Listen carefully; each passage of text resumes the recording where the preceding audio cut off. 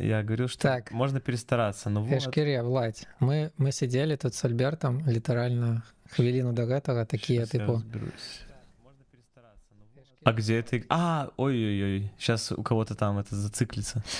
Так, я тогда просто закрою эту вкладку и найду нужную сцену. О! вы чуеце гукі прадакшана. Владь, здорово. Дзякуй, што заехал. Ты Да. был першым.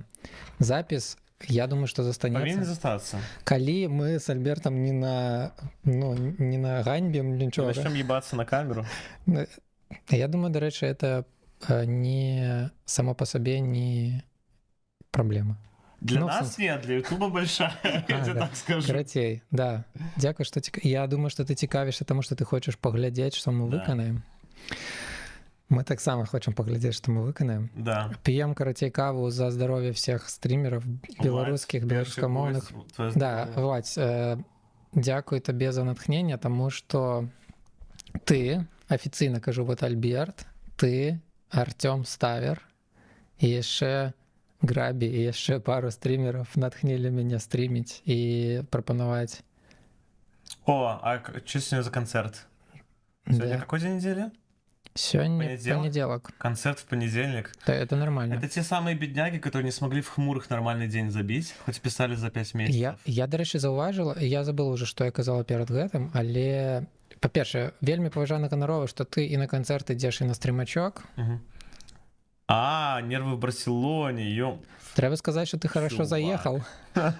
Карацей, я в сваёй Что ты здесь делаешь? я в этой утульнай Беларусі сваёй, в якой я жыла і арганізоўвала івенты, думала, што рабіць івенты не в пятницу, субботу, неделю, это просто херня. И то, пятница — это типу нормуль, суббота — это кайф, а неделя — это херня. А потым, чым больше я стала выязджаць за межы Беларусі, ездзіць на канцэрты крутых гуртоў, я зразумела, што это все булшит, і людзі нармальна на, ну, типу, супертоповыя гурты просто праз лагістыку, праз Ну, вот это вот. ну, лагістыку. Да. Тое, што яны праезжаюць, тое, што не могуць в пятніцу сыграць все канцэрты, яны іграюць панядзелак, аўторак, сераду, Да. чацвер і пятніца. Когда тур, да. Но ты, мне кажется, тут очень важную ремарку сказала. Когда ты топовый, ну, типа, нервы Мгм, могут мгм. в Барселоне сделать гиг в Ну, да. понедельник и не париться, что будет он влетный или будет он не влетный. Не, калі нармальна арганізоўваць, то Да. все будзе окей. Не, ну в целом в понедельник ходить на концерты круто, вообще, Уладь, классно тебе провести время. Да, уверен, ты я тут подозраю, што Іве таксама перадаем прывітанне, што, напэўна, вы маглі бы Да. разам. Ну, это чыста моя здагадка, што я ведаю пра твоё жыццё. Да. Прыемнага канцэрта. Хадзіць на канцэрты і паважана ганарова. Як і рабіць стрімы, і дзякую всім, Да. хто мяне натхняе і на то, і на другое. Я это, помнишь, говорил про то, что типа, что трындеть, короче, в полный голос, когда у тебя типа 0 зрителей. И в принципе это классно, то, что ты все равно выдаешь что-то. Но есть, короче, такой момент, что можно перестараться там, где стараться вообще нафиг не надо. То есть, типа, представь себе ситуацию, ты один, типа, сидишь просто в молоко, Мгм. а что-то там разгоняешь, и к моменту, когда к тебе реально приходят люди, у тебя уже, ну, ты устаешь, это все равно утомительно. То есть, как бы, может быть, и не стоит так много трындеть, если никто не слушает. Я прапаную, ну, тут я лічу, што в твоих словах есть сэнс, і я прапаную просто сидеть с расслабленными щами, просто вот так. Это да. Но, кстати, в чем отличие, когда я сижу и комментирую Dark Souls, что это все-таки я откуда-то достаю, а когда я разговариваю с тобой, вот в чем прикол еще. Мы стримим, но мне пофиг, я могу с тобой просто поразговаривать. То есть в этом плане мне это как бы, мне с тобой и так есть столько всего обсудить, что я, честно Згоден. говоря, не очень переживаю по поводу того, что сейчас мы выпиздим все темы. Ну, типа, может Згоден. быть, что-то я бы хотел обсудить с людьми, типа, какими-то, но, в принципе...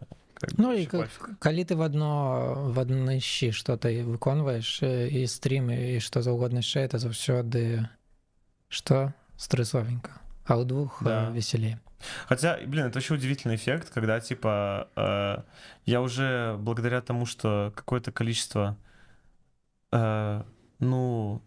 Короче, прошел через какое-то количество разного рода выступлений, уже более осознанно, и я вот этот момент переключения, вот, типа, я его уже очень четко чувствую. В сэнсе, калі ты пачынаеш быць канцэртмейстерам, Да. Когда выступаешь, это небо і земля. Ну ти концертмейстер, треба сказати. Да. Ну, типу, напевно, не від природи ти навчився, але ти виразний концертмейстер, на мій погляд. Ну, в сенсі, спасибо.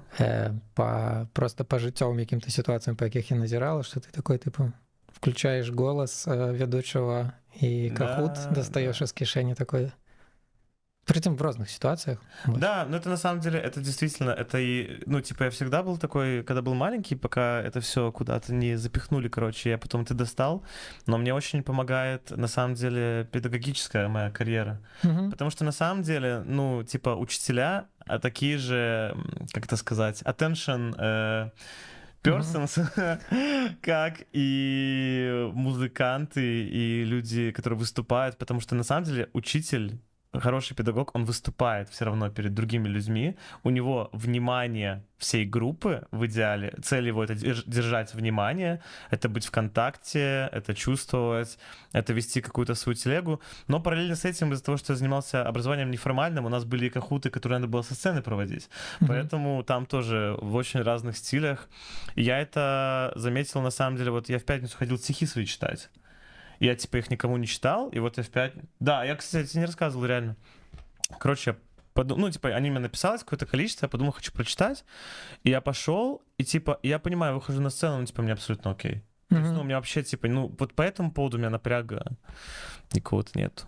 О, там еще шатаут Ставеру происходит. Так, користальник с ником Лепешмот написал... Вы як мінімум удвух уже веселей, это стопудово факт вообще. Ну, типу, я вельмі хочу стріміць, ну, типу, сярод всіх моїх 50 яшчэ штук, якімі я хочу займацца.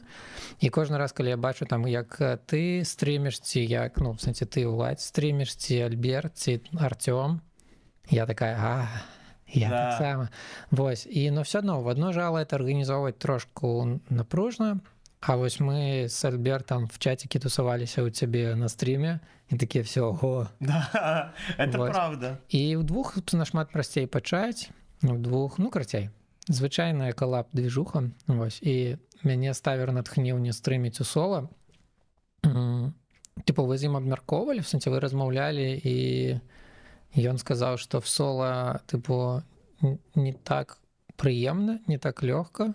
Потому что Артём, ну, таксама вось мінулы раз, калі я стріміла польскую гульню класную Against the Storm, я, типу, что-то я не памятаю, что Артём такой, все, я буду стримить Dark Souls, я ему что-то нават дапамагала в плане наладок, там скинула ему какую-то программку, каб выкарыстоўваць мабілу як вебку, і потым я гляжу, как этот там, карацей, его продакшн маднейшы, он там нарабіў сабе классных заставочек, як он там беснуецца в своем Dark Souls, я такая, бля, я так сам хочу постримить. Ну, короче, это реально моцна натхняльна и узаемападтрымліваюча. Я думаю, дарэчы, с музыкой также все працуе. Стопудово. Мне кажется, что, в принципе, типа, заниматься чем угодно в Соляново, это, конечно, прикольно, но ты как бы в любом случае, особенно если творчеством каким-то, ты не занимаешься этим сам на сам с собой. Это все равно для какой-то аудитории. То есть у тебя подразумевается какое-то взаимодействие. И когда у тебя есть какое-то живое взаимодействие с теми, кто этим тоже занимается, ну, это небо и земля. И как минимум с тобой, и как я говорю, я с тобой, вот никого не будет, мы с тобой проговорим вечер, это куда-то запишется, не запишется. Даже то, что это запишется, прикольно.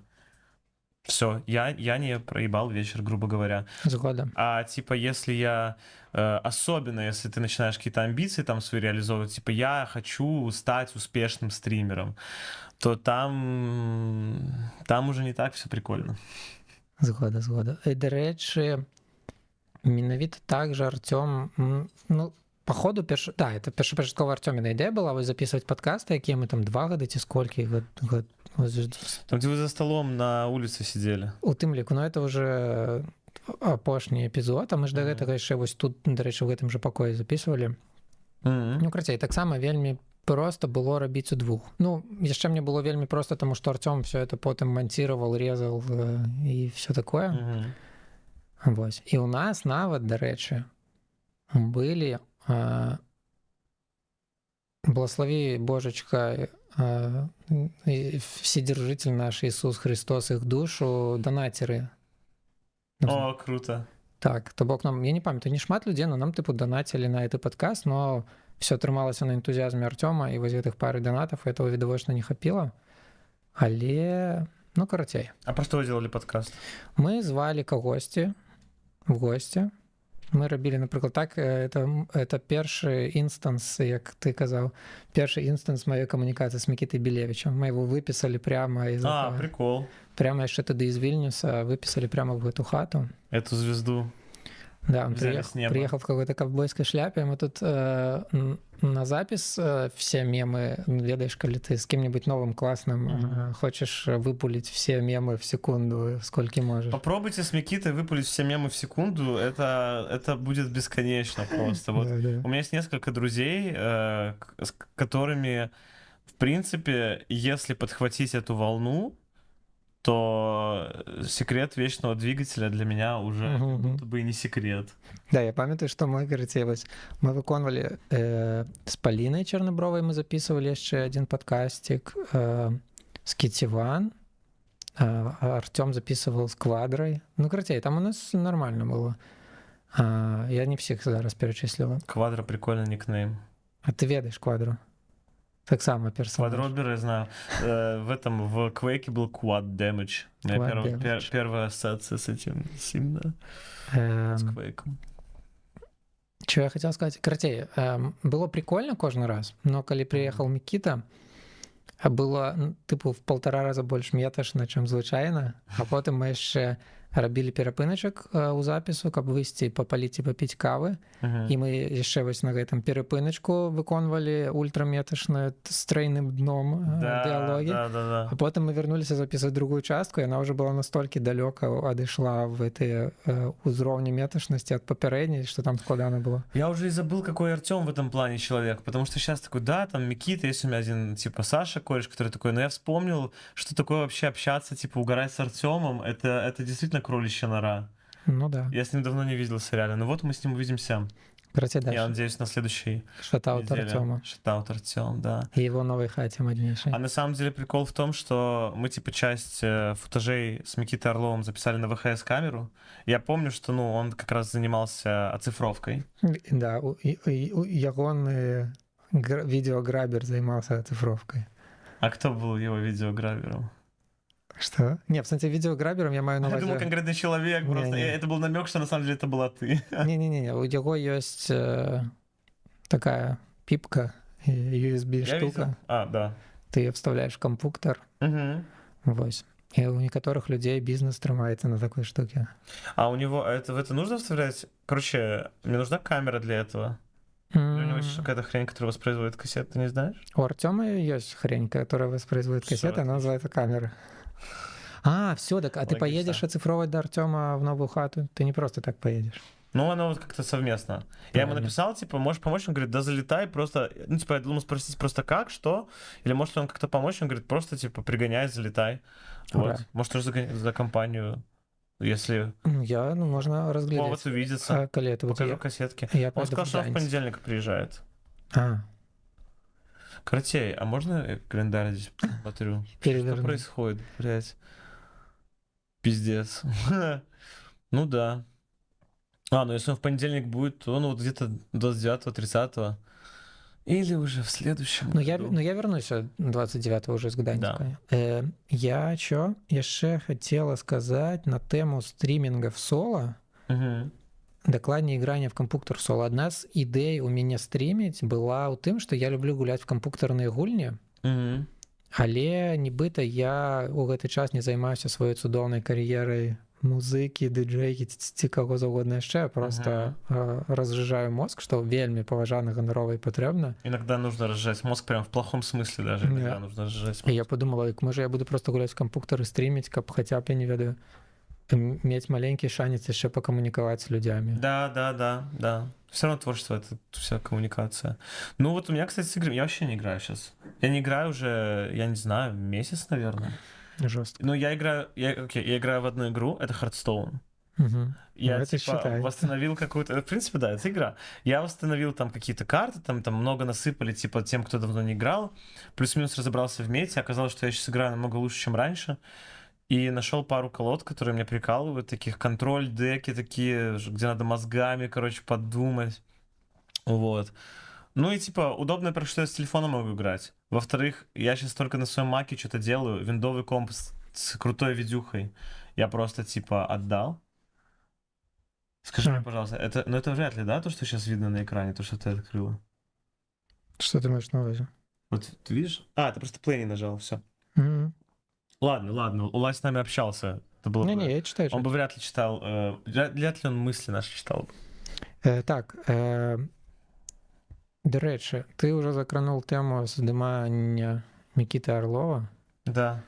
И еще давай, короче, продумаем план. Давай, я бы поиграл на самом деле. Мне кажется, нормальный варик. Просто, в принципе, типа, никого особо нету. Я тоже хочу это обсудить, но, в принципе, можно поиграть, например, сейчас. Я параллельно могу просто рассказывать, на самом деле. Згода, ну, давай почнем, и можем просто в любой момент ставить на паузу. Конечно. Короче, и давай кожного зразу зробимо product placement. Слушай, ну давай реально хоть людей каких-то подождем. Ладно, давай, все, тады просто... Но мы помним product placement. Короче, коли мы будем чекать кого-нибудь в чатике и будем ловить да. их просто за жепу и расповедать им product placement. А вы знаете? Да. Мы договорились на охват в... Ты закрывал, да? Да, все, вот. Охват. Мы договорились на охват в 10 человек, но из-за того, что одновременно их никогда не будет, мы будем по одному их выушивать. Repentance, да, это последний называется? Я не упомню, до речі, що воно... Это пошлый. Я ще, до речі, коли я гуляла в геймпадній гульні, я ще виводила, був тоді веб-сервіс, я не ведаю, як зараз. Ну, нажатие? Да, что показывается, что натискаешь на геймпадике. Слушай, это мой сейф, походу, да? Да. А ты хочешь? Ну, мне на самом деле было прикольно с нуля проходить, но если для тебя это слишком какое-то дурацкая затея, то... Вообще по барабану. Пофиг. Давай с пустого тогда. Надо только музончик подрубить. Абсолютно. Так, options. Ой, фу, больше. Нормально? Да, мне кажется, да. Ну, погнали. Давай. Короче... А там кто-то есть, кроме Айзека, все-таки, да? Ну, я сейчас не смогу выбрать. Старт. О, все працує. Только сейчас я разберусь. Ну, блин, в Айзеке управление... Надо только с предметами разобраться. Я кропельку тишей зроблю гульню. И кропельку гучнее нас. Мы с тобой как будто в детстве встретились. Два плачущих мальчика. Да. Да, ну короче, для меня Айзек это вельми, ну сама по себе по геймплею классная гульня. Мы будем обмерковывать какие-то план действий? Да. Так, ну я уже блытаюсь. Блин, а вот в онлайн-геймплее можно подсветить, ой, тролль-бомба. Не, кстати, учитывая, что это еще и начальные этапы, то, в принципе, я не знаю, предметы там кому взять, да, а в целом мы просто, мне кажется, делаем пылесосим. Вайбе. Короче, Айзек я лечу гениально в плане механик гульня, но и в плане бэкграунда эмоционально. Ну да, по атмосфере. Лорного. Это одна из самых атмосферных игр, мне кажется, вообще, которые есть. Сгода. Просто еще из-за того, что атмосфера такая как бы уникальная, плюс, Art Direction мое почтение. Что-то спавнит, и можно брать всякие карты. Я пока костер потушу. Окей, я зараз подрегулюю гучность. Давай. Оп-оп, раз-раз. Ну что, хочешь брать? Это активка, походу. Давай. Не, это одноразовая вот эта тема. Плюс я смогу 2 таблетки, по-моему, брать. Как там их? Health down, класс. Хорош. Хорошего. У меня есть такая традиция периодична и тактика. Я спочатку бойсфайчусь, а потом чищу левел. Ну давай. Потому что есть вероятность просрать все хпшки. А почему костры здесь? Отвратительно. Я на их жопкой уже присела. Fuck my life. Это с этим сталкиваются люди, которые только первый раз запускают Айзека? Я, до речі, коли перший раз грала, я, напевно, ранов 500 виконала перед тим, ну не 500, ну в сенсі Опа. Люди, з якими я обмірковувала, казали, що серйозно, там же ж нічого складаного початку, а я прям не могла пройти. Ну, я до мамки дошла. Я не играл, если честно. Окей, ну, я сразу заберу это целое. О, Хочеш бути? бери дамаг. Чому? Я тебе уступаю. Дякую. А мне как раз вот сердце обратно, пожалуйста, верните. Ну, у тебя буде просто шот спідап. А, не, ось. Да, кайф. и регенка. Кажется, какого-то фиолетового говна поел, судя по моему лицу. Да, мне вельмі подобається лор і всякі видумки, і описання предметів і всяке такое. І, до речі, мені подається, по аналогії з Dark Souls працює кшталту. Да, я атмосферу На полову здогадайся. Ну, бери. Туда. Ну, Может, можна? там есть какие-то сердца? Ну, давай. Короче, давай, я в один блок, ты в другие. Надо было мне идти. Так, невидимые штуки. Ой-ой. Они перемещаются просто бегом пешком. Так, Мы я их поем. убили? Ой, класс. Ну здорово. Да чё ж ты, я пошел бы. Ладно. Короче, я думаю, что у нас зараз добрые шансы пройти, тому що я на харді в основному грала, але я трошки дезорієнтована праз... Просто что мы одинаковые? Так. Я тоже. А ти пам'ятаєш, що дає веселковая какашка? Всех хилит, по-моему. А, Так, у меня окей. фиолетовый рот. А у тебя наоборот. А что ты про Микиту Орлова спрашивала? ну я про то, что можно ну, я бы хотела, конечно ж, распытывать, як ідзе з дымкамі, а яшчэ, конечно ж, хотела б сказать тебе респектов яшчэ раз прилюдно под запись, что так, ну у нас ни на что не грошей. Да, безденежно. Сказать, что тое, что ты робіш відосики, і все, хто робіць якія-нибудь відосики праз музыку, моцно мяне вось, ну, мяне на мой реліз натхніл у тым ліку і твой відосик з псамі. Ну, типу, ваш видосик. Кайф. Ну, не, это здорово, спасибо. Мне интересно, как это еще на дистанции будет посмотреть. Потому что, в принципе, я верю в то, что... Как будто нам тут нечего больше ловить, да? Ну, можно пошукать секрет-румы, можно не париться. Ну вот здесь, по идее, да, слева по закону жанра? Может быть, или с может быть. комнаты он не может соприкасаться? Мне подается, это вельми ранний, тому... Да похер. А давай его ведаешь, что давай поспробуем вось ладно. тут. Я очень импульсивный. Ну, все. Ну ладно, пойдем. Денег 0, секса 0. Короче, посмотрим. Подогреваешь интерес типа до этого стрима? Да, ты видишь, причем через одну тему все время, вот такое разнообразный. Пойдем налево. Налево. Блять, меня наказали. Я так само. Ой-ой-ой, я не в тот район зашел, но нормально. Я стал спиной к стене. Ты хорошо забайтил. Да. Они думали, что я заперт с ними. Но нет. Плак-плак. Так, Крацей, у меня не то, как я на полную оперативу могу размовлять, покуль ворочаюсь от плюшечек айзековских, да. Але, да, мы можем... Не, ну я, в принципе, типа, что касается конкретно на каком этапе это все происходит. Да, вы на самом деле... Мы все сняли. Расповеди, як почалося. Як с псами? Типа, как вообще, типа, начало? Опа! Джекпот. Ну, вообще, я запытался про эпизод с Микитой Орловым, но можно просто для порядку сказать, что ты робишь видосы с интервью с гуртами и приколясами. Да. И еще некоторые типесы и типы в этом замешаны. Yes. Есть команда, состоящая из прекрасных... О, я отрегенился. За хорошие слова. Хочешь заехать в... Давай! Душилку? Что это за черт? Окей. Знаешь, что это за покемон, а в Айзеке это просто что это за черт? Ці за анатомичная подробязность. Да. Что это за железа? Ой, возможно, неплохо. Ух ты! Вот это было дольше вообще века. Это обычные сундуки, которые открываются просто... Ах ты, мразь! Мразь? И пауки. И зачем мы сюда вообще? Эй, ну что за раз? Да, ну я отчуваю, что мы на изи левеле таким, и что можно поризиковать жопой. Не-не-не, у меня вообще 0 претензий до нашего плана, у меня претензии к этой комнате, и что в ней вообще находится. Ну ладно. Каратей, да, ты чё?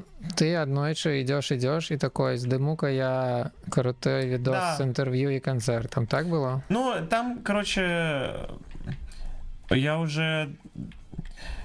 об этом как-то даже писал, мне кажется. Смысл в том, что я уже давно почему-то хотел себя попробовать в роли интервьюера. Может быть, типа, я смотрел какие-то интервью, и мне, типа, казалось, что вот хочется что-то другое спросить. У меня где-то даже есть список вопросов в какой-то группе, там, которую я хотел взять интервью, но до этого просто... Ой, это хилит, что ли? Може, хильнемся? Хиляй. Так, а на какую кнопку? Кайф, все. И типа у меня, да, где-то даже список вопросов был для какой-то группы, там я начал писать, но как-то не прикольно. осталось. А был еще проект Депр сна, который достаточно занудный. О, откроем. Ага. Ну, можем Блин. набыть бомбу, но мне подається за эти Да, гроши нет. бомбы набивать. Я всегда думал, что это золотая комната. Я перепутал.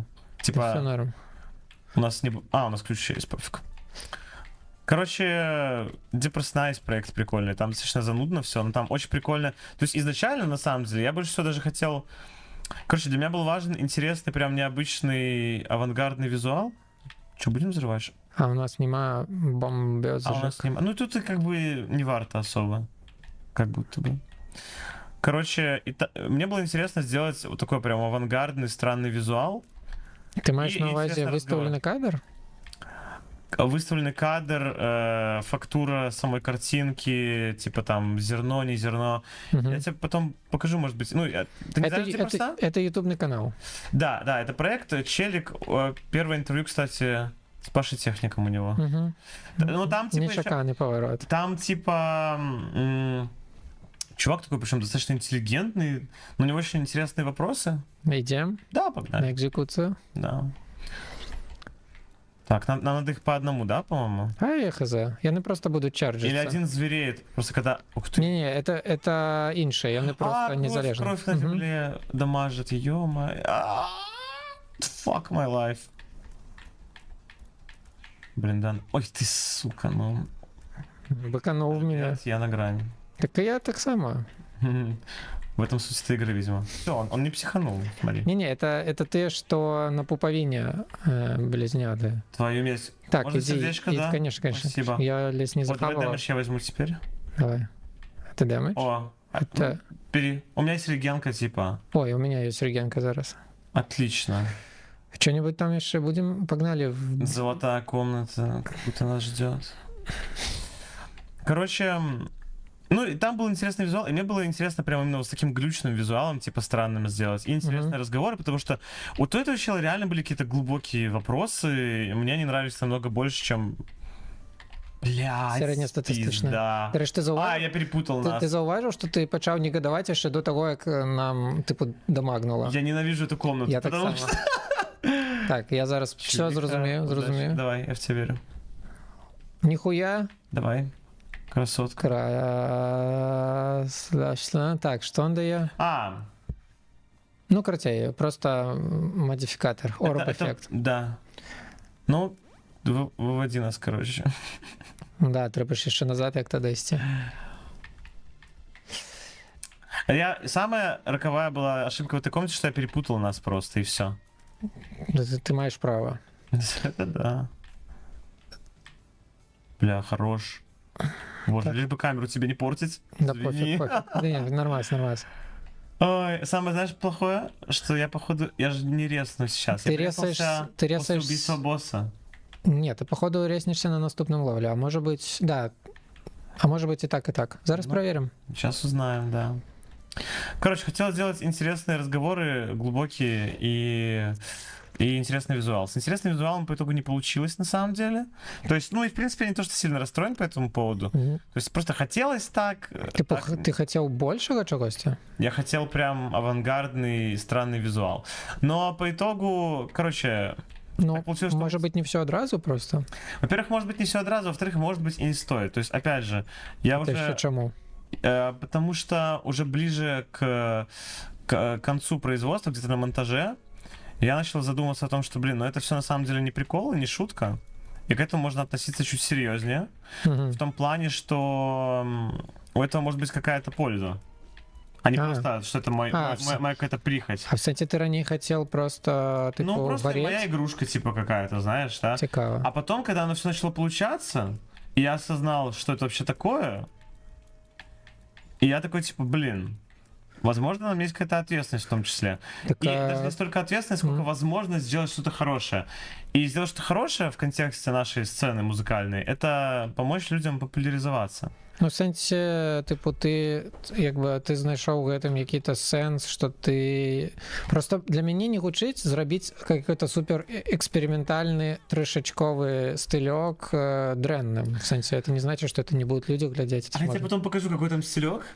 И ты поймешь, потому что на самом деле, то есть я все еще, да, типа делать какие-то интересные решения визуальные, это классно, но прикол в том, что я хочу, чтобы это было удобоваримо для большего количества людей. А это тот компромисс, то есть, который такой, грубо говоря, она взорвется, да?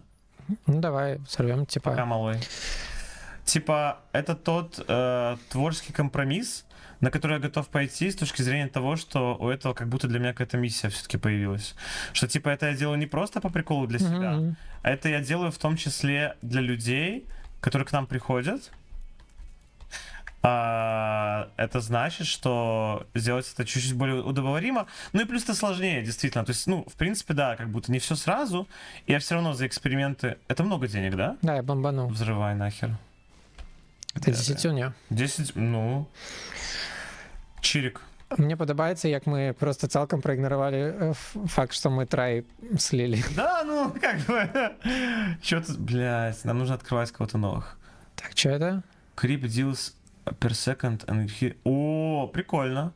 Оставлять, типа, за собой какую-то гидоту. Хочешь гидотой володать? Хочу. Давай.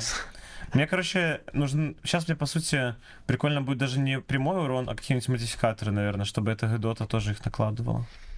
Какие-нибудь яды, я не помню, здесь есть? Конечно. Да. Прикольно. Я так спросил еще, есть ли яды в Айзеке, типа, есть ли моча в Айзеке? Ну, тот же вопрос, как бы. Прикольно, но я, напэўна, просто недооцениваю ўзровень шляпнасці таго прадакшана, про які ты распавядаеш, але мне падаецца, што адно другому не перашкаджае, заўсёды можна штосьці туды, ну, плюс-мінус да, варьировать. Нет, согласен. Но вот прям я тебе покажу то, и оно очень красиво, оно мне очень нравится. Там еще ambient постоянно играет, какие-то гитарки такие, типа, детюненные. Ну, то есть, интересно. Но я... Ну, короче, так совпало, потому что, типа, наш оператор основной, Синица Влад, мы с ним, типа, это обсуждали изначально. Я говорю, типа, вот я хочу такую картинку. Ну, и, типа... И как бы я его не то что особо проверял по этому поводу, но он типа сделал как сделал. Я такой смотрю, потом думаю, бля, ну это, конечно, не то, а с другой стороны, может, типа сейчас-то и не нужно. О, я обожаю это. О, вот это тема, этого надо взять. Надо... одна монета. Кайф. Мы найдем монету и вернемся. Ой, я взял случайно сердце, пофиг. Нормально. Ну, давай сюда. Ты не на максил один раз. Ну. Что поробишь? Ну, типа, да, я лечу, что можно что-то там планировать, но лепш доробить до конца. Чым, типу, в том числе чым рабіць 300 год не типу чакаючы ідэала, але насамрэч чем босса, да? Слушай, вот знаешь, о чем я думаю? А может, как карта открывается на селект? Можно я попробую? Да, у меня тоже есть. Давай дочистим комнаты, просто что если ты умрешь, чтобы он воскрес все-таки после... ну хотя одному придется сражаться. Ну, да короче, не, норм. Нормально. Учитывая, что это еще такой, типа, инди-проект сам на самом деле он меня очень сильно научил со своими амбициями разбираться. Потому что в ситуации, когда у тебя... Давай. Кровь, да? Давай. Да. Блин, лучше бы денег сдали. Но с помощью бомбы мы достанем денег. Он где-то есть. Денекс. О, хераш. А на что бомбы? ЛР? На ЛБ. Ага. ЛР. Бля. Ты хотел подставить меня. Одновременно, типа? Да. Что-нибудь тут будем? Ты хочешь хилку? За бомбу? Да, нет, наверное. Ну да. Погнали к боссу, наверное. Так, а что еще мы можем? Можем паспрабаваць вось Secret Room ніжэй пашукаць. Давай. Ось тут магчыма. Он с большой комнатой не должен контактировать, да? Калі я правильно памятаю, то звычайны Secret Room побач з, часцей за ўсё, побач з Treasure Room ці з шопом. Типу, тогда здесь наверху может быть? Напевно, і ще часто Treasure Room, не Treasure, в сенсі Secret Room окружений по максимуму з усіх боков іншими покоями. Да, ну получается, тут просто либо он с большим... А хорошо, а вот здесь он может быть, типа? Или он может с большой комнатой коннектиться? Или это...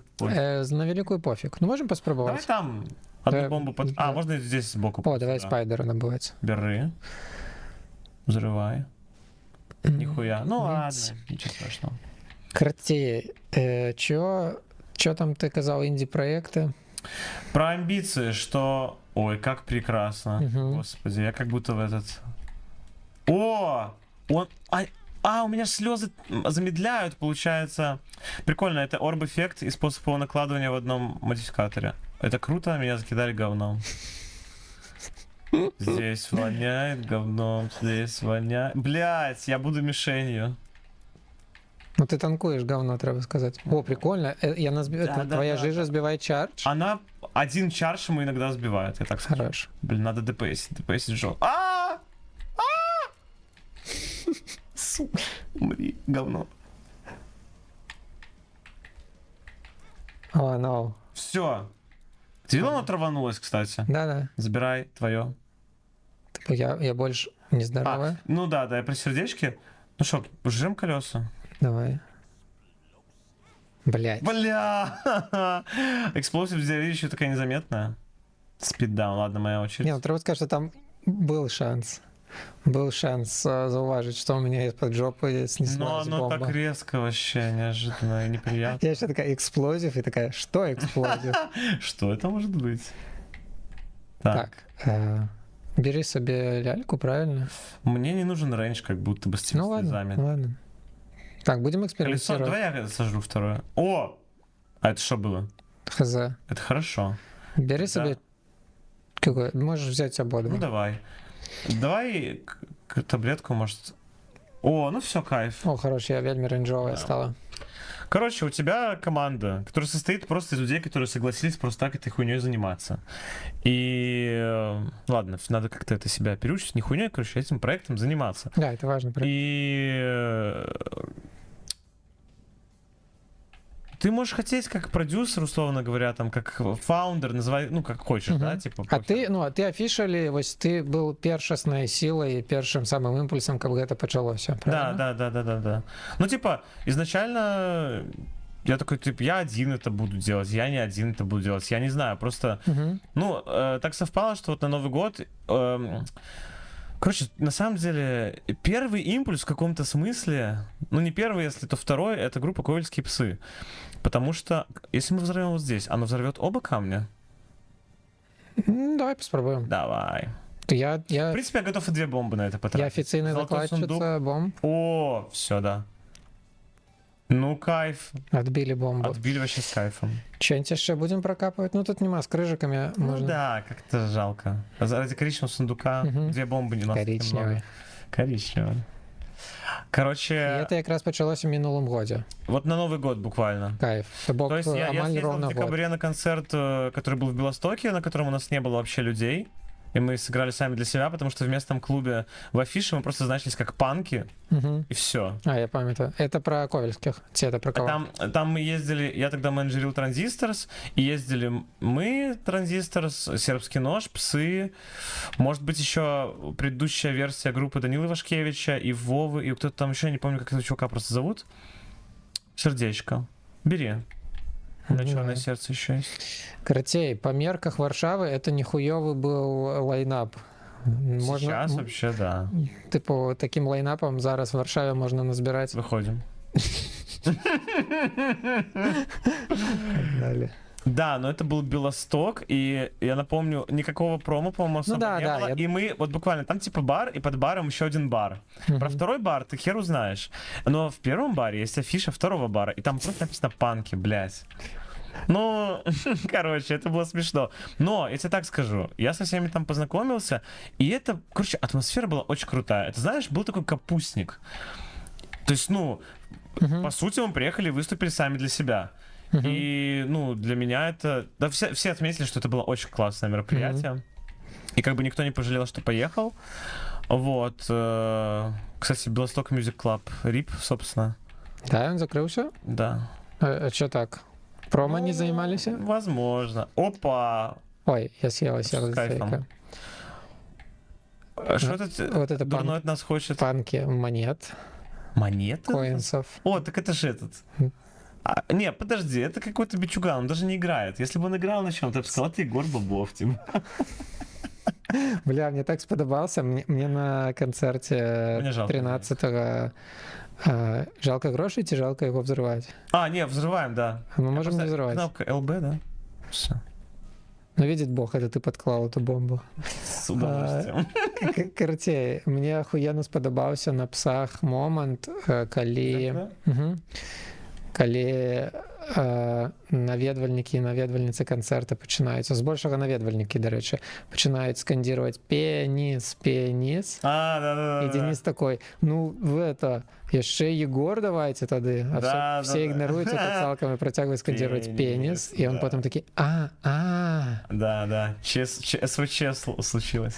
Ух ты, блядь! Не, ну Что случилось? я думаю, что он наоборот Чёрное сердце. вельмі сціпла отреагаваў на гэта. Конечно. Широ, и такой думаю, бля, что это они кричат? Денис? Да, то есть он удивился этому, типа, Да, такой, давайте тады Егор. Согласен. Ось, мне вельмі спадабаўся беларускамоўны тракан, вообще отвал жопу. Да, там, по сути, вот лох, в нем часть на белорусской мове, и сябры на белорусской мове, то есть там как бы один частично, один целиком. Все як у лепшых всех іншых гуртов. Мой любимый трек — это «Амаш» на Ляписа, поскольку, во-первых, в нем он как бы объединяет, наверное, две... Ну, давай так. «Огоньки» — это моя самая любимая песня Ляписа. Прикольно. «Огоньки» вот прям самая-самая любимая. Там скрыта еще гармония зорочек. И, мяч. Короче, там есть огоньки, поэтому... Ну и классный трек сам по себе, по структуре, там, по всему. А до темы концерта, на якім вы самі з сабой класна потусавались? Мама Мега. Першы раз бачу, дарэчы. Губки такие. Жестко. Слушай, я просто на всякий случай чекну, не пишут ли нам люди, что там нельзя куда-то зайти или типа такого. Улась-то, конечно, зашел, но он был подписан. Не, вроде нет. Окей. Ты хочешь просто чекнуть стрим, типа, тебе не сломалось? Не-не-не, чекнуть скорее не стрим, а как раз таки личку, потому что если бы на стриме что-то было, то... Блин, так приемно у двух проверять стан стрима, ці не отпало штосьці. Да. Блин, в команде працаваць, конечно, кайфово. Ну, калі команда кайфовая. Так-то бывают команды дресслявые. Да. Ну все с кайфом. Типа, мне главное, что ничего не сломалось там где-то между, поэтому... Короче, кожны раз, калі мне распавядаць пра які-то такі супердушевны канцэрт, на якім ніхто не прыйшоў, я ўзгадываю вось эту байку пра канцэрт Sex Pistols в Манчестере, на якім было 3 шэршня. Типу, вообще было супер мало людей, і всі в лепших традиціях школьних дискотек, типу, уздовж стеночек сидели, але на гэтым канцэрце кшталту былі Ян Кёртис і будучы, калі не памыляюся, і басіст і гітарыст Joy Division. Ну, карацей, там потым все люди, якія былі на гэтым канцэрце, парабілі свае суперлегендарныя гурты. У сэнсе, што ведаеш... Ну, кстати, у меня такое часто бывало, когда ты трёшься с 3 чуваками и разумеешь, что вот это вот этот момент истины, и он настолько натхняльный и настолько трушный, что после этого все эти люди просто потом изменяют, типа, культуру. Так это же есть, то есть, всякие такие вещи, они же происходят в тусовках, да? То есть там, если ты смотришь на какие-то объединения, там часто бывает такое, что там просто типа... Типа... та же тусовка, которая там была в Америке со всей этой, типа не Баухаус движухой, но около того, да, типа там вот, где был этот, как его зовут, с банками этими, поп-арт. Ты поняла, короче, о ком я говорю. Поп-арт банан. Yes. Там типа что же, по сути, какой-то набор. Да, и с педуха. Кёртисом назвать и... Не, это... Да, блин. Ну, короче, со светлыми волосами белыми. Полок, но не полок. Да, напишите в комментариях. Да, бля. Anyway, да. Ну, типа, это было классно. Это было очень круто. И вот там мы, по сути, типа, с ними... Я увидел, как они выступают. Я не был на их концертах, мне кажется, до этого даже. И я потом с ними познакомился, я такой, блядь, но этих типов, ну надо, у них, вот меня больше всего поразило, я такого не видел никогда, когда два человека настолько как инь и ян существуют. Мгм. Я никогда такого не видел. Когда они оба, там, знаешь, ну, типа, даже до смешного доходило. Этот, типа, длинноволосый, гладкобритый, этот лысый, бородатый. Ну, типа, этот, типа, такой Их можно более собрать, брутальный, этот такой более женоподобный. и их грубо можно говоря. собрать в одно волосатое сонненько. Типа, да. И какая-то маскулинность, Ну, кстати, ладно, по поводу маскулинности и феминности, на самом деле, они оба просто очень няшные, добрые котейки, которые, в принципе, в какой-то ситуации могут и как бы разобраться, но и при этом очень чувствительные, чувствующие и грустные ребята местами. Ну, в плане, что же грустные, типа, что они какие-то печальные, а в плане, что... Короче говоря, тут это у них как раз-таки распределено, мне кажется, поровну. Вот, но внешне, да, и по навыкам, и по энергии какой-то, я такой, блядь, ну это надо запечатлеть просто. Мгм. И вот оно так и сошлось, что я такой, ну все, типа... Я хотел давно делать интервью, вот с этими ребятами я точно хочу сделать интервью, и они согласятся, скорее всего. Мгм. И они согласились. Плюс ты живешь в Праге, столице секса и бизнеса, и видеопродакшена, и у тебя дофига тупо сябровок и сябров, які могут это реализовать. А знаешь, самое смешное, что это было... Вот я вообще про видеопродакшн уже забыл к тому моменту, и просто через какое-то время после этого, что-то мы с Артемом тогда такие, типа, вот давай попробуем. Это тоже было, типа, не совсем зависимо друг от друга, и я даже не думал, что это все придется продуцировать. Я думал, интервью я буду брать просто. Но как-то так вышло. А, в сенсі, що ти не планував на вот відос першопочатково робити? Я не думал про... Я не думал, короче, дальше стадии, что хочу сделать интервью. Мгм, Я ну, не в думал, сенсі, що ти щиро что-то- горел ідеєю Да. и не думал про реализацию. Вообще нет. А потом просто, ну вот Серега из Кшталта на Новом году это сказал, вот практически год. Вот, Серега, привет. Сказал, типа, давай сделаем, типа, это вместе. Я такой, ну давай. Ну, как бы по итогу, как бы у нас такая своя автономная команда, то есть просто, вот есть Влад Синица в тусовке, да, чувак, мы к нему написали, он типа снимает там фото, видео с каких-то концертов, типа хочешь оператором, да. Настюха Юрьевна Казакова, позвукачишь, смонтируешь, да, типа уже помянем тут монтаж, короче, ну теперь она наша главная единственная монтажерка, и слава богу. Стас, да, соведущий мой появился, типа, примерно таким же макаром. Что, типа, давай. Ну и со Стаса я его очень сильно полюбил, и уже кучу раз ему говорил, что я очень рад, чувак, что мы с тобой так получилось, что, типа, вдвоем в этом всем. Ну вот, и оно как-то понеслось, поехало. До речі, ось я про його не ведала, в сенсі про його існування не ведала, Ага. і не обов'язково мусила. Просто, ну, коли я побачила його в відосі, подумала, о, прикольно, є два ведущих, і мені подається, це, ну, як мінімум, цікаво. Да, так у нас с ним еще очень сильно отличается какой-то вайб, и он сразу сказал, что у него есть интерес свой личный, это, типа, город, место. Как бы вообще эта рубрика изначально должна была называться «Варшава безликая». Там есть вообще 2-минутное пояснение Стаса этой рубрики, но мы просто на монтаже решили, что это, ну, типа, собьет динамику, все то. О, так это, это, типа, до речі, было можна ж потім в рілсики переводити, что-нибудь такое. Ну, можно, но у нас как бы и рубрика «Варшава безликая» как бы исчезла сама собой, потому что изначально это было, что мы тут про Варшаву разгоняем, а когда мы сделали первый видос, и получилось так, что у нас разговор с ними дома на Барбазаре и репортаж с концерта, и еще немножко футажей с их концертов псовских, мы такие, блин, так мы же хотим документ.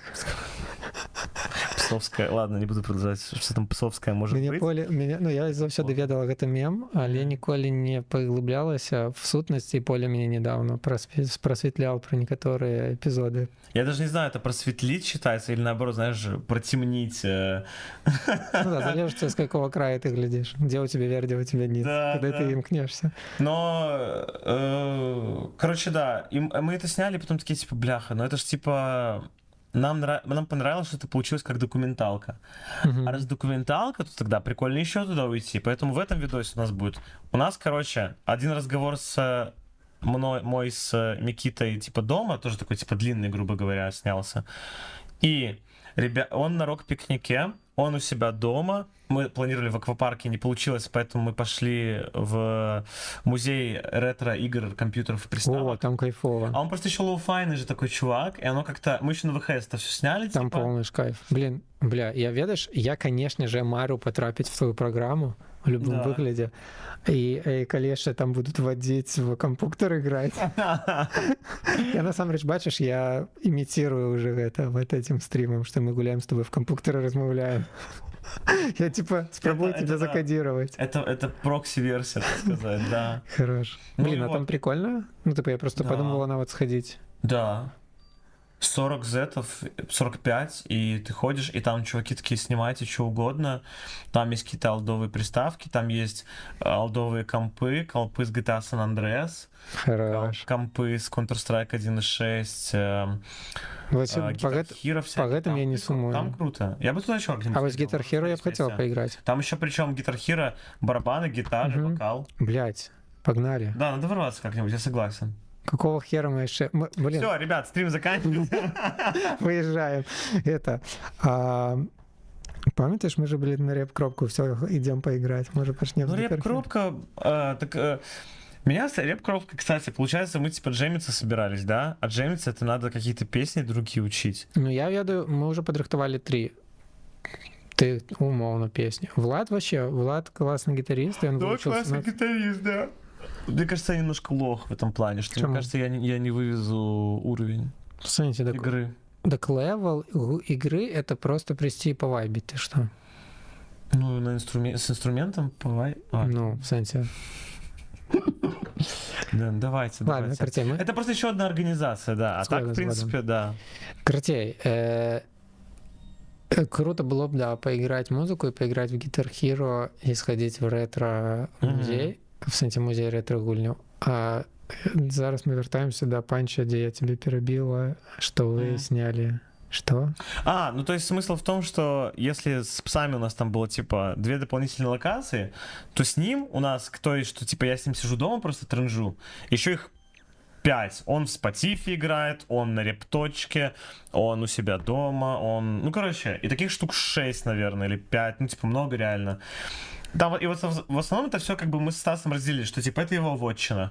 Я единственные 2 момента, которые делал, это я с ним разговаривал вот в этом геймерском месте. Угу. Просто как-то тогда так получилось, типа, Стас такой, давай ты, давай я же типа задрот, ну типа го. О. И на Spotify. Просто потому что у Стаса не получилось приехать. А он типа как бы... Ну вот, это возвращаясь к тому, что Варшава безликая.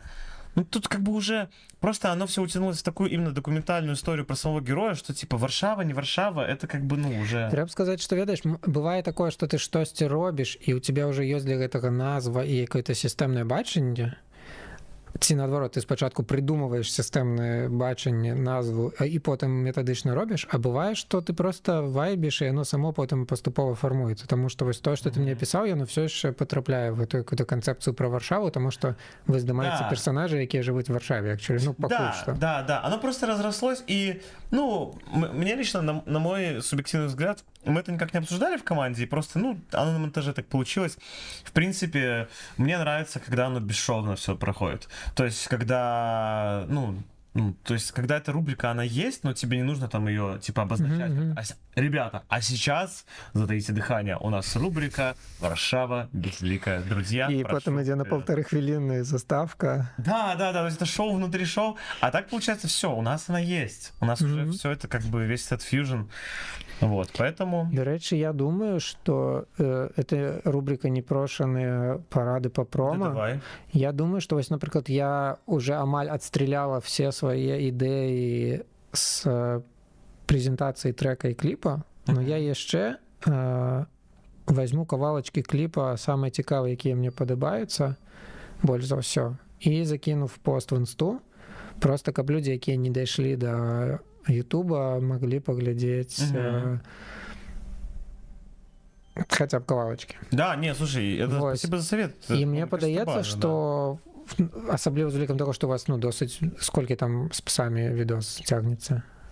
Гадзіны, 1,5 гадзіну? Час или час 10, по-моему. Вот. И я думаю, что адтуль таксама можна навырезаць дахуіще. Я разумею, что калі ты звонку накидываешь, это все вельми просто гучыць и клёво, но я думаю, что... Мне кажется, это Настюха.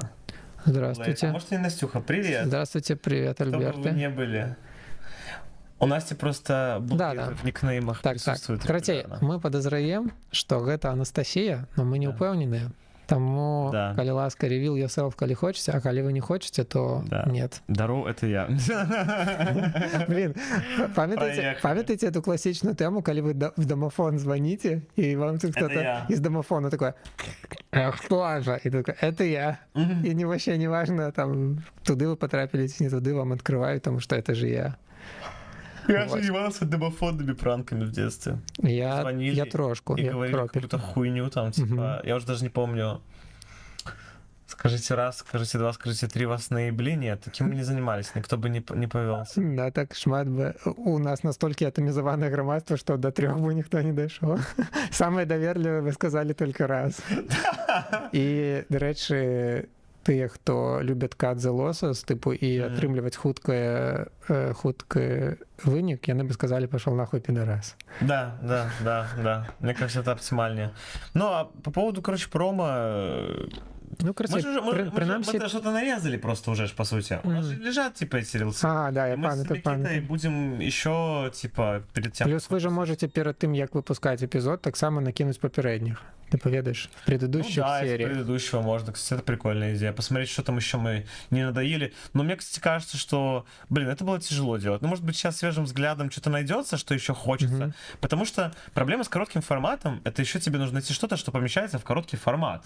Потому что иногда есть что-то прикольное, но... Хотя там тоже можно середину какую-то вырезать, но... В Ну, принципе... калі я штосьці зразумела в жыцці і в продвижении проектов культурных и любой херни, насамрэч, лепш запостить, чым не запостить. Это правда. Ось. Это правда. До речі, да, вот яшчэ один шатаут Анастасии Казаковой. Блин, може не трэба паліць цалкам все. Короче, Анастасия Юрьевна. Анастасия не абавязкова Казакова. Возможно, Юрьевна. Калі ты супраць, што мы палім, калі ты... все. Карацей, прывітанне і рэспект персоне, якая робіць класныя монтажы для розных праектаў і класныя гукі, у тым ліку для кшталт твары, якія мы обмерковываем. Я сейчас уржусь. Мне нравится, Настя пишет: да тут все свои. Мы втроем сидим, и Настя такая: да тут все свои. Ну так, в сенсе. Ну буквально мы втроем, да. Ну так. Нет, так прывітанне всім, хто зараз глядзіць это в запісе і кекает з гэтай меташнасці. Если вы не свои, пошли нахуй прямо сейчас. Рабіцеся паступова, рабіцеся сваімі ветліва. Ладно, видите, вот мы нужны тут, чтобы балансировать друг друга. Ладно. До речі, вот это прикольный вайб, калі ты... Вось я памятаю, што мы с Артёмом, я заўважаў это упершыню. Нас 4! Пиздец! Здравствуйте, пиздец, здравствуйте, здравствуйте. Здорово. Вы, спадзяюся, вы свои. Так само можете ревил Да-да-да, не идите нахуй, это я пошутил, вы понимаете, да? У меня просто чувство юмора такое. Так, Берт выпендривался перед Анастасией. А як только з'явился кто-то с Альберта, стало соромно выпендриваться перед Анастасией. А чё я перед Настей там выпендриваюсь? Треба сказать, что мы с Альбертом уже сколько там часу выпендриваемся одно перед одним и отрымливаем задовольнение от этого. Вообще с кайфом. Да. Да. Что, может, поиграем? Па-перше, мы можем поиграть. Яшчэ я б хотела прапанаваць, можа, зрабіць short break, каб зарабіць гарячыя напоі. Вообще я согласен, я да, бы поставила... Я бы кофейку выпил. Ты хочешь кофе ясика? Да. Ура. Контроллер disconnected. Ну, fuck the shit. Так, мы скоро вернемся тогда к вам. Так мы можем... Можем пока оставить прекрасный ambient Айзека. Так мы можем, ведаешь, что... А на экране что это? Давай покажем Настю. Давай. Так, это твой контроллер, походу. Включи его. Короче, это гульня, якая называется The Binding of Isaac.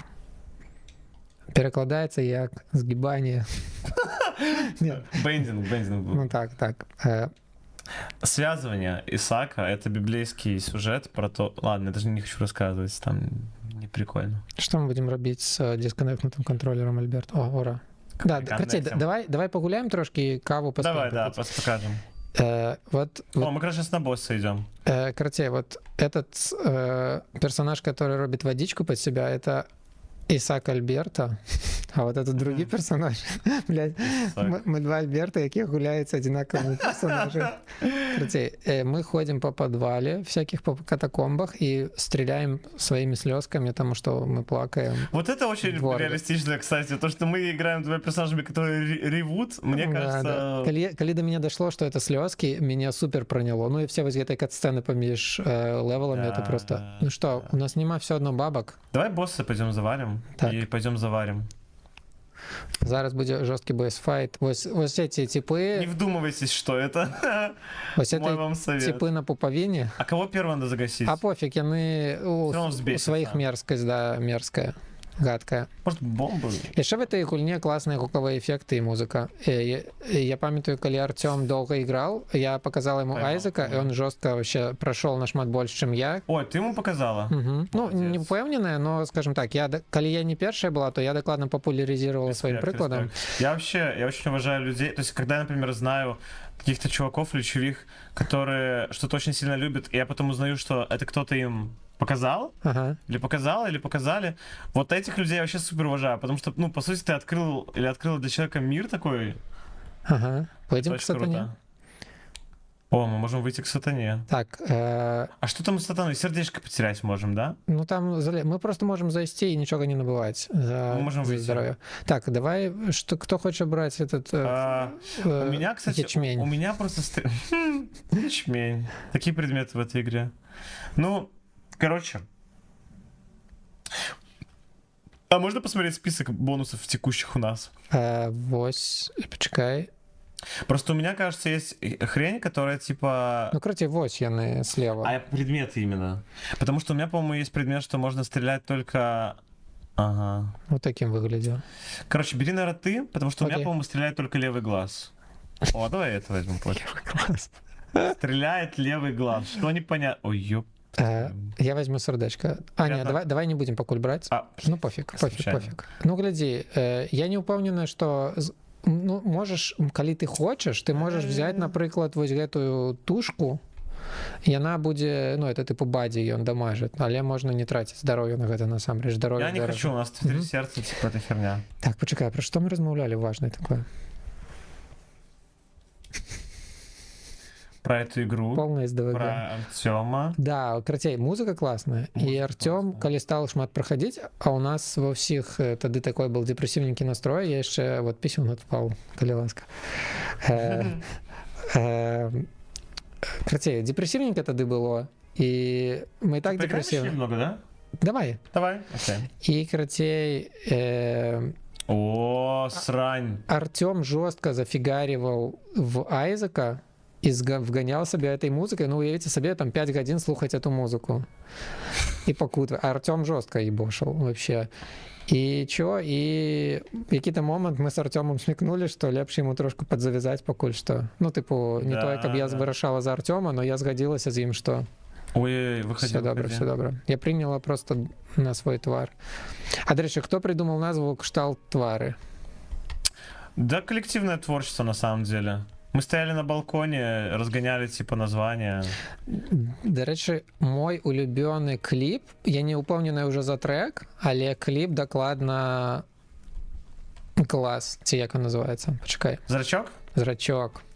Да, Я обожаю этот клипак, там такая драматургия, Да. ну, у ковельских псов. да, мне песня эта очень нравится, ко всему прочему.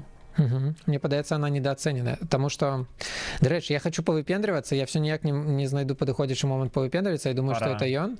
Карацей, для мяне гурт ковельскія псы з'явіўся на, як это называется, ну не на горизонте, а на пантэоне, на небасхіле. Вось, на небасхіле зорак беларускай музыкі з'явіўся з дзіса на Шашона элегантного белого короля тигра. Да. Карацей, для мяне спачатку топ-1 андэграундным гуртом был Шашон, но потым, калі я пачула этот дис, і сам факт того, што хтосьці запісаў дис, калі што, ну я не ведаю, ты чуў яго? Моё трико воняет мочой. Не, это же не он? мои лосины воняют псиной. Нет. это- Окей. Короче, там был вельмі простый текст. Что-то там пошел нахуй. Вось что-то там не памятаю, пошел нахуй мне запомнился. И потом это як рефрен повторяется. Вось. И я подумала, что это крутый учинок.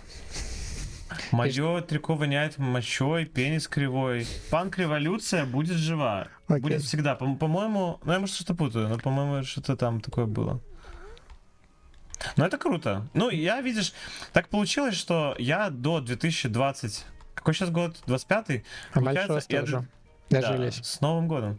Короче, до прошлой зимы я короче, был жестко не в контексте вообще всей тусовки. То есть в Минске я занимался какими-то еврейскими делами и починкой своей кукухи, Что, поважана гонорова, одно лепш другого. и необходимо, да, типа, конечно, это Бывали. процесс бесконечный, но до какого-то уже более-менее адекватного состояния, я, слава богу, дошел к этому моменту в своей жизни, но я, типа... был Проникаем? занят.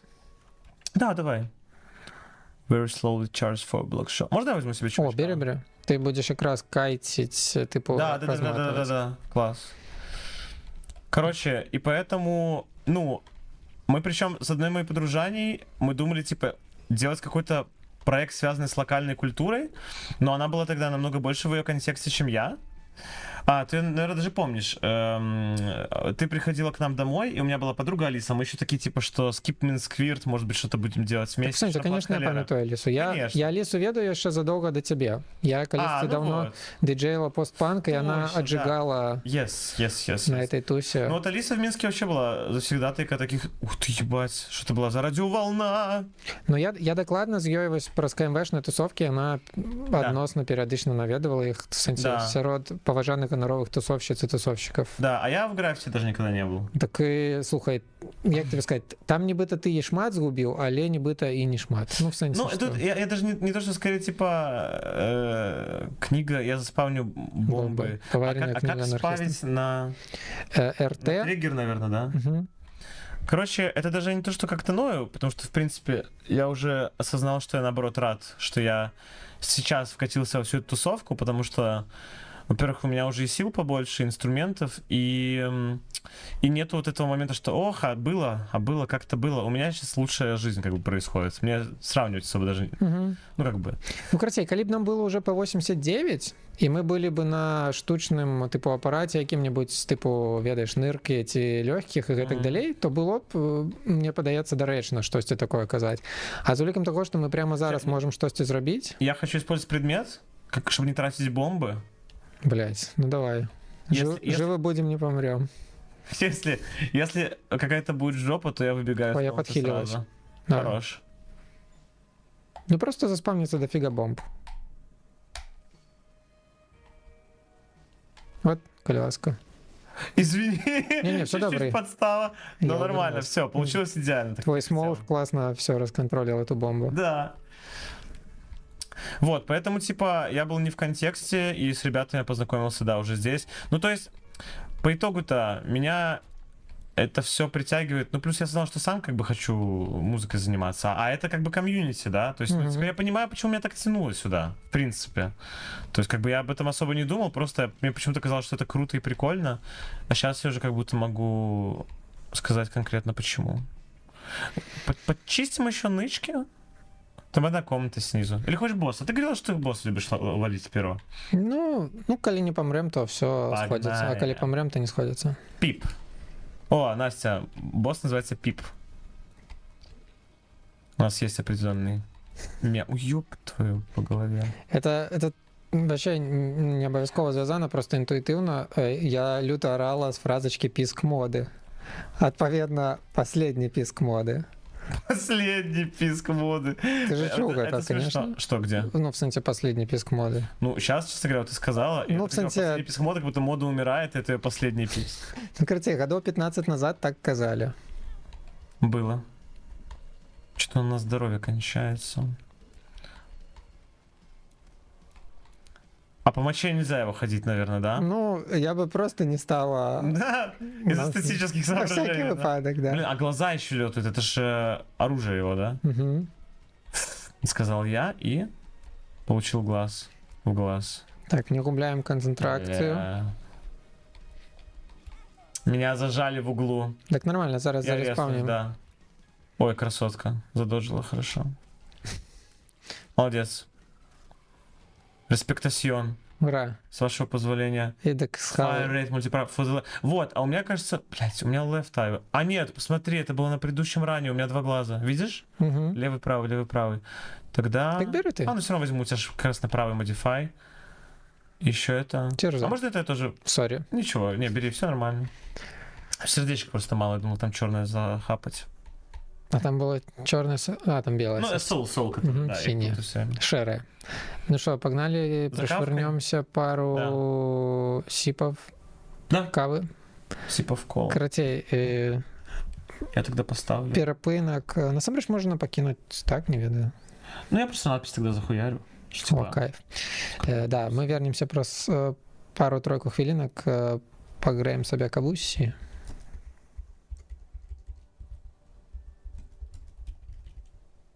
Абяцаем пра што-нибудь цікавае не размаўляць. Кстати, как правильно писать? Сышли или сошли? Я трасяню і бошу, як ебошиться. Не, ну я бы написала без «е». Я написал бы без «е», просто хотя бы с экономией типу лічбовых чернил. Так. Ну здесь вот на черном лучше всего оно и видно. Хорош продакшн. Все, тогда хутко вернемся.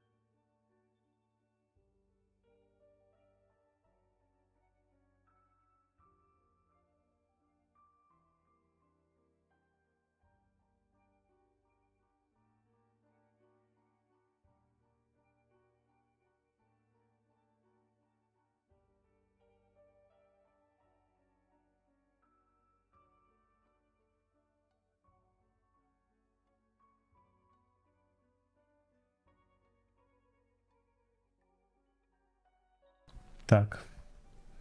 Всем не сошедшим с ума от саундтрека. Да и всем сошедшим с ума от саундтрека Айзека. Привет. Мы решили попить кофе, поболтать немножко. До речі, апошні тиждень ці два п'ю каву з маленької вазочки для маленької рослини. Я сюди щось садила, воно не дожило, а потім я помила і така, о, прикольно, люблю всякі керамічні штучки. А как ты поняла, что ты пьешь кофе из вазы, а не посадила растение в кофейную чашку? Мне подается, там внизу есть надпись «Кикея». Ну, И- ты чё? Мне подается, Ладно, в тут Икее что-то таких было. кружек бы не сделали, я согласен. Ну да, там же ж есть кубки. Хз, насамрэч, я могу моцно заблуждаться. Да, это вообще может быть наперсток огромного человека просто. Ноги. Наперсток ноги. Блін, ти ведаєш эту тему, карацей, в яких-то старожитних X-менах ці яким-то, карацей, це ще ось після 10-х, але може бути до 15-го года, в яких-то X-менах ці яким-то таким марвеловським фільмі була сцена в конце, там, типу, едзе які-то, карацей, там была выдуманная краіна Латверия, Да. по-перше. И там какой-то, типа, я не веду, баржа, какой-то корабель, карацей, ехал куды-то, и это мусило нагонять в закрывающей сцене драматургию, какую-то интригу для наступного эпизода. И там было написано кириллицей на гэтым, ну, на борту, Ага. было написано «Головка большого пальца ноги Латверия». Это было в фантастической четверке. Ну, да, что-то В такое. серебряном серфере, по-моему, Так. в конце. Да, да. І я спочатку паарала з гэтага, а потым я паарала з таго, што я задзекодзіла это таму, што людзі, якія рыхтавалі гэты цітар, ну тыпу гэтай графе, Мгм.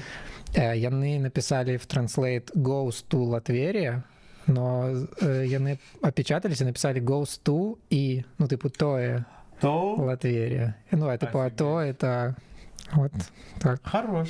Гоусто, это круто, это круто. Я проверила, як нам фанатки написывают, и фанаты, и небинарные фанатессы. Вроде спокойно. Нету. Главное, что все работает. Там, кстати, там же у нас компьютер стоит, на него можно смотреть. Там точно все должно быть с кайфом. Калі выпадкова вы это глядзіце, свісніце нам в чаце, нам трэба абавязкова партнёрскую рекламную, Да. партнёрскую што? Партнёрскую Рекламную интеграцию, интеграцию, да, показать вам. И рассказать, да, там еще cool story. Калі вы глядзіце гэта ў запісу, то дай вам боженька здоровья. Да. Блин, может быть, в этой я хотя бы в мастерской Ютуба смогу паузу вырезать. Типа такого. Ой, не, давай я прапаную не продюсировать ничего. Не, ну если там это... Просто есть в Ютубе вроде как монтаж типа за две кнопки. Если там есть за две кнопки, туда... качать и... О, Стас, хорош. Станис, здорово. Станис. Даешь рекламу? Но это реклама для тех, кто живет в Польше или собирается в нее приехать. Не, насамрэч, Но всё равно. не, нам падыдзе і так, да? Карацей, Конечно. мы гуляем в Айзека. Па-першае, здорово. Да, прывітанне. Карацей, мы гуляем в Айзека. Вот это мой геймпад. Я его набыла за заработанное, до речі, відеопродакшеном гроші, Станіс. Мне, до речі, Альберт ці Анастасія? Да, мне здається, Анастасія трошки розповідала там про відеопродакшн, трагедії, вообще, ну як не трагедії, просто неприємні історії про відеопродакшн в некоторих підприємствах. Да. Спочуваю. Это говно, дерьмо траханое ебаное. Мы бы оштрафовали этого человека. Ты не заслуживаешь за такого. долбоебизм. Да. Короче, вось, Альберт забыл свою голову и геймпад дома, и тому вось, Да, это не моя голова. вось таким моднейшим геймпадом нам даў пакарыстацца мой сусед Пётр, які яшчэ, акрамя того, што даёт на стрімы нам геймпад, робіць, удзельнічае в, я не ведаю, як это правильно назваць. Ну, он один из организаторов, я так понимаю. Так, карці, ёсць фонд /арганізацыйная /промо-каманда Inexcult. Яны робяць крутой тэатр. Не то, ну, нават не андеграунд, мне падаецца. Смотри, что такое андеграунд? Згода. Нам предстоит сегодня ответить на этот вопрос. По просьбе Петра, кстати. Вось. И чё? Карацей, Пётр сказал так. Можете взять мой геймпад, калі распавядзеце, што мы робім радзіва-прудок в Варшаве. Дата? Радзіва-прудок в Варшаве 3 лютага. Вось. Да. Чем еще заниматься у лютом? Как вам графическое? Возьмите зеркало, пожалуйста, и просчитайте шифр Эйнштейна. Да. О, спасибо, приятно. Я подозреваю, что ты про спаджування наконт дзерьма Траханова. Ну, слухай, да, на жаль, я часцей чую і сама проживаю ебаныя всякие истории з гэтага продакшена. Вось. Але што? Але рабіць відэапродакшн лепш, чым не рабіць. У меня почему-то помер компьютер, на котором завершается трансляция, но я смогу с телефона завершить трансляцию. Ну, в сенсе, яна не легла, правильно? Не, Станис, напиши, пожалуйста, что-нибудь, если ты слышишь. Ну, по идее, да. Коли я правильно разумею, там чисто панель управления. Станис написал, это самая душевная рекламная интеграция. Дякую. І, до речі, це перша, напевно, в моєму житті рекламна інтеграція. Ранее, коли ми робили КМВ, все гуд, дякую. Калі мы рабілі КМВ, у нас былі думачкі выходзіць на кагосьці, каб нам, тыпу, спансавалі, умоўна, там, частку закрывалі арганізацыйных расходаў, бла-бла-бла, за які-то там, я не ведаю, байнер ці штосьці такое, там, натусіць якое-то в інтэрнэтах узаемадзеянні. Паколькі мы, в сэнсе, вельмі такія былі вельмі андеграундныя, свае брацюня прадакшн і все такое, у нас ніколі гэта не атрымлівалася, і яшчэ часцей за ўсё это была алкашка якая-то. І, карацей, на шчасце, не ведаю. Ну, напэўна, я шчыра хацела ў моманце, калі мы спрабавалі, но зараз я реально не шкадую, што у нас так ніводнага разу не атрымалася з кім-то закалабіцца. А давай представим какой-нибудь бизнес. Ну, то есть, как бы ограничение такое, что в любом случае это бизнес какой-то. Какой бы бизнес ты бы... Вот лично ты, да, мы сейчас, понятно, все демократия, но если бы ты принимал решение, есть ли какой-то бизнес, который ты бы, ну, в принципе, приняла на КМВшной тусовке в качестве какого-то рода рекламы? Ой, конечно. Ну, мы же коллабились не с бизнесами, а хутчэй з какими-то всякими активистскими там штуками. Мне не шмат чаго прыходзіць у галаву, я зараз не могу узгадаць все прям, но вось першае, што прыйшло, это мы як-то рабілі народзіны сам выдат такого типу інтэрнэт-часопіса Unemployee. Яго Катя Ашгірей рабіла, калі такое чулі. Ну, карацей. Unemployed дают деньги, это забавно. Яны не давали нам гроши, мы коллабились. А если вот, ну... я как бы именно... бабки? Да, то есть просто для меня это, в принципе, такой актуальный вопрос на тему каких-либо реклам, интеграции, потому что там, когда я фантазирую о каком-то будущем товаров, я понимаю, что как бы, ну, все равно индустрия — это деньги, как ни крути. То есть по итогу в это утыкается много чего. Вот, у меня у самого как бы нету какого-то отношения к этому, у меня нету ответа, но мне просто интересна твоя позиция. Есть ли именно бизнес, именно вот конкретно бизнес? Моя позиция, что нема якога-то простого отказа, что там, например, любая алкашка это дрэнна, ну, дакладна, типу, супрацоўнічаць с компаниями, якія там, типу, дапамагаюць абыходзіць санкцыі, ці там штосьці такое. Белкали! Да, вот это говно. Ну, Белкали табе і грошы не дасць, іх саміх няма, походу. Што яшчэ? Ну, алкашка не ведаю, таму што мне самой нібыта не вельмі падабаецца з чым-то такім калабіцца. Ну, з сішкамі дакладна я б не хацела. Ну, да. З іншага боку, я не тое, каб я адчуваю, што я мушу все в этом свеце пракантраляваць. Таму што ёсць людзі, якія бухаюць бухашку, ходзяць там в бары, і ну, это их справа, и на счастье мне не треба это як-то контролировать. А если легализуют герыч? Блять. Ну... Это просто отвлеченный вопрос, типа, слушай, а что ты будешь делать, если легализуют герыч? Я почала адразу уявляць какие-то апокаліптычныя сцены на вуліцы, але я зразумела, што хутчэй за ўсё сцены будуць не апокаліптычныя, а вельмі наадварот такія чыловыя. А потом апокаліптычныя.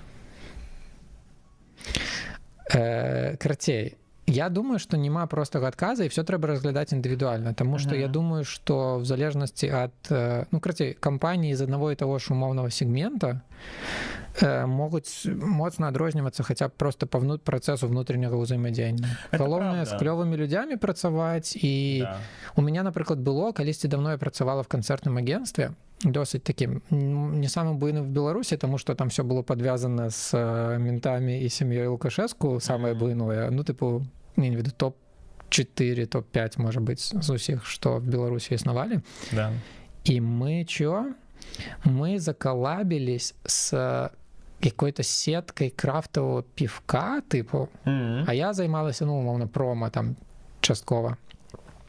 І я пазнаёмілася там з чувіхай, якая працавала там кшталтным менеджеркай па промо з іх бока, а потым яна сышла в іншую кампанію, у нас захаваліся нармальныя стасункі, і мы просто з ёй класна вайбілі, калі там спісывались па працах, і я потым яшчэ, яна ўжо была на іншай працы, і я ўжо была на якой-то іншай працы, і мы з ёй што-то там таксама рабілі. Карацей, чалавечыя кантакты, іх якасць таксама вельмі важна.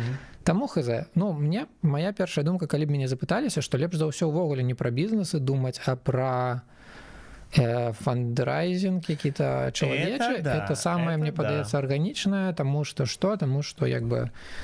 люди сами выбирают и поддерживают. Да, и люди табе напрямую могуць сказаць, типу, вот, Альберт, я даю грошы, ты заебал, ходишь лохматый, иди пострижися. А ты такой, идите в жопу, не треба мне ваши гроши, я хочу быть, не слухайте. Да, если у вас есть вопросы, почему ваши кумиры не ездят в лимузинах, задайте себе вопрос, почему ваши кумиры до сих пор не ездят в лимузинах. Да. Да. Крутей, мне падаецца, няма отказа просто. Фандрайзинг топ. Я с тобой полностью согласен. Фандрайзинг самое лучшее, и поэтому мы тоже стараемся с тварами придумывать какие-то там опции прикольные, то есть, которые человек может там получить. Предпросмотр с шаурмой. Сейчас вот готовится джем с Микитой Орловым. С шаурмой. Джем с шаурмой. Вот. Еще какие-то моменты. А какой второй мы готовим? Я уже и забыл. Неважно. Блин, треба сказать, что за еду я бы задонатил. Вот. Вот один конкретно 900 миллилитров джема яблочного с Микитой Орловым. Сейчас в производстве. І, да рэчы, мы зараз табе перед пачаткам казалі з полі, што мы глядзелі все серыі, што пакуль што выйшлі Фіона і Кейк, і у іх там якраз тэма, што яны хочуць зафандрайзіць грошай на пляцоўку, і для этого зрабілі канцэрт. Гучыць вельмі банальна, і ідэя супер на паверхні, што ж это выкарыстана в мультике. Да. Але можна рабіць ивентики, например. Это очень классная идея. Мы на самом деле, вот я вчера был на К6 этой тусовки, и мы обсудили с ребятами, что сделать у них премьеру видоса как мероприятие. Внутри, типа, как в кинотеатре? Да, там могут поместиться, типа, 50-60 человек. Это дохера. Это дохера. И, просто поставить какой-то ценник, часть им как бы на поддержку площадки, часть просто в твары, то есть в отбивание расходов и в бюджет, и устроить такое мероприятие. Плюс какая-то, типа, мини-пресс-конференция, грубо говоря, там придет Микита, мы придем, можно будет команду что-то спросить. Можно записать видос с интервью. Блядь. Презентация видоса. А потом премьера. Блядь, все. Это маркетинговая рекурсия. Мы пришли в эту точку. Пиздец. Да. Все, ребята, ждите кшталт, твары, лайф, X6, Retribution, возвращение, вертание. Хорош. Микита Орлова. Да, какой-то ивент, да, вот у нас, типа, в идее, концерт, вот К6, например, они как бы для продвижения своей площадки, ты видела, наверное, да, то есть они делали концерт непосредственно. И ты же был, да, на им? Я тогда болел, на той неделе, и... Это же было в 2 колах, правильно, за день до псов. До псов. как получилось? Я изначально... Есть такой классный чувак, Даник Каратыш, и он говорит, что, типа, давно говорил, что, типа, хочу какую-то там вот независимую культуру поднимать. А он сам, типа, оператор, режиссер, видеомейкер. Вот. И как раз вот эти 2 концерта наближались. И я говорю, чувак, есть Маза. И мы договорились, что он организует, мы совместно организуем, он именно воплотит это камеры и операторская работа. Он снимет эти 2 концерта 12 и 13 числа. И, по идее, да, я должен был прийти 12-го, чтобы там совсем помочь хуё моё. Но я вот как раз в начале той недели заболел, И я уже как бы потихоньку отходил, но я понимал, что, типа, лучше я уже отлежусь нормально, и хотя бы на следующий день, типа, буду в состоянии, в сознании, вот. А 12 я еще так, типа, полувалялся. Но там был вот концерт, да, К6. Там, конечно, классическая история, что люди все равно не смогли не поставить концерт друг за другом. Это вообще какой-то бич белорусской почекай, сцены. для белорусской тусовки это прогресс, потому что частей за все 3 гигантских фестиваля в один день. Ну, согласен, это уже неплохо. Ну, короче, так вышло, бывает, ничего страшного. Действительно, не в один день, это уже какой-то прогресс. И вот они сделали, по сути, концерт из 2 групп, которые уже были на шоу, и 1 группа, которая, ну вот вчера, например, снималась.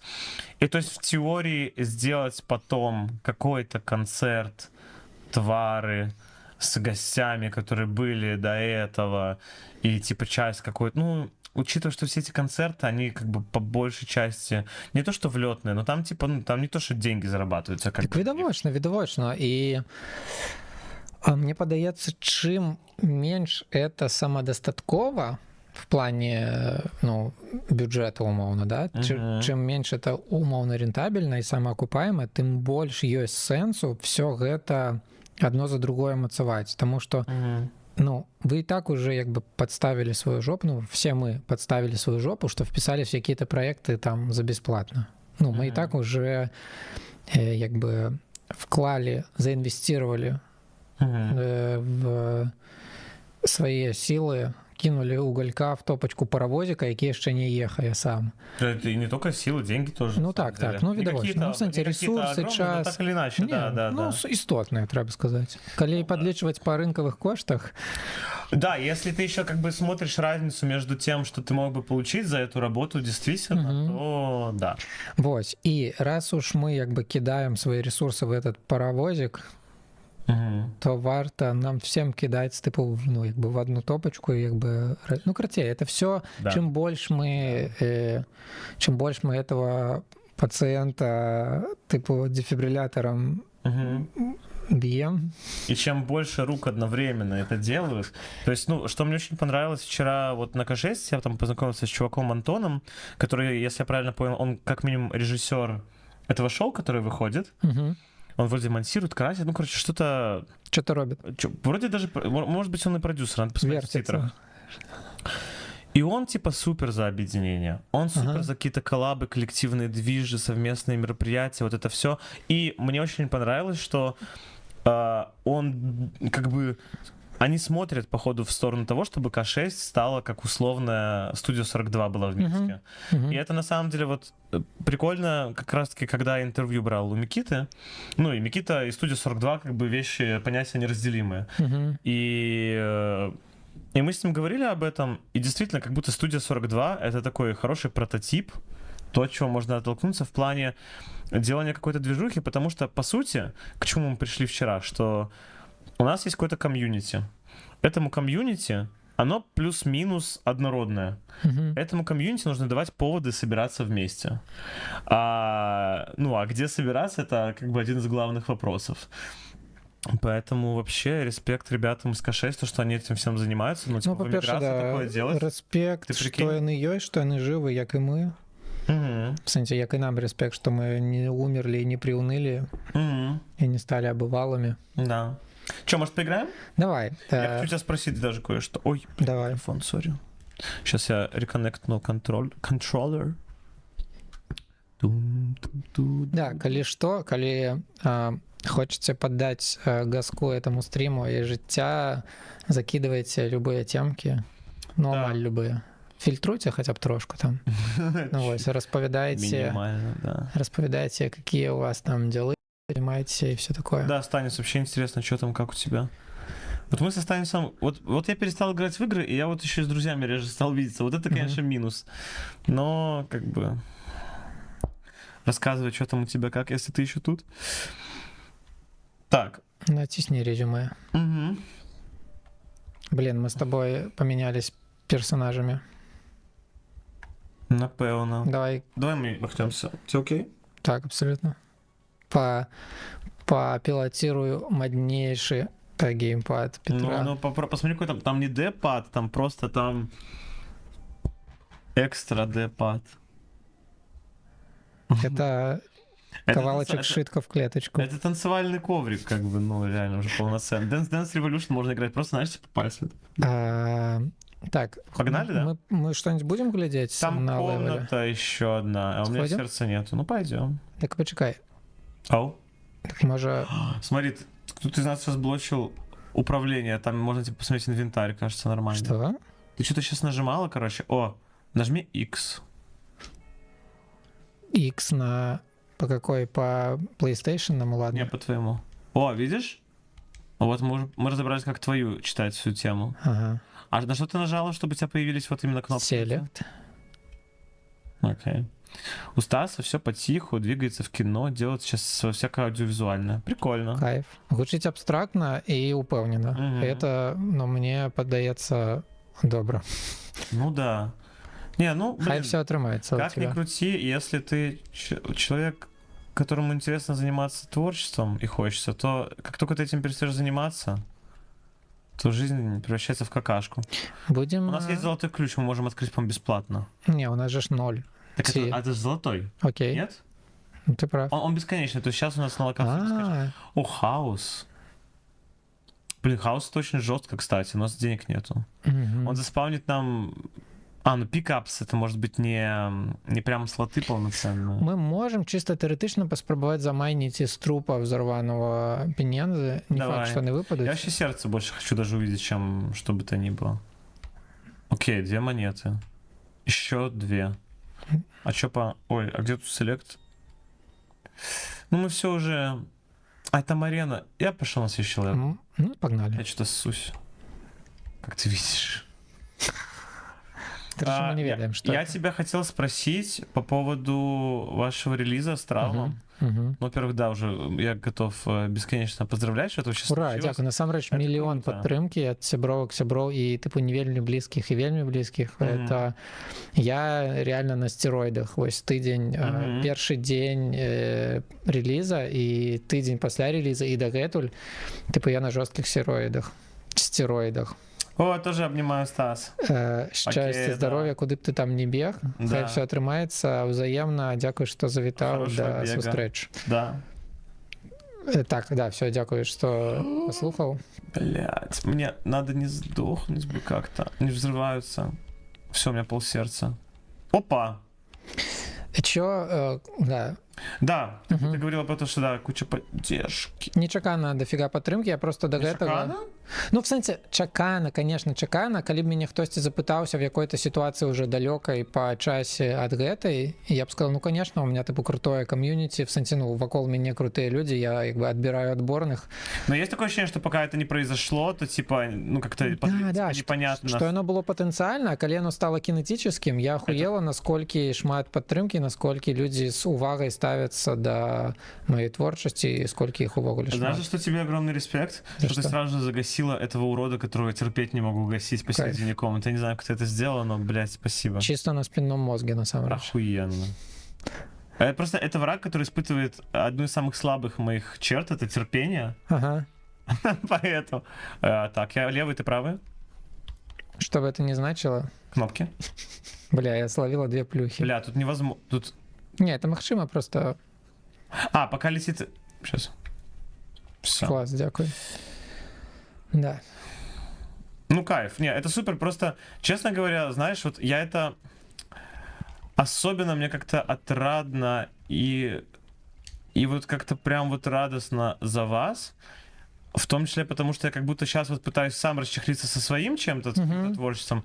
И это дает мне какие-то, знаешь, грани понимания вообще всего этого процесса. Я понимаю, что это проекция на самом деле. И, конечно же, мои собственные мучения и ваши мучения — это абсолютно разные мучения, короче. Але я могу сказать, что наоборот, твои пакуты моцна натхнялі мае пакуты. Ну, я ў першую чаргу казала і кажу про там кшталт твары, але любые там і твои проекты, і всех іншых. І вось все, кто релизили, типу, мои какие-то сколько-нибудь близкие, типу, такие досягаемые сябры, сяброўкі, знаёмые.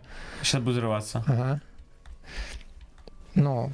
Опа! Типу, вот все, кто зарелизили в 2025 году треки, кого я ведаю, официально, пералічваць па імёнах не буду, но вы моцна мяне натхнілі, таму што ты просто сустракаешся з персонамі якімі-небудзь, просто там не ведаю, па якіх-небудзь справах там штосьці перадаць ці патусавацца.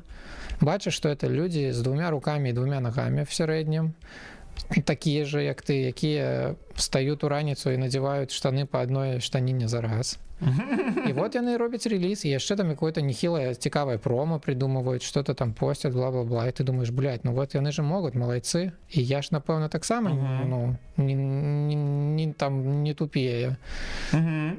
І вот назбірала рашучасці, плюс реально всякие видосы с оглядами музыки, любые каналы, я тут не буду выделять так само когости, все, кто хоть сколько-нибудь, я вмерла, okay. Все хоть сколько-нибудь, кто вложились системно ці кропкава в освятленне каких-то релизов музычных, меня моцна натхнілі. Я гляджу, што вось пра гэтага распавялі, тыпу, пра гэту. І это мае сэнс, і я такая, блядь, я таксама так хачу і магу. І вот 2 гады я нічога не релизила, набиралась рашучасці, і вот набралась. Кайф, не, это здорово. У тебя не бывает такого, что ты, типа, смотришь на то, как другие... Ёпта, и что теперь? Блять, игра услышала, что я их ненавижу. Ща, мне нужно прям сосредоточиться. Да, дякую. Не дай капельки этой упасть. Так. У нас недрянная рана отрямливается. Они еще скорострельные какие-то. Ну что ж ты прям в упор. Fuck my life. Ебать. О, загрыз. Малый. Хорош. Сердечко, пожалуйста. Блять. Ты умрешь богатым. Я умру богатым. Почекай, а куда можно сходить, может быть? С деньгами? Можно в тотализаторы сходить. Эти ключа нема. Мы с Артемом завсёды называем игровую комнату тотализаторами. Ой, не, я не хочу знать. Я надеюсь, босс где-то здесь. Босс? О, блядь. Ну вот, моя надежда. Желтое колесо посередине. Unidentified.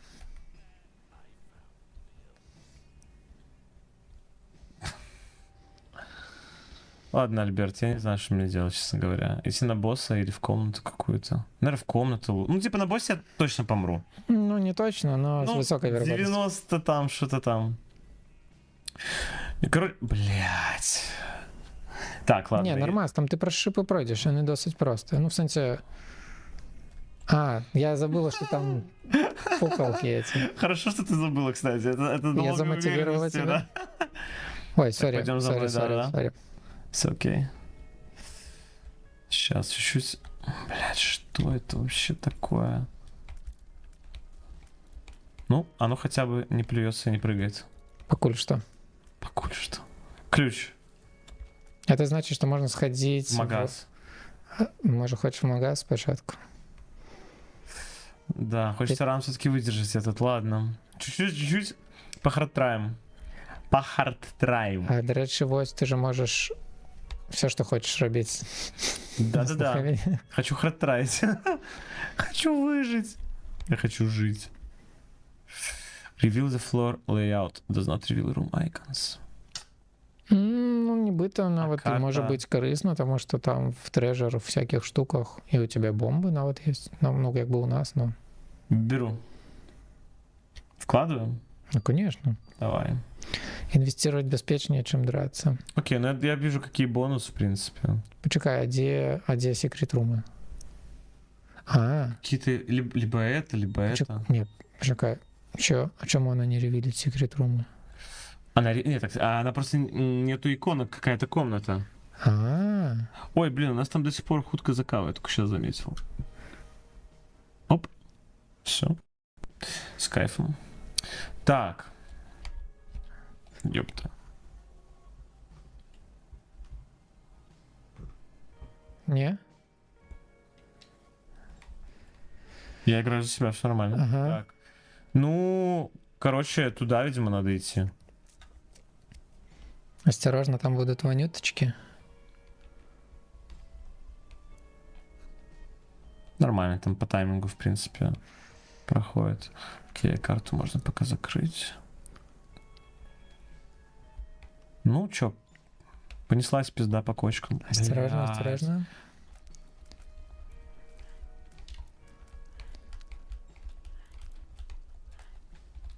Хорош. Я не знаю, как ты задолжил.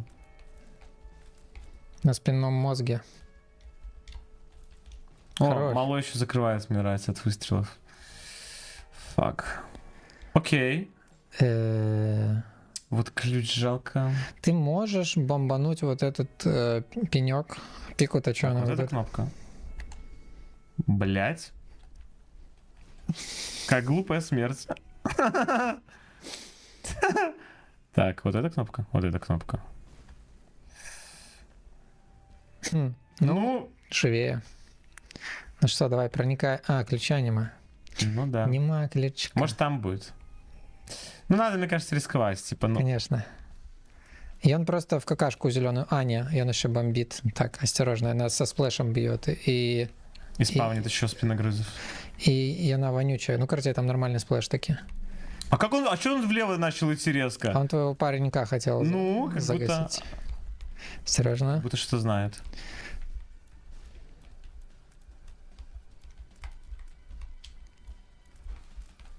Так, Хорош. тебе надо этого добить.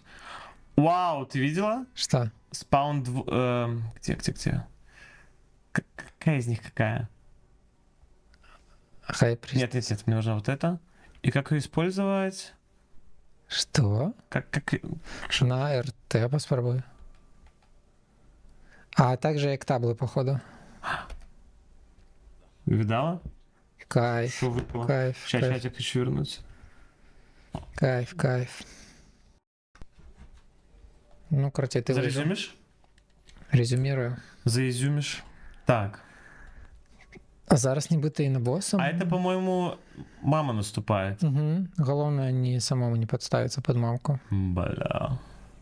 Ну, ключа не появилось, поэтому погнали, видимо, в ту сторону.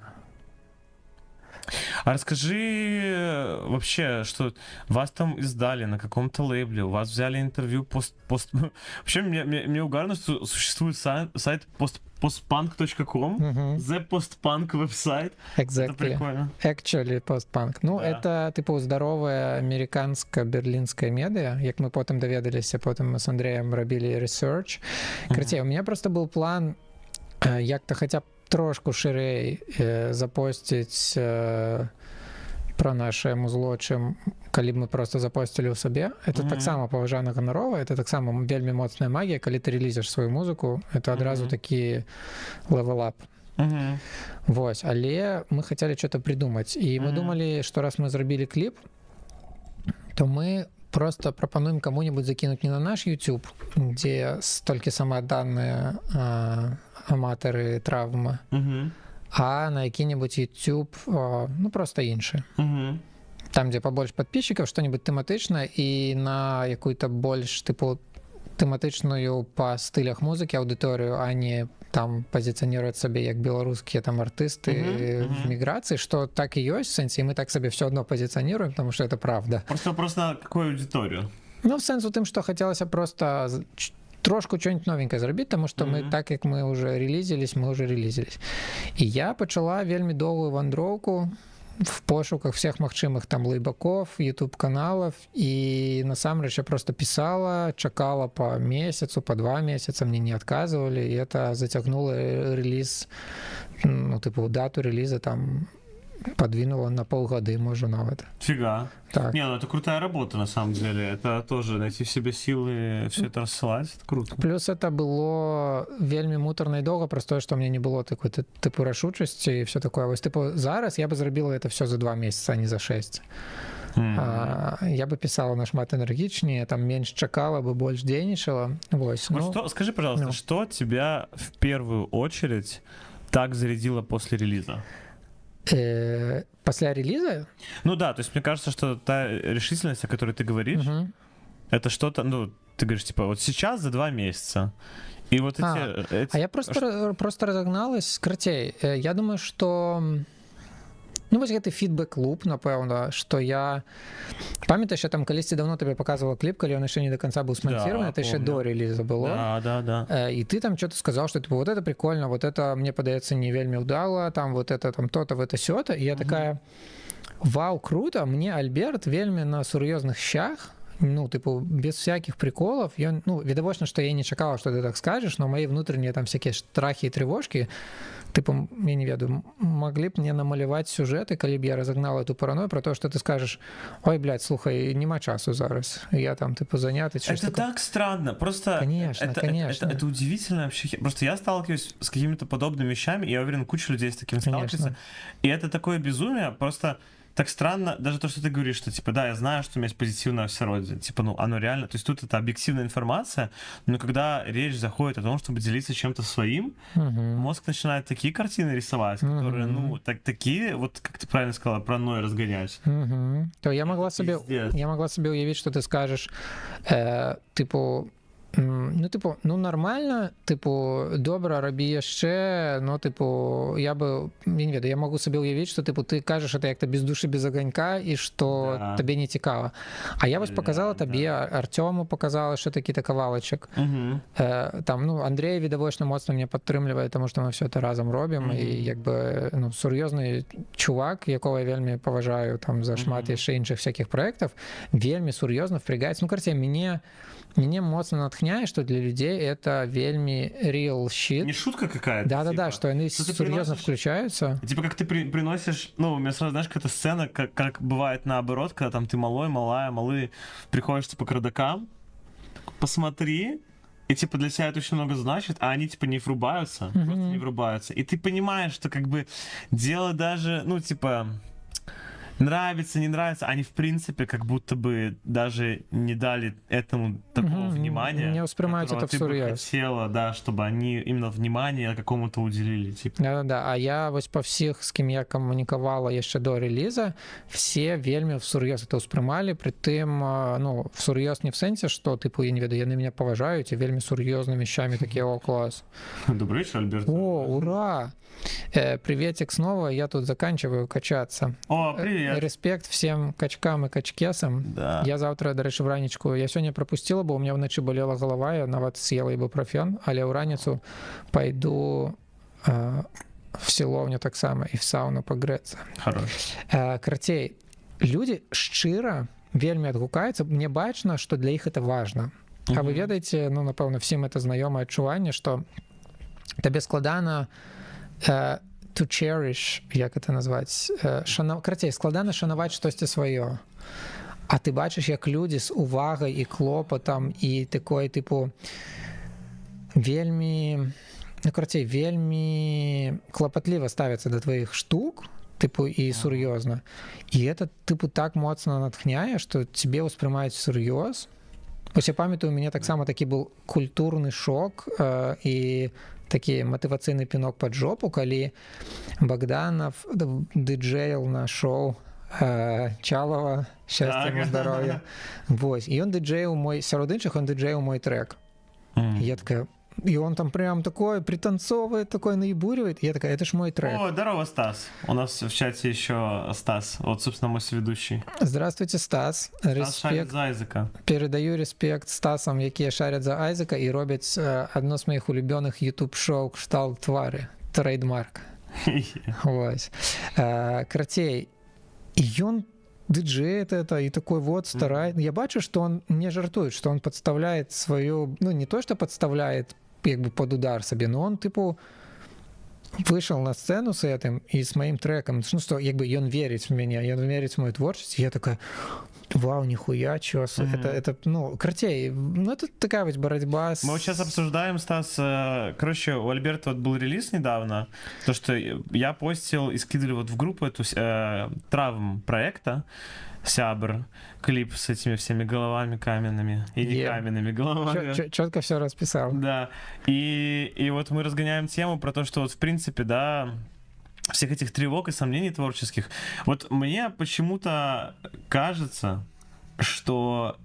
Короче, есть вот это про выразить себя, реализовать свое какое-то видение, хуё да моё. Я по себе могу вот что сказать, что по итогу Так вышло, что у меня нету какого-то большого количества творческого успеха. Это не то, что просто по факту. Это нельзя померить линейкой. Не, ну я тебе так скажу, это как опыт определенный, испытать определенный опыт. То есть это не хорошо, не плохо, это просто факт, да, то есть не так много творчества, которое, в принципе, в мир произвел, поэтому у меня этого опыта нету. Но чем больше у меня этот опыт появляется, причем успех тоже не какой-то, блядь, а просто, да, что кому-то понравилось, кто-то оценил, потому что я не знаю, короче, кто там как загоняется по творчеству, по искусству. У меня, наверное, самый фундаментальный загон, это, знаешь, типа, что, ну, ты вообще как будто не для этого создан. Что это вообще, типа, как будто не твое. Что фундаментально, это, в принципе, типа, какая-то дичь. Но я для себя выбрал такую стратегию. Я выбрал нескольких людей, конкретных людей, которым я считаю, что, короче, что они могут шарить даже лучше, чем я. Типа я аутсоршу им оценку. Потому что я понимаю, что у меня все, ну, у меня клинит мозг конкретно. Я-то это делаю, потому что я это люблю, потому что мне это круто и здорово, сам творческий процесс. Но по итогу, как ни крути, мне что-то подсказывает, что мало кто на самом деле хочет из артистов, кто делает какое-то искусство, чтобы они выходили и, ну, искренне говоря, да, там, им сказать, типа, хуйня. Но тут интересный момент, потому что тебе в любом случае кто-то скажет хуйня. Получается, у тебя есть какие-то люди, с которыми ты по итогу хочешь разговаривать. А есть люди, ну, с которыми тебе и разговаривать нечего, потому что хули вы поймете, долбоебы. Ну, это грубо, очень как бы угрубляя, да, типа, но как бы я сейчас скорее утрирую какие-то там серьезные эмоции, которые могут в этом процессе возникнуть, вполне себе не иллюзорными формулировками, мне кажется. И получается, да, что в тот момент, когда те люди, с которыми мне нравится разговаривать и так, которыми я доверяю так, и они мне говорят, чувак, классно, я вот к этому мнению прислушиваюсь. И это то, что меня, типа, реально подкрепляет, вдохновляет, и вот это все. Потому что, да, творческое самовыражение само по себе, это, конечно, все пиздато, но хочется, ну, мне лично, по крайней мере, делать классно, делать круто, чтобы люди охуевали и говорили, блядь, как это пиздато. И как бы, ну, тут... то есть я не знаю, насколько это распространено. Что-то мне подсказывает, что в том числе, ну, люди творческие, они тоже не просто так становятся творческими людьми. Как часто говорят, что, типа, у творческих людей что-то, блядь, все равно не так с головой, грубо говоря. Что-то там кому-то хочется доказать или типа такого. Хер его знает. Вот ты что думаешь про это все? Мне вельмі моцна адгукаецца. Мне спадабалася, Піт казаў про... Я не памятаю, это было у Чернухи в видосе про НРМ, ці это асобна дзе недзе гучала. Он казаў, што тыпу мне было вельмі важна пачуць рэакцыю на творчасць, какой-то, ну, водгук ад таго, з кім мы гэта рабілі, ці ад кагось, ну, карацей, ад кагосьці з калег, умоўна, да? Таму што часцей за ўсё фідбэк ці, блядь, какое-то говно, хуйня, займитесь лепш вось гэтым, ці зрабіце што-нибудь іншае, ці наадварот, это гениально, божественно. А поразмаўляць з кім-то, хто з табой в гэтай же священнай бітве творчасці і пераадольвання сабе сваіх там трывожак і страхаў, вось ад такіх людзей пачуць, ну, карацей, вось, напрыклад, я, нават калі мне музыка вельмі далёкая, калі это якая-то там, не ведаю, супер попса, ці штосьці не ў маім стылі, ці там что-то, што мне не цікава, я все адно наўрад ці скажу персоне какую-то вось демотивующую хрень, просто простое, что я ведаю, что это такое, типу набраться рішучасці штосьці сфармуляваць какую-то творчасць і потым яшчэ паказаць людзям, тому что это пиздец як страшно, і это супер трывожна, і это трэба настолькі перамагаць сабе кожны дзень, кожную секунду, что я лепш промаўчу, калі мне не хочется сказаць, ці я скажу там какие-то словы падтрымки, нават калі мне это супер не близко, потому что ведаю, что все одно лепш рабіць там, я не ведаю, музыку, ці там кино, ці што заўгодна яшчэ, чым там, я не ведаю, чым воевать, ці шосьці. Давай прочитаем чат по Да, давай, там навалили нам. Да, как там ну это все. Ребята, топ персов Айзека, да, мы просто начали с пустого аккаунта, поэтому 2 Альберта, 2 Айзека. Один умер, и другие еще не. Анастасис, здравствуйте, Альберт. Здравствуйте. Очень интересный стрим. Спасибо большое, Анастасис.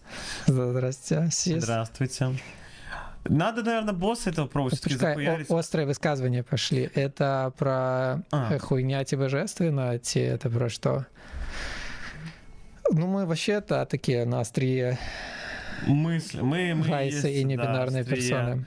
Да, и, ребят, если у кого-то есть какие-то мысли в эту тему, вообще закидывайте, мы вообще с удовольствием обсудим. Типа, стрим это в том числе классно, потому что можно о чем-то поговорить все вместе. Поэтому, если есть что обсудить, как бы вкинуть какое-то мнение, будет здорово, обсудим вообще с кайфом. Да, и давай зробим, може, маленький резетик философских думок и завалишь этого босса. Да. Я буду допомагать. Ой. У меня, короче, я пойду к этому боссу, знаешь, с каким вопросом, что... А вообще, есть ли ситуация, когда сказать человеку, что это хуйня, это вообще уместно? Гляди, хуйня — это вельми оценочно. Да. Калі ёсць крытэрыі, почитаем комменты ці як? Ну, можно там вопрос. Давай закончу думку. Гляди, слово хуйня — это вельми... Ну, короче, я лічу, што крытыка мае месца быць любая, но відавочна прыслухоўвацца мае сэнс да канструктыўнай крытыкі. Канструктыўная крытыка часцей за ўсё выказваецца не ў публічным полі, а асабіста. Ну, для мяне это паказчык канструктыўнасці, і часцей за ўсё канструктыўнай я называю тую крытыку, якая накіравана на тое, каб зрабіць тое, што абмяркоўваецца лепш. Не просто сказаць, я вот лепш вас, а вы говно. І тыпу такім чынам сама там сцвердзіцца ці штосьці яшчэ. А калі ты кажаш, ну, карацей, умоўна, калі ты там, не ведаю, пад чым-небудзь рэлізам напішаш, это хуйня, говно ебаное, это не конструктивная критика, да? Это смешно, да. А можно я уточню у тебя? Ну, смотри, про то, что, типа, да, что это настроено, чтобы улучшить, давай представим себе, что, ну, я считаю, что чтобы улучшить твое творчество, его надо, короче, взять, отрезать здесь кусок, тут перехуярить, сюда пристегнуть еще водопроводную трубу. Ну, понимаешь, да, мысль, да, что мне кажется, что чтобы сделать творчество лучше его, во-первых, сделать моим творчеством, да? Ну, типу, вось я хочу, вось, ну, мне падаецца, что трэба было зрабіць вось так.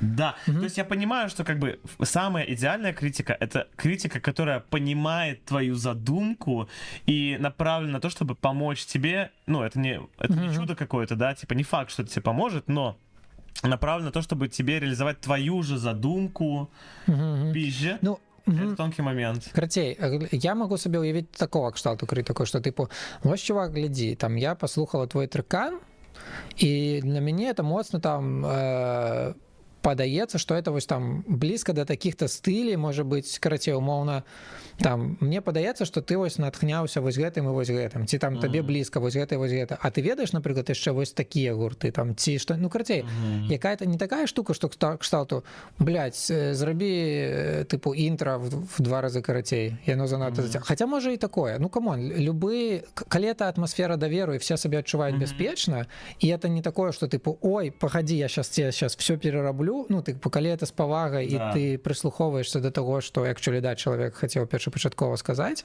то яно і мае сэнс. Давай, Стасик, еще увидимся. Окей, а давай почитаем. У нас есть... Давай уточним всякие случаи. Пацаны и пацанессы. Я пацан, рядом со мной. Ну, я за тебя говорю, конечно. Да, ну, карацей, да, дзякуй. Давай адкажем хутка на пытанне, што вы творчасць записываць? Не, якія персы па мнению топ, просто з канца, таму што Стасу трэба сваливать. Ну, Азазель, наверное. Ну, я дакладна скажу за сабе, што мне Азазель падабаецца, таму што ён просто моцна адрозніваецца ад астатніх, і таму што з ім ёсць адчуванне, што ты з дробавіком, карацей, ходзіш, што ты в лоу-рэнджа і з жорсткім дамагам. Это просто на спинном мозге узроўні адчуваецца круто. Мне очень нравится Самсон, потому что Самсон ты получаешь урон, но ты такой, я не получаю урон, я минмакшу. То есть Самсон, который типа получает урон, и у него увеличивается, типа он больше наносит. Типа глазка. Меня не пиздят, я просто накачиваюсь в процессе. А мне яшчэ вельмі падабаецца Ліліт, калі я не памыляюся. Па-першае, просто па вайбу, ну, калі можна так сказаць для Айзека знешне. Па вайбу і па тым, што ў яе, ну, тыпу, вось раздваиваецца вось гэтыя саманы. Ой, есть обилка, якая дублирует всех братков и сестрюнь. Вось, и это просто так само нетиповый для среднестатистичного персонажа Айзека геймплей, и типу, ну, мне на прозгата подобается. Кайф.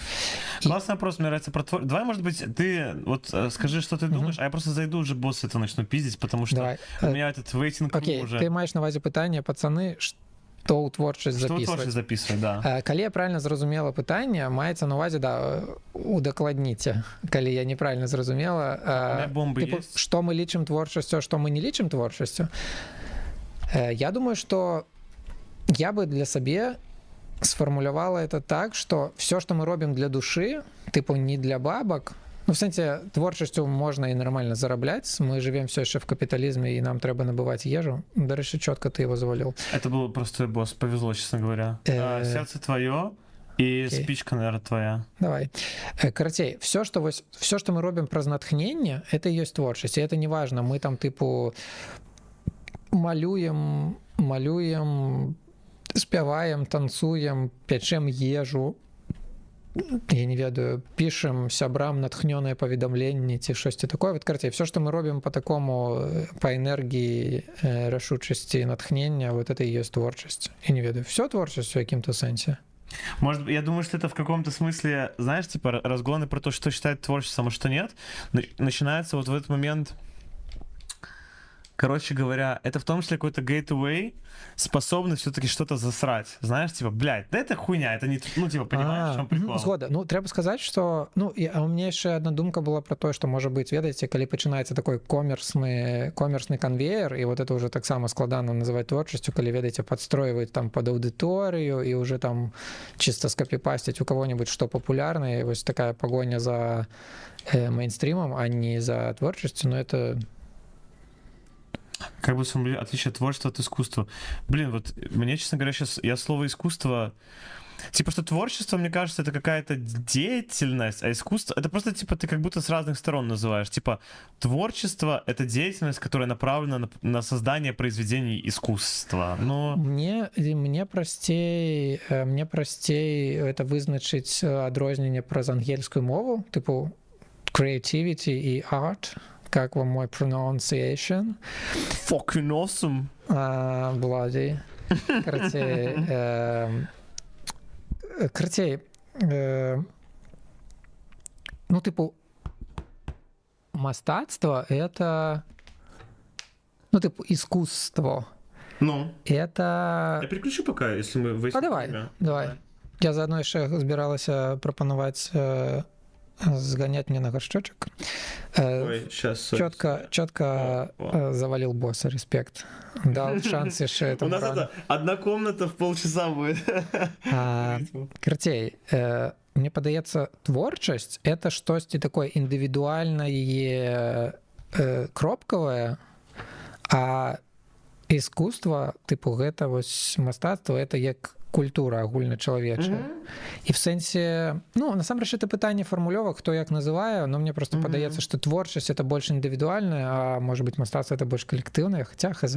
Ну, для меня мастацтво, именно искусство — это про что-то уже такое более институционализированное. Например. То есть это в принципе об одном и том же, но творчество для меня это что-то ближе к тому, да, что ты, ну, как ты говоришь, типа индивидуально, то есть что человек сам там делает, или люди сами делают. То есть, ну, когда, например, я там сижу и что-то придумываю, рисую там или что-то такое, я бы не сказал, что я занимаюсь искусством. То есть это звучит пиздец пафосно на самом деле. Схода, але ў далёкай, але ў какой-то доўгатэрміновай перспектыве, што вось у гэты раз, а потым яшчэ паслязаўтра, і 2 года таму ты маляваў, і вот это все, это внесок в мастацтва, это все частка там агульначалавечага, там ці беларускага, ці як ты... Короче, у меня есть аналогия мы играем в Айзека, поэтому у меня есть аналогия с говном. То есть, в принципе, то есть если кто-то, да... Ладно, аналогия такая. Вот есть какашка, которую произвел человек, я считаю, что это его творчество. Но если если все эти какашки внезапно начинают находиться в каком-то пространстве, то это уже как бы искусство. То есть это... Дозволишь развить?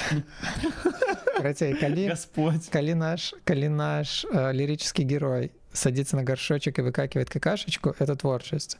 Но калі мы улічваем, что эта какашечка падает в трубу, смывается и опынается в гигантской сети канализацыйнай, где яшчэ іншыя какашечки, и потом з імі яшчэ схлёстывается, перехлёстывается там, и яны все несутся. Сгода. думаю- Именно. Вот я пытался найти, а куда же оно дальше идет? Но ты как бы все правильно вспомнил. Говно развивается, развитие так говна. продолжается эволюция. Короче, Ой. короче, что? Это, я думаю, что клаймакс поинт стрима Альберта сегодняшнего. Блять, ну Кайф. всегда так себе, но... Кайф, не, все Получается, добре. у нас- Альберт просто из ниоткуда достал, сотворил творча. Мукбанк. Медведя. Дегенеративное искусство. До речі, Да. моя тема. Мгм. Ось. Мне просто... Как это сказать? Мне точно не нравится, когда начинают делить искусство и не искусство на что-то Типа сапраўднае і несапраўднае. Ну, Типу вечная і хуйня. я хотел про другое сказать, но ты мне ладно. напомнила про... Не, все супер, ты мне напомнила про один диалог, который у меня был. Во-первых, просто как дисклеймер, у меня сейчас такая эра. Я по определенным причинам мне очень долго что-то было называть говном. То есть, в принципе. Дело не в том, что человеку в лицо, не в лицо. Просто, типа, нравится, не нравится. Я практически все, что угодно, мог в каком-то смысле оправдать. Угу. И это касалось и людей, и в том числе искусства. Угу. Так совпало просто. А сейчас, как бы, все-таки я понимаю, что это две стороны одной медали. Я не могу называть что-то охуенным. То есть мне не может все нравиться. Я хочу быть искренним с самим собой. И мне хочется давать какую-то, да, то есть осознавать, что я на самом деле там чувствую по тем или иным вещам. И вот я сейчас как раз-таки ищу эту грань, и где я спокойно, типа, говорю, там, блядь, это хуйня какая-то, да, а где я, типа, так не делаю. И пока что для меня какой-то самый адекватный вариант, в том числе то, что ты говорила про какую-то, я не буду говорить человеку, наверное, в лицо. То есть, это может быть лицемерие в какой-то степени, если реально то, что я чувствую, что, блядь, какая-то хуета, но это... просто моя какая-то эмоциональная реакция. Смысла говорить о ней вот этому человеку, который это сделал, я никакого не вижу. При этом обсудить в каком-то кругу своих друзей, мне как будто бы типа с этим окей.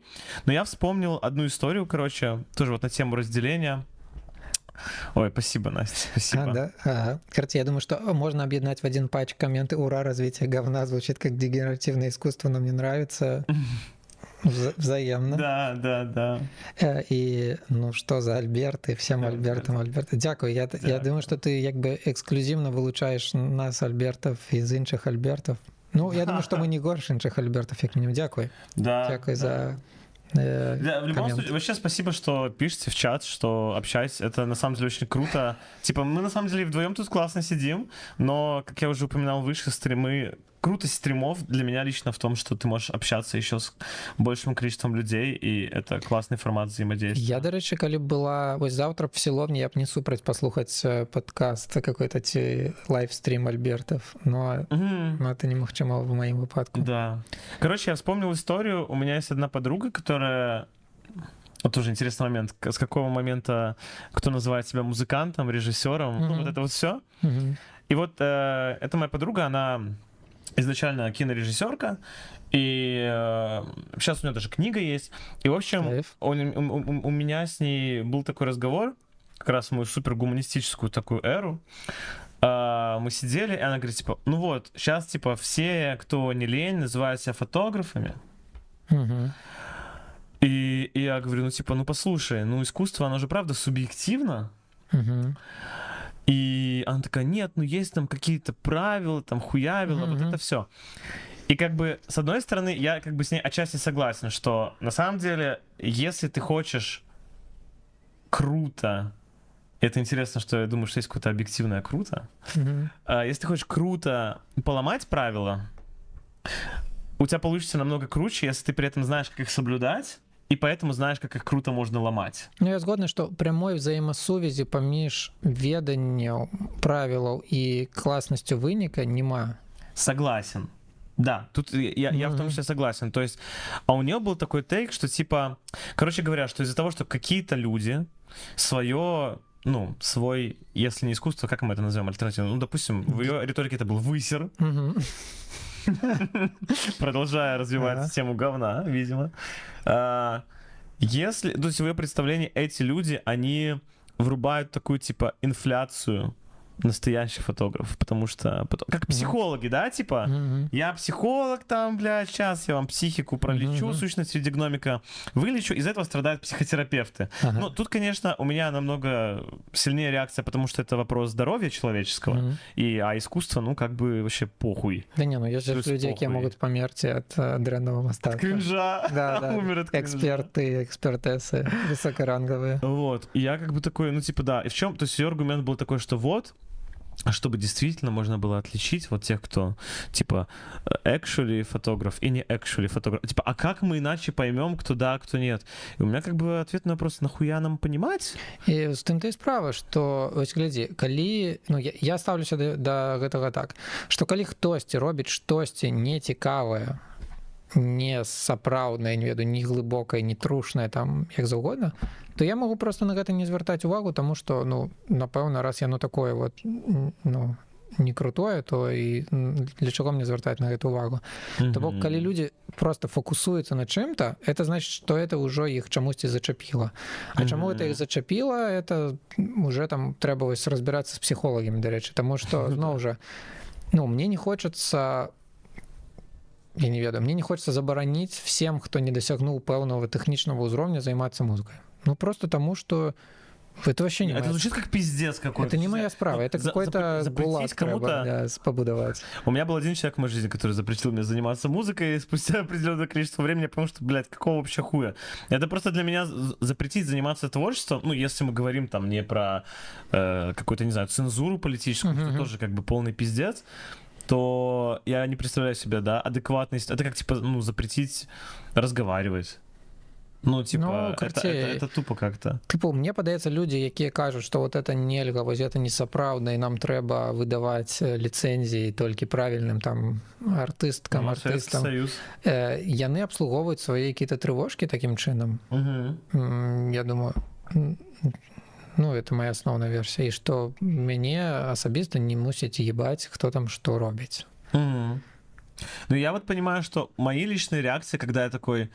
Короче, та причина, по которой я боюсь самого себя, когда мне хочется что-то захуесосить, это то, что у меня как раз-таки вот, ну, где-то есть такая мысль, бля, может, это сам... Ну, типа... Не то, что со мной что-то не так, но, грубо говоря, что сейчас я там самоутверждаюсь там или еще что-то, пятое, десятое. Но ну, в некоторых случаях это правда, потому что мне что-то просто не нравится. И как бы, наверное, в том числе в этом нет ничего такого, потому что это всего лишь мое мнение. Как минимум. Так, просто тут пытанне... Чаму ты хочаш паразмаўляць про гэта? С тобой сейчас? Не, в сэнсе, калі хтосьці, калі наш лірычны герой, персонаж прыходзіць там да сваіх сяброў ці там да кагосьці, чью музыку ён там пачуў і пачынае размаўляць про гэта. Некрасиво мне тоже не нравится. Ну, это какая-то... Это, можа быць, у гэтым ёсць самаклопат раздзяліць, ну, зноў жа, ну, про творчасць мне это... Вось калі я бачу какую-то несправедливость на свеце, ці вось я в какой-то кампаніі, і хтосьці выконвае какую-то лютую кринжуху, несправедливасці, штосьці, што прымушае мяне умерець внутрі, я адразу пачынаю позіркам шукаць кагосьці, з кім мы сустрэнемся вачыма, каб зразумець, што да, што я не адна такая. Это вельмі важна, это самаклопат, это просто, тыпу, вось, да, праверыць. Хтосьці таксама думае, што это вось несправедливо, дрянно, мерзко и все такое. Ну, это то же самое, как будто бы, только в эстетическом смысле. Ты говоришь про мораль, да, а это как бы вопрос эстетики. А вось, ну, вось в пытаннях какой-то справедливости, морали, там, чьей-то бяспекі, мне падаецца, што ёсць аб'ектыўнасць, што, да, там, чьесьці межы парушылі ці не парушылі, а в творчасці ці в мастацтве нічога нікому не належыць. Ну, тыпу... Я бы с тобой поспорил не в том, что это... Короче, у нас с тобой моральные компасы совпадают, я думаю, очень сильно, да. Сверимся праз 5 год. Калі ты станешь... Я сейчас справа, кстати, на красивке. Калі ты станешь шоу-бизнесом, и бабки у тебя будут. Да. Проверить, так сказать, на прочность. Я с тобой не согласен, наверное, только в том, что мораль типа объективная, просто потому что вот то, что ты говоришь, ну, есть фактически нарушение границ или нарушение границ.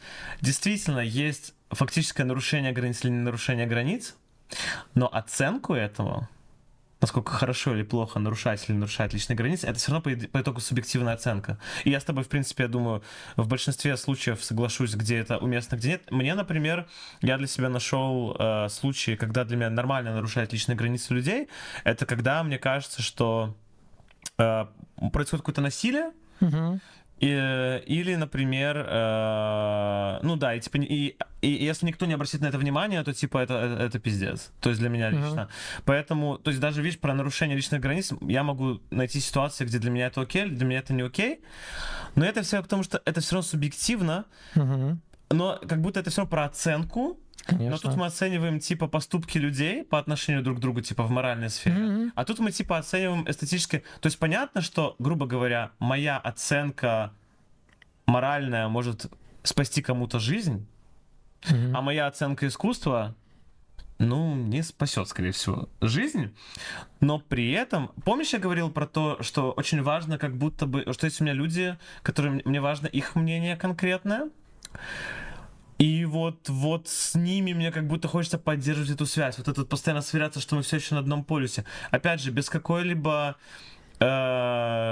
интенции кого-то засрать, чтобы им стало плохо. Не дай бог. Вот этого мне... Вот на самом деле, это то, почему деятельность определенных музыкальных блогеров мне не импонирует, потому что как бы то, что они делают это публично, они делают это для того, чтобы эпатировать и привлекать к себе внимание, а как бы, кому это сделать в итоге круче и легче, то есть ты просто пошакалил, на тебя за это подписались. А как бы вот, в каком-то кругу более-менее таком, я просто вспоминаю даже, но все равно как бы важно отдавать, а что же это вкусовщина, да. Так да, вось чекіряут камент. Табе можа просто каціць ці не каціць, і гэтым быццам дае права даваць ацэнку ўнутры сабе. Вось гэта мне падаецца ключавы момант унутры сабе, да. То есть я калі казала пра што-то камусьці штосьці там тлумачыць, вещаць, это якраз пра тое, што ты прыходзіш і камусьці распавядаеш, што вот я лічу, што твоя творчасць говно. А тебе не факт, что запрашалі. Тыпу, внутри, не, відавочна, што ўнутры, бывае, што наадварот, творчасць крутая, якая-нибудь классная, там, заслуженная, все такое, но у тебя просто іншы настрой. Ты сидишь для самоклопата, вось мне зараз это не залетае вообще. Шмат людзей у гэтым штосьці знайшло, для мяне это падаецца зараз не сучасным, не своечасовым, какое-то говно, не буду это слухаць. Но я звычайно это сижу там в своих думках, кручу там и в своих адчуваннях, и просто, я не ведаю, переключаю трек на то, что включаю лоу-фай хип-хоп 24/7. Но если захочется сверить со мной свой эстетический компас когда-нибудь, и тебе захочется поделиться мыслью, что что-то не нравится, я открыт. Ой, так да, конечно. Ну и вот бачишь, ты меня запрашаешь, и это уже официально в особистой размове. Про My Chemical Romance мы разговаривали. Все моцна змяняе. Так. І мне можа штосьці там падабацца, штосьці не падабацца, но при этом это не значит, что я лепш цябе, ці ты лепш мяне. Не, вот это очень важно понимать, да. Да, я просто поважаю, у нас могут не совпадать позиции. Ну, крутей. Да. Я их, для меня это просто мало мае сэнсу, все гэты там говно, не говно, типа там приходить комусь и тлумачить, что они что-то не так зрабілі. Не, это вообще кринж. Я был на свопе, когда типа вот эти шмотки меняли. Там прикольное было правило, заявила ведущая, не надо подходить и говорить там, как кому что идет, пока вас типа не спросят. Ну да, крутая тема. И я ходил, но я для себя его немножко переиначил. Я нашел для себя грань, которая мне показалась абсолютно безопасной. Ну, если уже там я бы кого-то обидел, я бы охуел. Я позволял себе позитивные оценки. Если я вижу, что человек что-то меряет, я говорю, типа, бля, как круто. Вот это, мне кажется, то есть кому-то сказать, что что-то пиздато без спроса, ну вот это, мне кажется...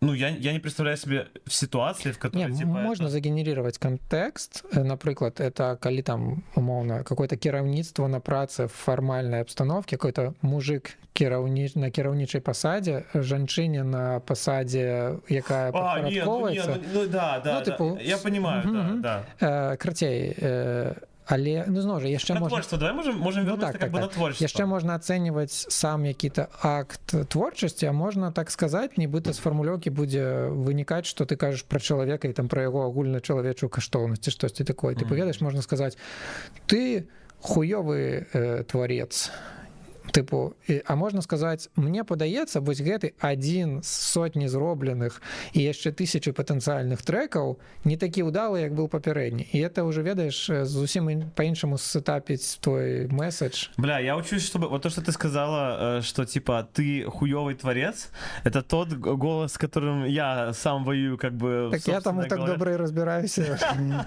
Блять, кто-то, кто занимается творчеством, скажите, кто-то есть без этой хуеты, пожалуйста, помогите.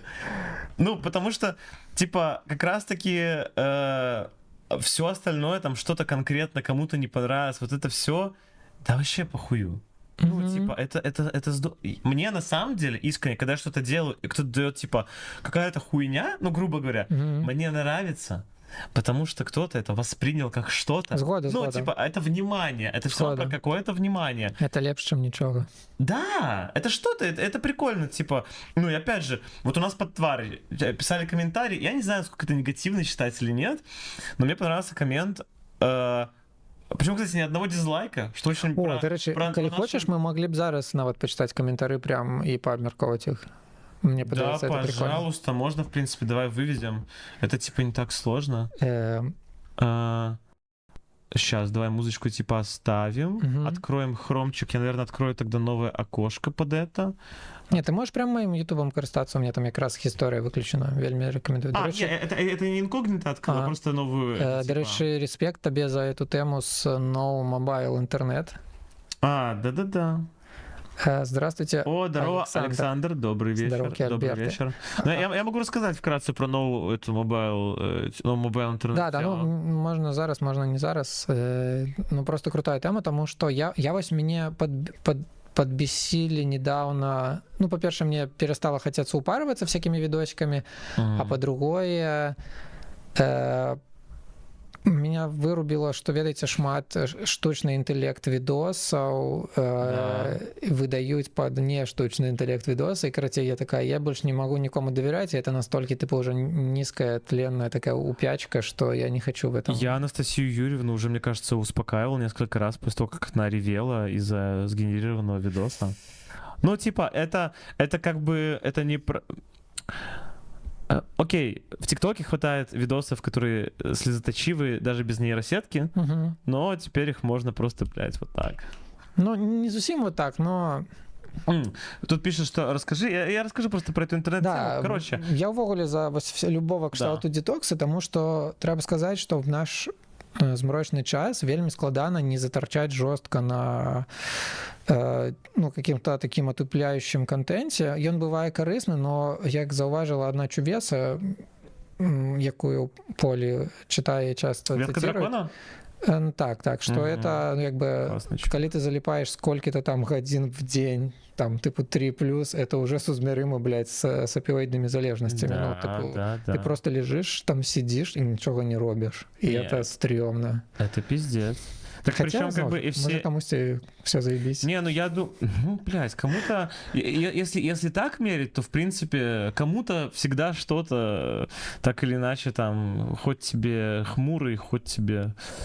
Да. Noise MC, не знаю. Но это просто пример. Просто тут в предложке на ютубе Noise MC, я поэтому сказал Noise MC. Блин, давай попробуем как-то без предложки обойтись. Мы можем... Ты знаешь, как это сделать? Кадрировать? Да. Ці можна вот так просто зробити, ці ні. Продакшн пошел. Видишь? Не можно. Подожди, стяни. И пролистай вниз теперь. Короче, я расскажу просто в двух словах про эту интернет-тему. Я случайно дошел до прикольного момента, и мне кажется, я так оставлю. Короче, я какое-то время хожу просто без мобильного интернета на телефоне. Нагадаю, что еще году 5 тому это было нормой життя. Вот. И в этом и суть инсайта. У меня интернет есть дома. Ну, как правило, я перемещаюсь там из дома на какую-нибудь там тусовку или к каким-нибудь друзьям или типа такого. И между этими точками у меня, типа, нету интернета. Я там не залажу в ленту, не отвечаю на переписки, никто меня не может достать. Если я с кем-то встречаюсь, мне просто звонят на номер, или я звоню, типа, привет, типа, я там подъезжаю, ты где? И я спустя несколько дней осознал, блядь, так я ж так и жил. Вот ровно до момента, когда начался доступ к бесперебойному интернету, Инстаграм, Телеграм, огромное количество контента в интернете, блядь, я так и жил, и было охуенно.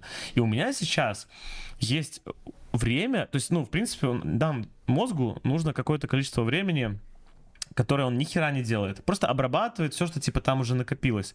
И из-за того, что ну, скуку мы как вид уже вообще переживаем еле-еле, потому что у нас есть всегда вариант, как эту скуку уничтожить, этого времени нету.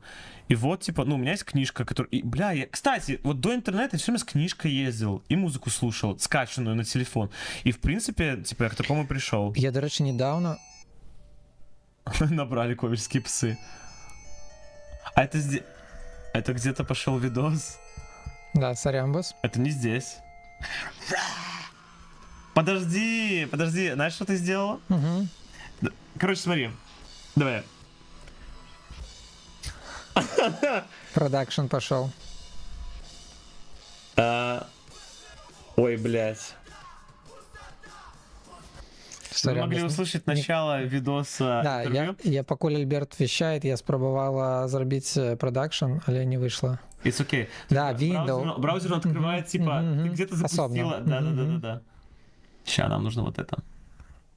Так. Okay. Знаешь что?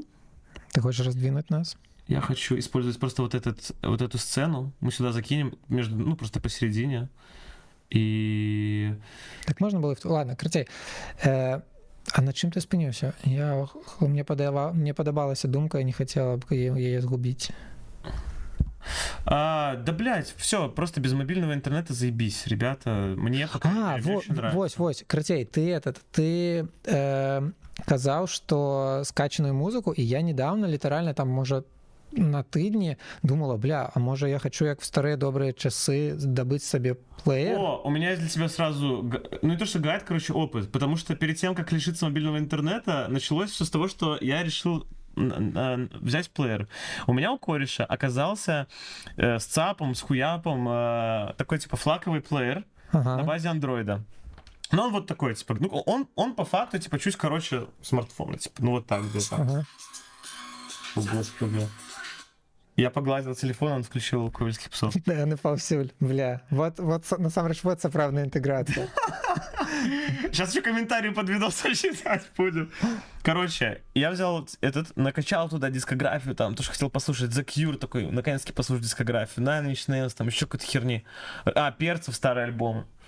И я начал с ним ходить. И знаешь, в чем проблема? У меня есть один телефон, а теперь у меня есть два телефона. Это огромная, типа, балда, и та, и другая. И я по итогу перестал его носить. Но теперь просто у меня скачанный на телефон, типа, музло. Как я в какой-то момент тоже, типа, начал слушать музло с телефона, и при этом мне не нужно носить дополнительный девайс, и это с кайфом. Но если плеер какой-то носить, я бы, наверное, себе сейчас купил, знаешь, как на батарейке просто китайскую такую тему. USB просто такой плеерчик небольшой. Ну, у меня был вось у мои золотые часы, насамрэч змрочныя, калі узгадаю их и в деталях, был iRiver. iRiver, да. Вот когда говоришь iRiver, у нескольких людей просто типа iRiver. Это як Sony Ericsson K750i. Карцей, а iRiver это был закос под iPod, и вось які-небудь iPod ці вось такого кшталту iRiver, вось маленький, вот такой синький. Вот это крутая тема. И ты его просто по USB врубаешь, скидываешь туда все свои папки от сябровок и сябров и гоняешь. Один, что в их не подрубаются блютусные наушники. Ну, я думаю, можно что-то с этим придумать, какой-то передатчик поставить, но... А есть такие штучки, да, то бок. Да. Но меня я, до речі, збираюся набывать наушники не на Bluetooth, а на Wi-Fi. И они без затрымки, и можно будет в мою самограйку барабанить без провода. Круто, охеренно. Да. Но меня вот именно что размер этих девайсов смущает немножко. И в принципе я вспоминаю, то есть под конец или под самое начало эры вот этого всеобъемлющего мобильного интернета, ну я все делал. Короче, с того момента, как у меня появился телефон, на который можно нормально музыки записывать, я слушал музло с телефона, а с плеером я ходил до того, как у меня было что-то подобное, и в какой-то момент почему-то еще я ходил типа... Не знаю, почему на самом деле. Вот я с iRiver'ом ходил. Но у меня там еще был такой прикол, что друг накачал кучу музыки своей, я слушал. Давай пройдемся по комментариям, покуль мы зусім не згубили сувязь. Да. О, привет. Ахава Исраэль. Я знаю, это моя мама, мне кажется. Привет. Здравствуйте, вельмі адказны момант. Привет всей прекраснай кампаніі. Цудоўна, взаемна. Да. Нам вельмі падабаецца кампанія з каментароў.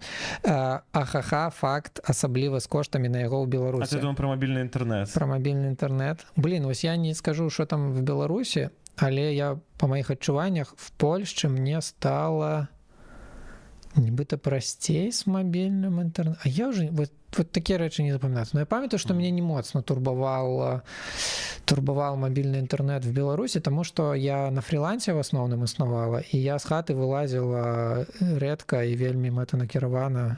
Таму я в асноўным сидела просто дома.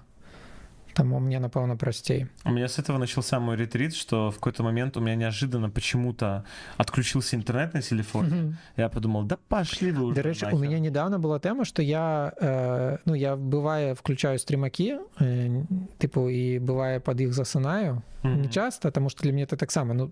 Особисто для меня это таки не вельмі добрый показчик. Хотя бывает, вот хочется прям ушататься уже от стомленности, что-то врубить и заснуть под это, як батя перед телеком. Вот. И как никто это не выключал еще. И я одно еще переблытала, не переключила на Wi-Fi хатні, и с мобильного интернета там умовно всю ночь глядела стримаки. И праз гэта у меня скончился мобільны інтэрнэт, там трафік у меня які-то ёсць абмежаваны на месяц. І я апынулася в сітуацыі, калі у меня уже інтэрнэт скончыўся, я не паспела закінуць грошай на новы, і я вось праехалася тыпу в метро ад Вежбна да Дворжаца Віленскага і прыйшла да дома. І не тое, каб я чула моцны дыскамфорт, но у меня было адчуванне, што што-то змянілася, штосьці не так. То бок в сэнсе я уже насамрэч вельмі уже на якім-то спінна-мазгавым таксама ўзроўні, чыста уже без пропускання праз кору головного мозга, типу, уже мобильный интернет у меня, типу, заинтегрирован в меня. Знаешь, что еще классно? Что до тебя не могут все дотянуться в любой момент. Мне кажется, это тоже одна не очень адекватная вещь, которую... Ой, да. Я уже шмат год тому, калі у меня была вельмі актыўная фаза арганізацыі яшчэ в Мінску, там 19-18 год, КМВ ивентов всяких, особливо буйных, я увогуле в какие-то момент перешла на кнопочную мобилу, потому что у меня был передоз просто коммуникациями всякими бизнесными. У меня реально, была там такая, подступала панічка, я еще нават не ведала, як это называется, но я весь час в этом стане была, и я переходила на звонилку. Вот. А яшчэ что? А яшчэ у мяне таксама вельмі давно выключены, замьючены все notification в мессенджерах любых и там во всех соцсетках, просто тому, что, например, я ведаю, что там я зараз иду сустракаться там с такой-то сяброўкай там по таким-то справам, я размьючиваю гэтых людей, там с кем мне трэба быть на сувязі, каб не пропустить. А так у меня by default все замьючено, потому что это так само перетворяет тебе в какого-то лабораторного пацука, якого в любой момент могут. Ничего не подождет. Прямо сейчас. Вот. Там еще Александр писал то, что вот только заважу, что мы в одном покое. Так. Опа. Как он такой переход нечаканный? Опа. Блин, на самом деле было прикольно, ведаешь, разгонять легенду, что мы засетапили 2 однольковых покоя. Одинаковых, да. Есть копия просто 2 покоев. И раньше было лучше, это я так разумею про... Типа без интернета.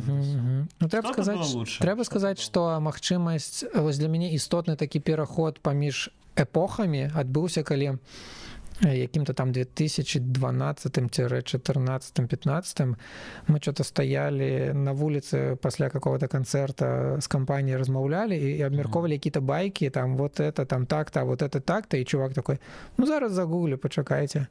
И мы такие, о, в натуре, зараз уже нельга безнаказанно прогонять полную пургу.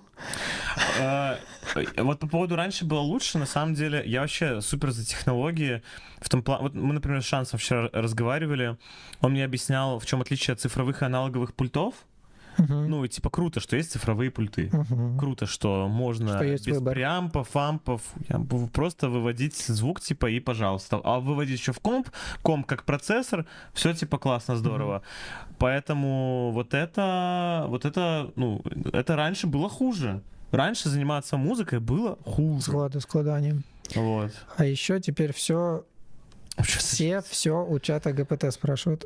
Так, у меня такие есть люди, какие такие прямо... У меня тоже есть такие люди. штучны інтэлект энтузіасткі энтузіасты. Ну это не страшно, но насамрэч вось меня больш ведаеце турбуе не тое, што такія людзі ёсць, а мяне больш турбуе, што ёсць людзі, якія плавна з адэкватных ператвараюцца ў барцоў з 5G вышкамі, таму што раней там не было Гугла, не было мабільнага інтэрнэту. Вось, ну як бы відавочна, што трэба хаця б з какого-то экалагічнага sustainability планеты пункта гледжання за гэтым уважліва сачыць, но пры гэтым тыпу кратей. Вот еще пишет очень хорошая мысль, поэтому невозможно людям какие-то аргументы свои приводить, потому что чат GPT не так сказал. И это вообще, это лютая жиза. С одного боку так, з іншого боку ранее без чата GPT люди были вельми типу бетонные, непробиваемые. Мои самые вот такие люди, с которыми невозможно спорить, типа, они просто... Раньше они используют, типа, ну, я читал исследования, да, хотя там, может быть, видос про... Ну, короче, типа такого. Но у меня есть охуенная тема по поводу чата GPT и как люди сходят с ума. Короче, есть официальные исследования, как я говорил. Это база, да? Не, ну, короче, есть психиатр. Вот, как раз вот Каталин пишет про кринж веры чату GPT, и я расскажу, до чего этот кринж может доходить. Есть психиатр, которому я доверяю, у которого есть проект Healthy Gamer, да, GG. Очень много чувак. Який лох и не взял тебе в свою команду за гроши працевать? Да, не взял меня ментором на свою программу вообще-то.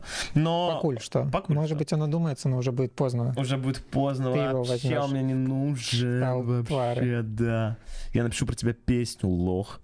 Короче, и... Ну, это, типа, реально крутой психиатр, у него очень крутой образовательно-психологический проект Healthy Gamer, у кого окей с английским, я очень рекомендую, потому что у него именно образование, то есть он хороший эдукатор на тему психического здоровья, не рассказать частушки, типа, абьюзивные отношения, личные границы, бла-бла, а он, типа, реально объясняет, плюс у него есть разговоры с живыми людьми, которые очень бывают круто послушать, потому что там ты подмечаешь что-то для себя.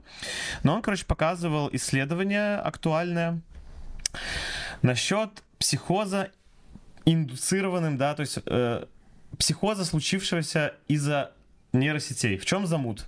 Основа работы нейросетей — это позитивный луп. Ты ему говоришь, блин, вот мои дети там, они со мной не общаются, потому что они такие-сяки неблагодарные. И что тебе говорит чат GPT? Да, конечно, слушай, наверное, очень тяжело быть тобой, твои дети такие-сяки неблагодарные. И в чем прикол? Приходит в него человек, в чат GPT, и говорит, слушай, я понял теорию всей физики. Все, я понял, как мир устроен. Что он тебе говорит? Ты что, ёбнутый? Нет. Он говорит, ты реально понял теорию всей физики? А ты хорош. Он учится на тебе. Ты ему... И в чем прикол? Короче, абсолютно здоровые люди, у которых не было каких-то эпизодов, психозов или типа такого, заходят в чат GPT и дописываются до того, что ловят психотические припадки. Потому что они просто закольцовываются в этой... У них типа уровень паранойи повышается. И там в этом исследовании, кстати, прикольно, что там даже они по разным матрице параметров проверяли, какие искусственные интеллекты, нейросети больше этого психоза повышают, меньше. Но люди буквально сходят с ума из-за чата GPT. Трэба сказаць, што лёгка поверить не там... Исследование про шека ему GPT. Что? А я, кстати, найду даже это доследование. Так. Дарэчы, ну, крацей, вось на тое, што тэму того, што ты сказал, на тэму каментараў крынж верить чату ГПТ і про чекаем ГПТ. Дарэчы, вось люблю іронію, с іроніяй все переживаецца нашмат лепш. Крацей, лёгка могу поверить, просто простое, што хаця лепш пераправерыць. Але лёгка могу поверыць простое, што людзі сапраўды лёгка знаходзяць спосабы, як разбурыць сабе кукуху, калі яны захацелі, просто таму што до чата GPT і там іншых штучных інтэлектаў, напрыклад, былі там і застаюцца там ютубныя алгарытмы ці там тикточныя прапановы. Ты пачынаеш глядзець трошку тэорыі замовы, а потым табе рэкамендуе яшчэ больш тэорыі змовы, і вось ты робішся жорсткім барцом з ілюмінацыі просто таму, што як бы табе яшчэ і больш паказвае таго, што ты там любіш упарывацца. Ну ты знаешь, типа, это для меня это примерно как, например, фейк-ньюс. Всегда был наеб, да, то есть всегда можно было какую-то провокацию выдумать, всегда можно было налепить, но сейчас Ну, то есть технологии, они развиваются, и они развивают качество всех этих инструментов. Конечно. Но і якби... Но это было все, как суть, это было всегда. Карцей, мне падаецца, што як і алгарытмы, як і там просто пашуковыя сервісы 25гадовай даўнасці, так і зараз штучны інтэлект — это просто інструменты. І тое, што некаторыя людзі умеюць разбіць лоб аб самыя простыя там, ну, тыпу рэчы, мяне не здзіўляе. Это тэма старая, яна з'явілася до кампуктараў. Это правда. І гэтак далей. І вось, тыпу, ну, крінж верыць чату ГПТ, тому што крінж верыць бездумна чаму заўгодна. Вось мой сябра Влад, напрыклад, дзякуючы там, вось ён распавядаў, дзякуючы таму, што ён там рабіў запросы в розныя чаты ГПТ, там ён круто падрыхтаваўся да прыёма ў лекара. І там ці, напрыклад, в розных чатах, в сэнсе, в розных штучных інтэлектах ён шукаў зоапарк з капібарай в Варшаве. І, напрыклад, 4 з 5 сказалі, што няма, а адзін знайшоў. Але ён все адно не пайшоў гэты зоапарк з капібарай контактны, таму што там, тыпу, эта капібара несчастная, замученная, и это супер неэтично. Я сейчас поскидываю в чат ссылки на исследования, о которых я говорил. Вы можете верить ці не верить, лепш за ўсё проверьте и зробите свои высновы. Мне, в принципе, то есть я лучше признаю себе честно, что я в чем-то вообще нахер не разбираюсь, и я типа тупой, чем я типа как-то вот так наспех типа с помощью таких инструментов типа пойму, типа прошарю. Но бывае заўсёды ніхто не адмяняе кайфа ад таго, каб просто на какой-то тусовочке чисто для души поразгонять всякие всратые байки. Всратые байки — это вот, ну, когда это байки, да, то есть я все больше и больше как бы прихожу к тому, что надо действительно смотреть в прошлое, как были устроены человеческие общества, чтобы какие-то инструменты находить, да, вот эти там шаманские опыты, то, что люди там травили сказки, в принципе, да, то есть, ну, я как бы не про то, что Колобок спасет наш мир, но... Людям цікаво послухать про Колобка. Повесился? Что, будем читать комментарии? Да, давай почитаем комменты. Я не ведаю, на вот какие критерии вводные. Был коммент, с которого я хотел начать просто. Ну, во-первых, вот, Шик-Блеск. Вот, человек, который говорил про конструктивную критику. Давайте послушаем. Шик-Блеск. Дякую команде, что зрабілі гэты відос. Дякую гайсам за творчасць. Хачу яшчэ 100 таких відосаў з усімі класнымі беларускімі проектами. Оценка. Проблемы? Вообще супер. Но это вот, слушай, ну мне кажется, что вот такое писать, ну блин, ну это же круто. Я адчуваю, что калі я пишу такие комменты, я, ну, не іранічна бафаю людей, якія в мінус сабе зрабілі гэты відос, і хачу ім хаця б трошки на 2, там, на 1,5 ці на 0,5% кампенсировать іх внёсак, каб яны, ну, каб просто для сабе нават, это мой асабісты інтарэс, каб павысіць верагоднасць, што наступны відос выйдзе. Да. Па-першае, па-другое, ну, у меня есть просто таксама яшчэ адзін мой індывідуальны інтарэс. Я для сабе это так растлумачыла. І вось, дарэчы, пра каменціраванне чыёй-то там творчасці, тыпу, што вось падабаецца ці там не падабаецца. У мяне ёсць абмежаваная колькасць дзён на гэтай зямлі, тыпу, у гэтым жыцці. Рана ці позна я памру. І я бы не хацела марнаваць вось гэтыя свае нават секунды часу, каб камусьці тлумачыць, што это неправільна і трэба шырокую на шырокую класць. Прям тлумачыць, это реально, это же сілы, это время. Ну, крацей, да. Я лепш ці займуся чым-то сваім, што мне дакладна падабаецца, ці падтрымаю тых, хто робяць тое, што мне падабаецца, чым я буду кагосьці абсіраць. Нават калі ў гэтым ёсць, можа быць, які-то там база. Сэнс. Я люблю их. Крутые чуваки, прям реальные мужики. Блин, а в кадре что только... Ну ладно, неважно.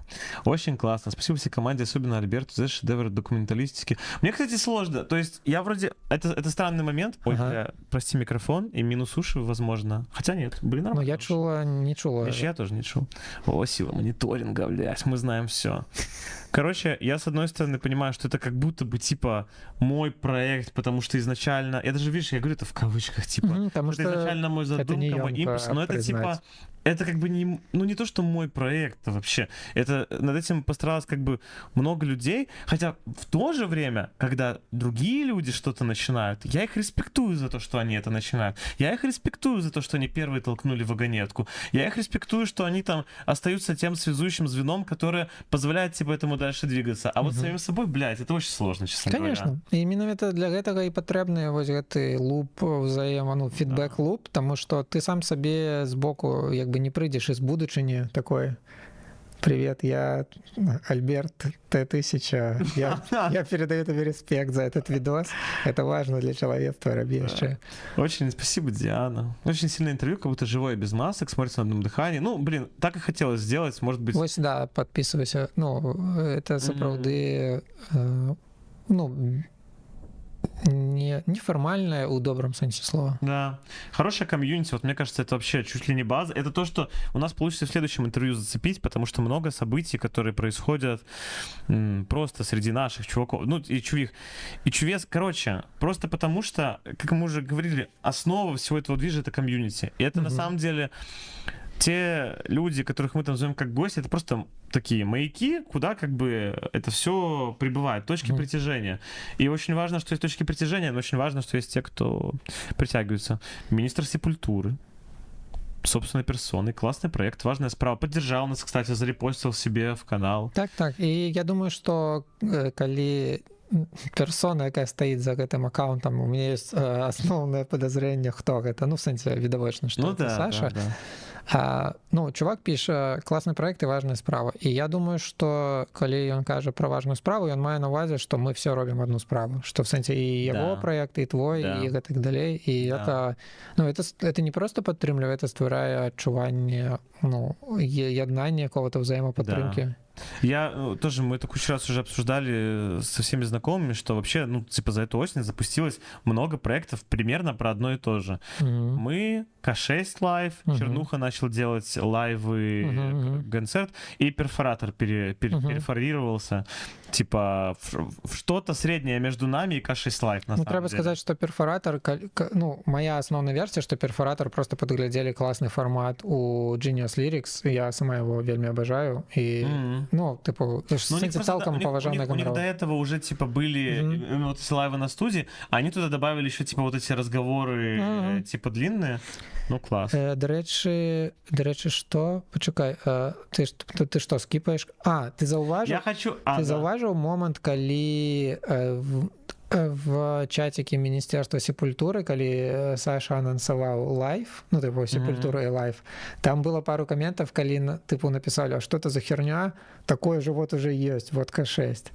И там, типу, ну, для меня это дивно чуть, но некоторые люди шчыра это написали, притым мы супер досыць в комментах поразмаўлялі про гэта, типу, что не типу, что вы неправильно сказали, а в сэнсе я такая запыталася, типу, ну, мяне здзіўляе, чаму людзі такое пишут, тому что чым больш классных проектов, нават калі в блізкай сферы, ну, в сэнсе, што для мяне не дзіва, што чувак, каманда, якія робяць агляды на музыку, якую-то распавядаюць музычныя гісторыі, яшчэ і робяць лайвы, потому что это все про музыку. Ты любишь пирожные, тебе дают еще один вид пирожных, ты такой, блядь, вы что, охуели? У меня уже было пирожное, съебите. Ну, это же даже не конкуренция, по сути. Так, более того, если уж доебаться, это вообще разное. То, что делает Чернуха и К6, это Чернуха делает лайв-концерт. Это то, что это из всех форматов, это единственный литерально лайв, без монтажа, который это онлайн-концерт. Ну так, все остальное это не онлайн. Ну, типа, это же разный вообще прикол. Послушать в записи треки, послушать идеи. Даже если мы интервью, да, типа, вырежем, просто представим, что там не просто на студии сыграли, типа, несколько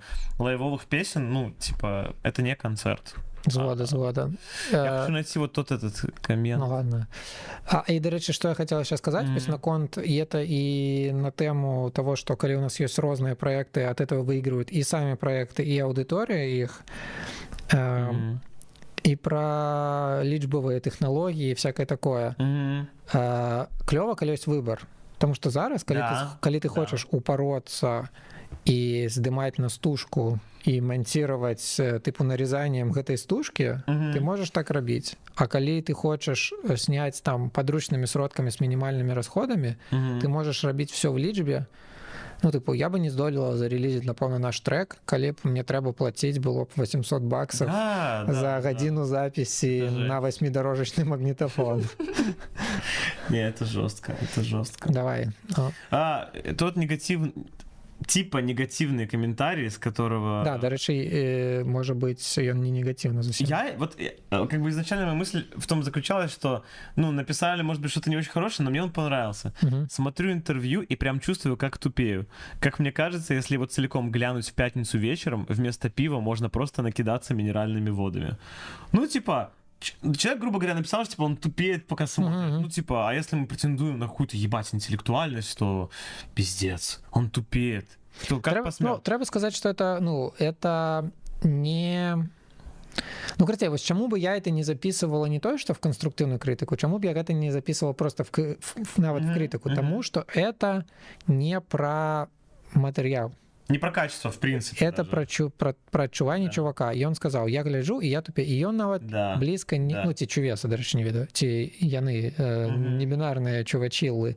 Карацей, это відавочна зроблена для того, каб, штосьці правещаць, да? І як бы без удакладнення. То бок персона не паклапацілася аб тым, каб яе зразумелі. То бок можна агульна сказаць, што тыпу ты ведаеш, як калі у тебя настаўніца запытваецца, ты зрабіў домашку, ты кажаш, я там не понял, а настаўніца кажа, так а што ты дакладна там не понял, і робіцца зразумела, што ты не открывал домашку. Но при этом, честно сказать, я согласен с этим комментарием. Глядя этот видос, это, знаешь, как аудио... Те самые, типа, из старых времен. То есть, нет, там есть, конечно, какие-то там глубокие мысли, но там достаточно много, просто слухай, такого... Типу, я збольшага бачу, што людзі транслююць, пра сабе, пра тое, што іх турбуе, там, што іх внутрі, там, што іх ёсць внутрі, то яны і транслююць. І это датычыцца і ўсіх папярэдніх каментароў, і гэтага. Просто фішка ў тым, што з некаторымі каментарамі ты в адным потоке, і тебе таксама внутрі вось гэтае ж адчуванне, і вы на падставе гэтага канекціцеся, і вам прикольна разам. А вось гэтая персона захацела с вами потусоваться, написала коммент, насамрэч. Это круто. Так. Блин, вот это все эти тусовки, все эти комьюнити, музыка, опять же, если возвращаться про то, знаешь, типа, кому тебе лично важно, чтобы твоя музыка нравилась, да? И для меня это в том числе про поиск своих. Так это в первую, это яно и есть. Такая просто. Бро, это вось гэта это прямо exactly вось гэта юнговская тема. Про тое, што мы эволюцыйна баімся, што нас изгонят из племени, и мы умрём, потому что в одиночку мы не можем выжить. І вось гэта адчуванне яднання вакол музыкі, вакол там, не ведаю, палітычнай партыі, вакол кружка па какие кружкі бываюць? Так, в сэнсе это і ёсць пошук сваіх людзей праз творчасць. Ты просто дасылаеш які-то сігнал в асяроддзе навокал, і на яго адгукаюцца якія-то людзі, і ты адчуваеш, што вось яно, як бы вось мае людзі, і я тут не адзін, не адна. Да, и причем этим заниматься вместе прикольно. Вот я как говорил, да, что типа Шанс мне вчера там объяснял за пульты. Я типа сейчас пытаюсь прошариться по теории звука вот этого всего, потому что я понимаю, что если как бы я начинаю что-то делать один, то мне надо быть максимально самостоятельным, потому что вот это чудесное стечение обстоятельств, когда находится еще кто-то, и вы хотите конкретно вместе, конкретно все свои силы типа в этот проект инвестировать, этого ждать, типа бессмысленно. Поэтому... Хочется, да, как-то все уметь, и я понимаю, что я там что-то сижу, читаю, слушаю, думаю, за что взяться, а у меня в этой тусовке есть один чувак, который там сводить умеет, другой чувак там, который вот такие вещи может... То есть, это... Ты мало того, что находишься somewhere to belong, да, в принципе, свое какое-то место, где тебе просто, типа, комфортненько, ко всему прочему, вы разделяете какие-то интересы, занятия, и вы можете друг другу помогать этим заниматься. Это офигенно. Тут смешно, кстати, был момент. Стас, я не знал, что это Стас написал. Хорошее интервью, правда, я считаю, что было бы неплохо вырезать вот этого ведущего, который сидит на глазированном сырке возле Барбазара. Но на самом деле это очень велико. Я считаю, что очень не хватало нашей индустрии. Я уже написал. А ему написали: так, сырок, это ты, про сырок смешно за ведущего, извинись. А потом мне Стас пишет: это я, но просто про сырок я для контекста, так сказать. Так, насамрэч для мяне это вельмі арганічны мув, тыпу сказаць вот, а вот этот вообще дебіл. Ну, да. Про сабе. Ну, і это, дарэчы, таксама пра вось это пераадольванне. Дарэчы, класныя колеры в сэнсе і там контрастненько, тыпу. Это, кстати, красил Саша под коням. Здорово, Саша. Да, респект Саше. Он, вот новое интервью он помогал снимать, типа вот не репортажные основные части. Чувак припер 3 Blackmagic, свет, штативы. Ладно, сырок сложно, короче, разглядеть. Да не ты. Сырок.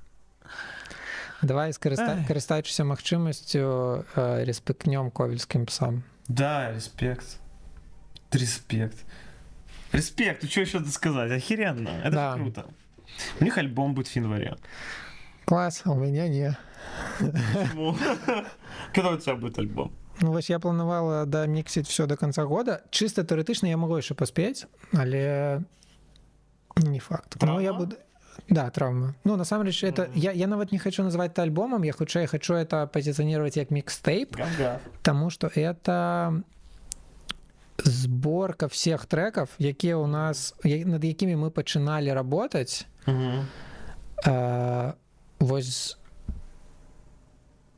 до... Ну, ладно, просто у нас был здаравенны перапынак, апошні альбом у нас выходзіў у 2018, першы гурта Травм і апошні паўнафарматны альбом 2018, пасля гэтага у нас выходзілі там раз на год, там 2 разы на 2 года сінглы.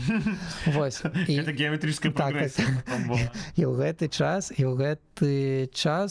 было зроблена всякіх напрацовачак і дэмачак і гэтак далей, і частка з іх яна вельмі ўжо далёкая для мяне, хаця б там простое, что не то, что мне не цікава уже тое, про что я там писала тексты, что-то такое, но все одно пройшоў час. Не актуально. И мне, ну, актуальность меня ебет, внутренняя актуальность меня вось хвалюе. Да. В сенсе, что наконт того, насколько это будет актуально у навакольным асяроддзі, Не, я именно про это и говорю, что для тебя самой, да. Мне цікава умоўна написать новый текст на беларускай, ці там можа перакласці старую напрацоўку на беларускі, потому что некаторыя штукі я пачынала яшчэ, калі я там на расійскай размаўляла, і для мяне это не было такой важнай штукай для самаклопата. Вось, і я хочу все вось гэтыя напрацовачкі, якія мы пачыналі. Ну, вот сябра таксама вышел в 2025 годзе, а напрацоўку першую, ну, в сэнсе, это было яшчэ дэмка, это не был гэты трек, но першую напрацоўку тэкста написал в 2017 годзе. А с чего начинался этот трек вообще? Как он создался? І карцей, да, зараз распавяду, договорю. І карцей, я хочу все вось гэта нарэшце дарабіць, каб яно не висело, не цягнуло мяне вось этой недаробленасцю вниз, не демотивировало. Дарабіць это уже дропнуть, то бок это будет складываться в какой-то альбом, но это хутчэй будет складываться... Да, и тому я хочу это назвать микстейпом больше. Слушай, а вопрос по поводу этого повисшего гештальта, типа, тебя реально демотивирует, что это, типа, недоделки? То есть почему... Это просто теоретический вопрос, типа, я не говорю, типа, как тебе надо там или что-то такое, просто интересно. Может быть, как бы намного естественнее будет это дропнуть, дропнуть не в смысле релиз, а в смысле оставить. Да, забить, я разумею. И заниматься типа чем-то сейчас. Я думала про гэта, просто я разумею, что у гэтым ёсць, ну, это так ці інакш вельмі важныя там для мяне какие-то ідэі, моманты і гэтак далей. У меня там няма ніводнага трека, які б не быў звязаны там з якім-то маім жыццём. В сэнсе, ну, типу, я пишу какие-то сферычныя творчасці в вакууме раблю, но все одно у меня такі, асабліва вось менавіта в травме, падыход такие чисто, ну, часткова автобиографичные. И мне просто важно для у якасці какого-то самаклопата да сабе як да творчай персоны, для каб сваю ўнутраннюю мастачку тыпу аддаць ёй належнае, і як я уже як какая-то дарослая прадюсарка сваёй творчасці мушу пра яе праклапаціцца, пра сваю творчую вось персону, якая генерировала гэты контент, каб просто адчуваць какую-то внутреннюю гармонію. І фішка яшчэ ў тым, што я давно вельмі зразумела і прапаведую такую тэму, што я не магу левелапнуцца, я не магу зразумець, як трэба рэлізіць трек лепш, правільнее, пакуль я не пачну яго рэлізіць. В сэнсе, што вось я напісала якую-то ідэю ў 2017, дарабіла яе там в 2020 і зарэлізіла ў 2025, і толькі ў гэты момант, калі я вот это зарэлізіла, яно як бы якой-то вось раней оно было патэнцыяльнай энергіяй, а зараз оно стала кінетычнай энергіяй. І я ўжо гляджу збоку на гэта, і я ўжо зразумела, якім гэты трек быў, якой была гэтая моя творчая задумка. А пакуль яе не дарабіла і не зарэлізіла, у меня в голове квантовый миллиард вариантов. Это круто, это не круто, это больше философское, это больше про форму. То, что уже началось, не можешь это не довести. В сенсе, што мне так ці інакш трэба будзе прайсці гэты шлях, і што я могу кинуть эту демку і пачаць новую демку, но все одно и то я буду прокачаюсь толькі до другого левела. Я не могу з першага левела, зрабіўшы 50 недаробленых демак, адразу на 50 левел прокачацца. Я так ці інакш мушу прайсці гэты шлях, і лепш я яго прайду у тым парадку, в якім як бы моя творчая внутренняя персона развивалась, чым я буду... Ну, зноў жа, это чисто моя тэма, можна спокойно, ва ўсіх людзей по-рознаму. Просто я хочу для самоклопата, плюс яшчэ эта творчасць не толькі моя, мы гурт, тыпу зараз мы дуэт з Андрэем, але да гэтага быў яшчэ Жека, да гэтага быў Эл, і мы таксама штосьці накідывалі, і я разумею, напрыклад, што калі я гэта дропну, то і які-то маленькі кавалачак, які яны прыўнеслі, ён застанецца незарэліжаным. То есть как ответственность перед другими людьми. Ну, нават не тое, што перад іншымі тыпу адказнасць, в сэнсе, што яны як бы нічога дрэннага не будзе, калі я не дарэліжу гэта. Мне просто самой таксама для самаклопата, для адчування внутренняй гармоніі, я хочу там праз шмат год открыть это и такое, вот это мы там с Элом в гараже сочинили спочатку. В том числе да. Это в тым ліку, каб просто якую-то таксама гісторыю зафіксаваць в чым-то сапраўдным. Таму што, карацей, як вось бывае думка, якую ты выкажаш, і яна атрымлівае новую сілу якую-то, нават на цябе яна пачынае ўздзейнічаць па-іншаму. Вось ты просто падумаў штосьці, а потым ты это прагаворваеш, а яшчэ ты можаш это прагаварыць камусьці, і потым гэтыя людзі як-то на гэта рэагуюць, і ты думаеш, о, вау, это прикольна была думка, это я придумала. Вось, тое ж самае з зарэліжанымі трекамі.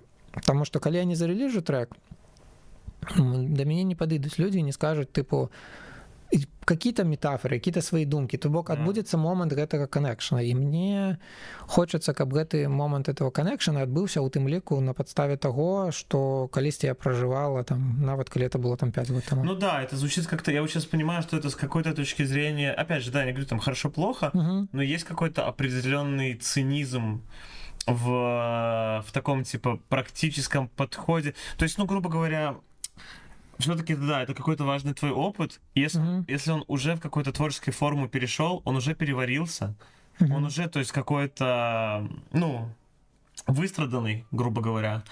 И просто с этим, не знаю, отложить на время, не отложить на время. Я понял, почему, что ты говоришь про перескок на левел в любом случае, но действительно, да. Наверное, у меня просто такой ситуации не было, и мне это сложнее понять, хотя, опять же, вот те же стихи, я их написал, и в какой-то момент, мне их прочитать надо. Типа, пока я их не прочитаю, они как будто бы не... Да, кстати, я дакладна буду праходзіць тым жа шляхам сумневаў, трывожак. Я буду рэлізіць неідэальную творчасць, якая не выклікае этого, карацей, сінгулярнасці, і все людзі не пачнуць на вуліцы распранацца і любіць всех на свеце і там мяняць сваё жыццё. Заўсёды будуць вось гэтыя... Всё будзе не ідэальна. І заўсёды будзе вось гэты самурайскі шлях супраць абставінаў і супраць сваіх трывожак і сабе. І это можа быць з тым, што ўжо я і так пачала со своими там сяброўкамі, сябрамі. Да. Ці это можа быць з новым трэкам. Мне спакойней спіцца, калі ў мяне няма недаробленых дэмак. Я магу іх перапрацаваць, то бок у мяне ёсць тэксты, якія там, напрыклад, я напісала, ці я там закінула стартавую ідэю, потым, напрыклад, Андрей развіў в тэкст, потым я такая: клас, Андрей, ну калі ты не супраць, я перапрацую. Як бы і там па выніку ад арыгінальнага тэкста засталося мала, но я ведаю, што саму ідэю мы пранеслі ад момента з'яўлення да рэалізацыі. Яна там шмат разоў відазмянілася, але ў мяне закрыты гештальт пра тое, што это вось тая самая ідэя. А «Сябр» — это про Андрея песня? Не зусім, ну зноў жа. Сейчас. Зноў жа. Я лічу так, што як напісаў, дарэчы, сам Андрей, што як толькі мы зарэлізілі трэк, ён уже нам не належыць. І як бы кого ебёт, пра што эта песня. Ну, насамрэч, ну, тыпу, скажем так, першую вось дэмку тэкста я напісала натхнёная, ну, тыпу, расчараваная, ну, карацей, эмоцыі, якія я переживала, калі писала гэты тэкст, выкликали у меня учинки не Андрея. Окей. Ну, это прикольно, особенно то, что ты говоришь про разочарование некое, так? Бо, как ты сказала правильно, что вы зарелизили трек, но вам не принадлежит, потому что, ну, я знаю, Андрея знает тебя, я эту песню воспринял именно так, и мне, в принципе, ну, теперь эта песня для меня про это, и как мне, в принципе, да, это не поменяется. Хотя, может быть, я смогу послушать просто с другого ракурса, грубо говоря, но это то, как я первый услышал, это то, почему я плакал, это то, что меня пробило, потому что для меня это была, ну, романтическая такая штука, знаешь, типа, не про... Ну, если прям очень... Вот я сейчас очень сильно утрирую, не типа, блядь, ах ты мразь, а про, блядь, чувак, ну, типа, оно две грани одного и того же, понимаешь, но, да, я это так услышал. Ну, так, да, мне адгукаецца, ну, это мае сэнс відавочна. Ну, тыпу, і, дарэчы, цікава, калі вось уже трэк гатовы, паглядзець все разам. Ведаеш, ты збіраеш там па аднаму кавалку, а потым нарэшце можаш взглянуць штосьці адно. Тыпу таксама, чаму важна релізіць. Может отличаться при этом, да. Это какой-то прикол. Ну, і, дарэчы, адзінае, што я б, напэўна, хацела дадаць, што гэты трэк пра тое, што звычайна ты, каго ты падпускаеш бліжэй за ўсё, яны як бы ты адкрываешься больш і раніць могуць цябе чыста тэарэтычна нашмат больш. Не таму, што там людзі злодзеі, некаторыя злодзеі, а некаторыя просто, ну, так, не ведаю, так свет працуе. Близость просто, да, работает. Для смелых.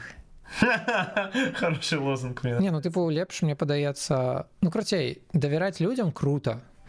І вось Полі часта прамаўляе такія штукі пра тое, што я паважаю людзей, якія адкрылись, не гледзячы на тое, што это небяспечна, і імі там скарысталіся ці штосьці такое. Таму што это, карацей, лохі не тыя, хто адкрываюцца, давяраюць, а лохі тыя, хто... Ранят, это ублюдкі, да, так. Я согласен. І няма слабасці ў тым, каб падстаўляцца, таму што падстаўляючыся ты можаш стварыць сапраўды класныя глыбокія тыпу ўзаемасувязі і ну карацей, мне бы не хацелася жыць жыццё без давера якога-то глыбокого. Я согласен. Я лічу, што мы дастойны большего, і гэта вартыя рызыкі тыпу наткнуться на пару неприемных типов в TTPS. В любом случае, как бы это всегда близкие отношения, это тот или иной риск.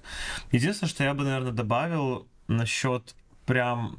Короче говоря, когда я представляю себе ситуацию, в которой какая-то персона раз за разом открывается людям, которые делают ей плохо, я не то, что ее осуждаю, это вообще меня нахер не касается, да, типа, ну, это, мне от этого ни горячо, ни холодно, но, наверное, в этой ситуации что-то идет не так. Ну так, згода. Потому что доверие... Мы будем блеймить с тех, кто... Все равно ублюдки по любасу. То есть, как бы, это как, ну, для меня это, ну, такой жесткий, конечно, пример, да, но актуальный в каком-то смысле в моей жизни, из-за истории моей семьи, но...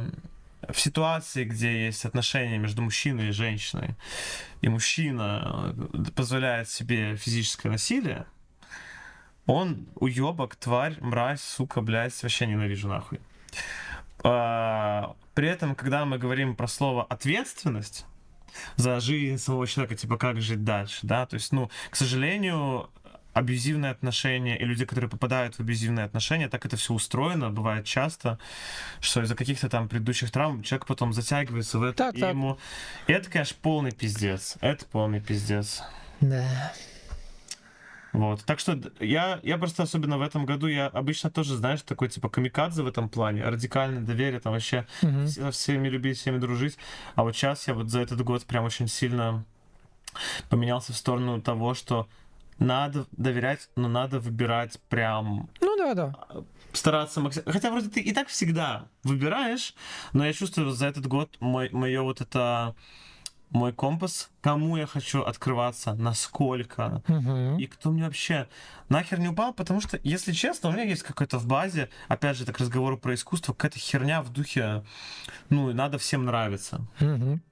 И вчера Не прикольно, треба. вот, Я не раю особисто. вот. И мы вчера, причем с корешами про это разговаривали, стояли, и у моего друга похожая как бы штука, и я ему сам говорю, думаю, типа, чувак, в этом мире столько уебанов, ты им прям, ты хочешь им нравиться конкретно? Может, пусть они лучше тебя боятся?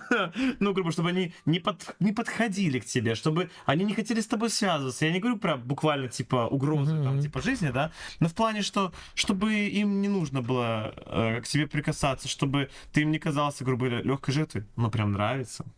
Но, с другой стороны, просто прикол в чем? Что, по идее, особенно если мы возвращаемся там в какую-то детскую психику, которая всегда зациклена на себе, типа всем нравится, это способ обрести какую-то безопасность. В теории, типа, ну, потому что если все отношение окружающих это из-за тебя самого, потому что у ребенка там психика зациклена, то ответ просто сделать так, чтобы нравиться всем, и все будет охуенно. Но это так не работает. Ну, это не рентабельна. Нават калі просто сыходзіць з якога-то вельмі прагматычнага падыхода, нашмат прасцей тыпу знаходзіць сваіх людзей, з якімі вы класна вайбіцесь, і не рэагаваць на тых, хто хочет вам распавесці, што ваша творчасць говно, напрыклад. Можно я кусочек интервью включу в тему? Конечно, давай. Сейчас. Там на самом деле, это кусочек интервью, Степыч, соратник, например, Егора по группе «Пересадка в Стамбуле», превратил в такую открытку прикольную. Сейчас я покажу. Нам нужно вот это. До рэчы, я натхнілася яшчэ, мушу сказаць, што вось гэты... напэўна, у псов в описании недзе что-то там, какое-то дуо, я не памятаю, якое. Романтик, люкшери, электропанк дуо. Так, и я подумала, что я хочу таксама сабе такое описание, и натхнённое імя, ці спизженное, можете в суд меня позвать, я приду. Зараз у травму подписана сярод іншага на некаторых пляцоўках тендер электропанк дуо. Класс. Если вдруг кто-то доёбывает, давай с пизды. Жизнь дана, чтобы убивать в себе зло. Как и зачем? Блять, потому что нахуй не нужно быть злым. Потому что, блядь, давайте просто поживем нормально, блядь, немножко. Давайте немножко, блядь, для себя сделаем кайфа, блядь. И не будем просто, блядь, главный кайф в том, чтобы, блядь, не мешать нахуй, блядь, своему ближнему, любому. Даже если ты долбоёб, либо ты долбоёб, я просто, блядь, не буду вас трогать, блядь. Я лучше пройду мимо, блядь, и спокойно себе, блядь, порадуюсь. Я думаю, я думаю, что я прыкладна гэты ж месседж проганяла вельмі доўга. Да, я прям почувствовал. Ну что? Без 20:11 тем временем. Что мы делаем? Ну, слухай, я бы яшчэ катнула трошачки, можа быць. Але, да. Ну, крацей, калі мы прямо зараз спынемся, я буду адчуваць, што гэты вечар быў цудоўна заінвесціраваны в крутасць і рэспект, таму давай я нават не буду хадзіць на гаршок, каб... Вот я схожу. Ладно, давай. Можем вместе сходить, в принципе, можем по очереди. Ну, одновременно мы это точно не можем. Не, вообще-то мы можем. Скрестить шпаги, так сказать. Но я сидя это делаю. Это будет немножко сложнее. А я, до рэчы, сёння праганяла на радзіве про тое, што ну, эти мужики заебались стаць стоя. Тыпу мне падаецца, што любая персона, якая хоць раз мыла унітаз і якая ставіцца з павагай да сваіх рэсурсаў, часу і сіл, не будет сікаць стоя, таму што тыпу нахуя засцыкаць тое, што можна не засцыкаць, і потым это не отмываць. Как вам такая философская думочка?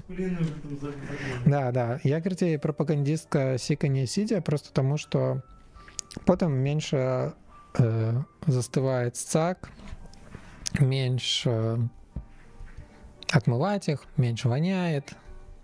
Одни сплошные плюсы.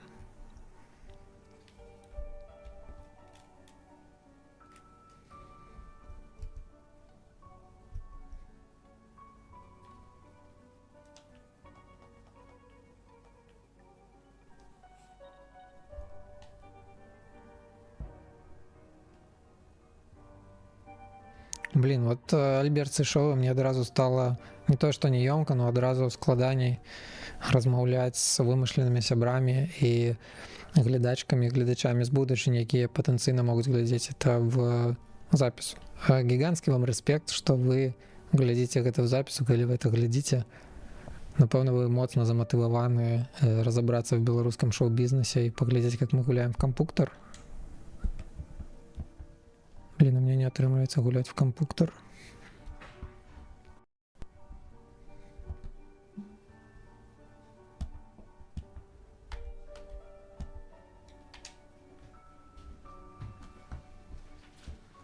Короче, передаю привітання камусьці ў будучыню, калі хтосьці гэта глядзіць. Oh, yeah.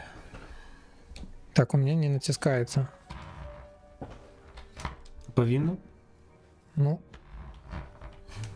может быть. Ой, я уровень припущу, наверное. Это я поднимал для видоса. Что видел, что там по уровню немного. Что, ни то, ни другое? Ну, мы можем пустить Айзека.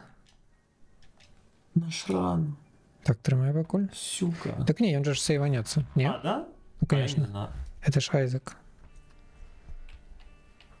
Ага. Кликается. И у тебя кликается. Так. Все. Ой, сейчас я все-таки чай. А, да, мы здесь стоим точно. Давай чатик только верну. Так само чув, что некоторые хлопцы суть. Блядь, Хороший панч. Ведаеце, в чым фішка яшчэ, дарэчы, што стаць сидя ці стоя, маючы на ўвазе, маючы бэкграунд мужчынскай сацыялізацыі, это яшчэ не самая вялікая беда, тому што і дагэтуль я разумею, что не вымерла эта хуйня, коли мужики не поднимают седуху, коли ссуть. Не, это вообще пиздец. Я, честно говоря, у меня, короче, есть хобби такое интересное. Если я в каком-то заведении и там общие туалеты, то если я выхожу и сидушка хоть как-то не подходит для того, чтобы туда потом зашел человек и делал это сидя, я начинаю все это вытирать, а иногда такое бывает, что там все вокруг, и, короче... И у меня, даже так само бывают такие приступы. Да. Ну, по-перше, я вытираю просто в любым грамадскім памяшканні перед тым, як усесціся. А яшчэ, дарэчы, як вам такая шакуючая інфармацыя, што сам дизайн старажытны там з 19 ці з 18 стагоддзя унітаза прадугледжвае, што вы гэтую крышку закрываеце перад тым, як смываць. Потому что калі вы смываеце, там вадзіще там плещется с какахами, і брызги разбрызгиваются і прилетают паўсюль. Да. А яшчэ в некаторых кватэрах, як у мяне, напрыклад, дома, моя, ну, я думаю, что это моя гіпотэза, што калі не закрываць накрылку, то пачынаюць ваняць. Ну, не только вонять, что мухи прилетают как вайзаки, але... Бля, если как вайзаки, это уже все. Короче, я еще и накрылочку закрываю весь час в унитазе. Так, погнали, погоняем. Да. Да? У тебя что-нибудь працуе? А у меня что-то... Я за тебя? Ты был... Ага. Да. Да, но только у меня не идеала. А, ёпт. Давай перезапустим. Перезапустим. У меня не натискается escape. Можешь? Таким образом мы сделаем так. Ты хочешь, чтобы всю игру перезапустили, да? Угу. Ну, не ведаю. А тогда, наверное, уже проще Alt F4 ебануть. Хуя. Ой, блядь, я заорал. Я надеюсь, Петр не спит еще. Яшчэ раз дзякую агромны Анастасіі за тое, што зрабіла і спрадюсіравала гэту фотку. Да. Я пропустил большую частку гэтага шоу, варта паглядзець запіс. Слухай, залежыць ад таго, як ты любіш бавіць дасуг. Калі парочка альбертов на фоне для тебе приемлемый способ заинвестировать свой час и увагу, то чему не? Жамкой? Да, типа, ну, я не знаю, если прикольно сейчас тут сидеть, то, в принципе, это было прошедшие, сколько, 3 часа 44 минуты. Карцей, нам будзе прыемна, а ты, калі ласка, клапаціся пра сабе. Да, гляди. Мы еще можем анонсировать, что мы хотим перед Новым годом сделать такой, типа... Ой, так, мы бы хотели стрим, повторить. посвященный... Блин, смотри, прикол, здоровья нема. Чё?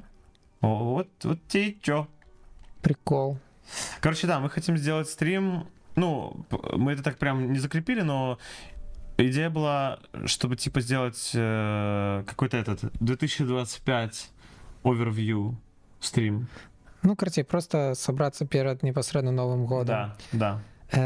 Да, і зараз, пакуль я не забыла, карыстаючыся момантам, хочу пазычыць всім гледачам і гледачкам і небінарным гледачэсу, якія вы там святы для сабе абралі, каб угараць, каб вот класна вы павайбілі ў гэтыя святы. Шчасця вам, здароўя. Присоединяюсь. Так, что с твоей хпшкой будем рубить? А это связано с каким-нибудь айтемом? Да, это просто баг. Схавать. Схавай, конечно. И какашку бери каменную. Может, мы перейдем в следующий уровень? Давай. Ну, похер, на самом Прыгаем деле. в дырку. Типа, да. А забавно, я сейчас как раз читаю книгу, и там вот ровно сейчас Рождество. Так совпало прикольно. просто. А когда главный герой приехал в город Каир, который находится в Америке, я начал работать с египтянами. У которых каирский часовой пояс. Короче... можем перезапустить еще раз поспробовать, как твоя хпшка? Ну давай, да, это все-таки информация, на которой строился весь план предыдущего уровня, например. Угу. На-на-на-на. Все, заебись. Хорошо. Так, надо тебя полечить будет. Пойдем, мелкий. О, какашка. Огромная. Тянет. Ух ты. Блин, доджить самое сложное в этой игре. С другой стороны, попадать и доджить это чуть ли не единственная механика. Что, ты кажешься доджи? Си доджи дубащит. Смотри, я так доджила, что аж свалила в инший покой. Так доджила, что ты сейчас... Тебя тянет! Тебя тянет! Так там же шипов нема, сори. Так они поднимаются. Не, мне подается, они опускаются, коли мы всех забили. Хочешь, пойдем проверим? Нет. Червяк отвратительный, прямо впился мне в тварь. Тварь, бери. У меня дохера здоровья. Ну прямо. У нас есть, кстати, карта Two of Hearts, она даблит предметы. Я надаблит сердечки. Только сердечки, так? Ну, Hearts. Логично. А вот, коли бы у нас было Two of что-то там, мы бы задаблили коинсы. Ключ, золотая комната, база. Так. One health, минус скорость. О, можно ломать камни. Ну, слушай, хочешь себе здоровье? Или если тебя не напрягает штраф по скорости, то я предлагаю Меня тебя. не напрягает. Все, бери. Пиздец. Все, я лютая. Камень. До речі, чисто теоретично у нас є шанс, я не хочу сетапить чекання, каб потім не було розчарування, но у нас є шанс завалить мамку. Это наступний левел. Окей. До речі, классный саундтрек, чуешь эти голосы? Да. Они, мне кажется, реверснутые они причем. Конечно. Блять. Не, все добро. С одной стороны классно, что видно полоски и цифры, с другой стороны вообще ни хера. Что ты маешь на... Они экран засирают. А ты можешь череп раздавить? Зараз поглядим. И ты таким... Опа. Six Troll Bomb, спасибо большое. Но у меня хайпристес, до речі. Тільки я не пам'ятаю, як її юзать. В сенсі, на яку кнопку, але я там что-то смікнув. Там что-то, да, по триггерам, по плечам, что-то между этим. На комнату. Давай... Что у меня? Эмпресс и хайпристес. А что Эмпресс дает? Слышь, она топчет временно на комнату дамаг. Ну, крутей. Не знаю, сердца как будто полезнее могут быть по ресурсам. Не, у тебя в сенсе Two of Hearts хай будет, а я буду брать Эмпресс, просто дамаг поднимает, так? Маунтфуд с Томпсоном. Не, это хайпристес. Да, и это она просто лежит. поднимает А у дамаг на меня... одного. Кстати, хай у меня будет дамаг баф. Да. А, нет, да, у тебя он сейчас, все правильно, все правильно. А там нет такого, что мамка типа ваншотает ногой что-то, нет? Это хай пристас, это то, что засталось лежать. Да-да-да, кого она ваншотает? Того, кто в середине экрана стоит. А есть какая... Блять, кровь на полу. Есть какая-то скрытая механика по поводу Да? ваншота этой картой. Хз. Нет? Не помнишь? Не, может есть, я просто не ведаю ее. Ух ты! Ох ты какой ты... Это... О боже. Это Я что? пиздюсь. Это одаренный. Это забавно. Кишечная палочка. Блять. Ладно, стоим снизу. Пусть само вылетает на нас. Кажется, оно чвякнуло. Ага. Ага. Оно чвякнуло, а вот это вот. Господи. Держись. У меня, кстати, есть кореш, который считает, что Айзек объективно Ага. лучший рогалик, потому что в нем самая большая вариативность. Так ён мне падаецца чыста па матэматыке па навуке калі падлічыць мне ну насамрэч Айзек это гульня якая парадзіла всю эту гіганцкую колькасць вось гэтых тыпу Конечно, не Айзек аддонов респект по любасу. ну калі не памыляюся калі просто взять механікі то Айзек калі не топ-1 то там топ-3 дакладна Да, скорее всего, топ-1, но тут другой момент. Потому что в своей объективной оценке он все равно выбрал конкретный критерий. да Потому что, например, есть тот же Хейдес, где просто пизжи, например, боевка, и есть классный нарратив. ну трэба сказаць что баёвка пізджа это таксама вельмі суб'ектыўна так Справедливо. но наратив ну вось таксама наратив суб'ектыўна но там Окей. ён як мінімум глыбей прапрацаваны тому что там больш там Не, ну персонажаў диалоги, больш знаешь, типа, дыалогаў ну, например, то есть я имею в виду, что мы можем взять какой-то Так, не умирай, не другой умирай. формальный критерий. не памірай А, череп не умирает, по-моему. ён памірае калі все астатнія паміраюць так давай размножым это такі тыпу сейф мув нібыта но давай лепш не будзем рызыкаваць Кнопку я нажимаю. Альберт. і какой-то наёбка У нас бракованная херня, бракованная Блин. карта. А як яна працуе Не знаю. пагналі в у нас няма ключа Да, пойдём. давай паспрабуем калі завалім гэтых ціпочкаў паспрабуем пашукаць Блядь. секретачки Давай, я очень хотел бы. нас дарэчы пачынае коцаць по аднаму сэрцу ці з гэтага ці з наступнага левела Наступного мне подается. так что не этот вот Да, бля. Не хотелось бы. не забалуем так ведаеш что у нас есть бомбёжки мне падаецца что можа быть сакрэтачка вось тут і Херач. давай паспрабуем просто да у нас дофига бомб давай звычайны чик Молодец.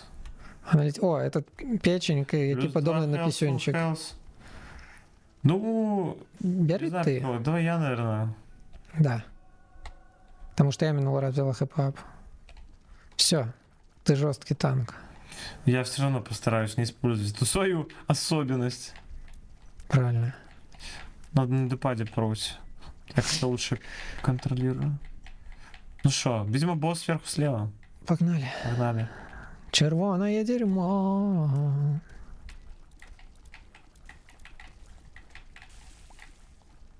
Дарэчы да нагадаем мне распавесці калі я сама забуду пра выкладчыцу по вакалу блядь, я наступила на чырвонае дерьмо завтра пойду спяваць ртом Первый раз?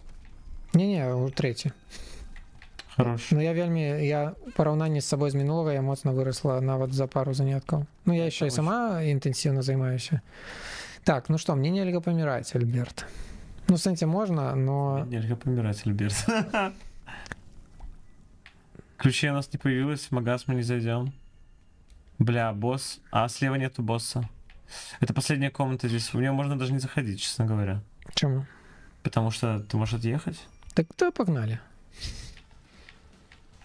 Босс музыка. Включить.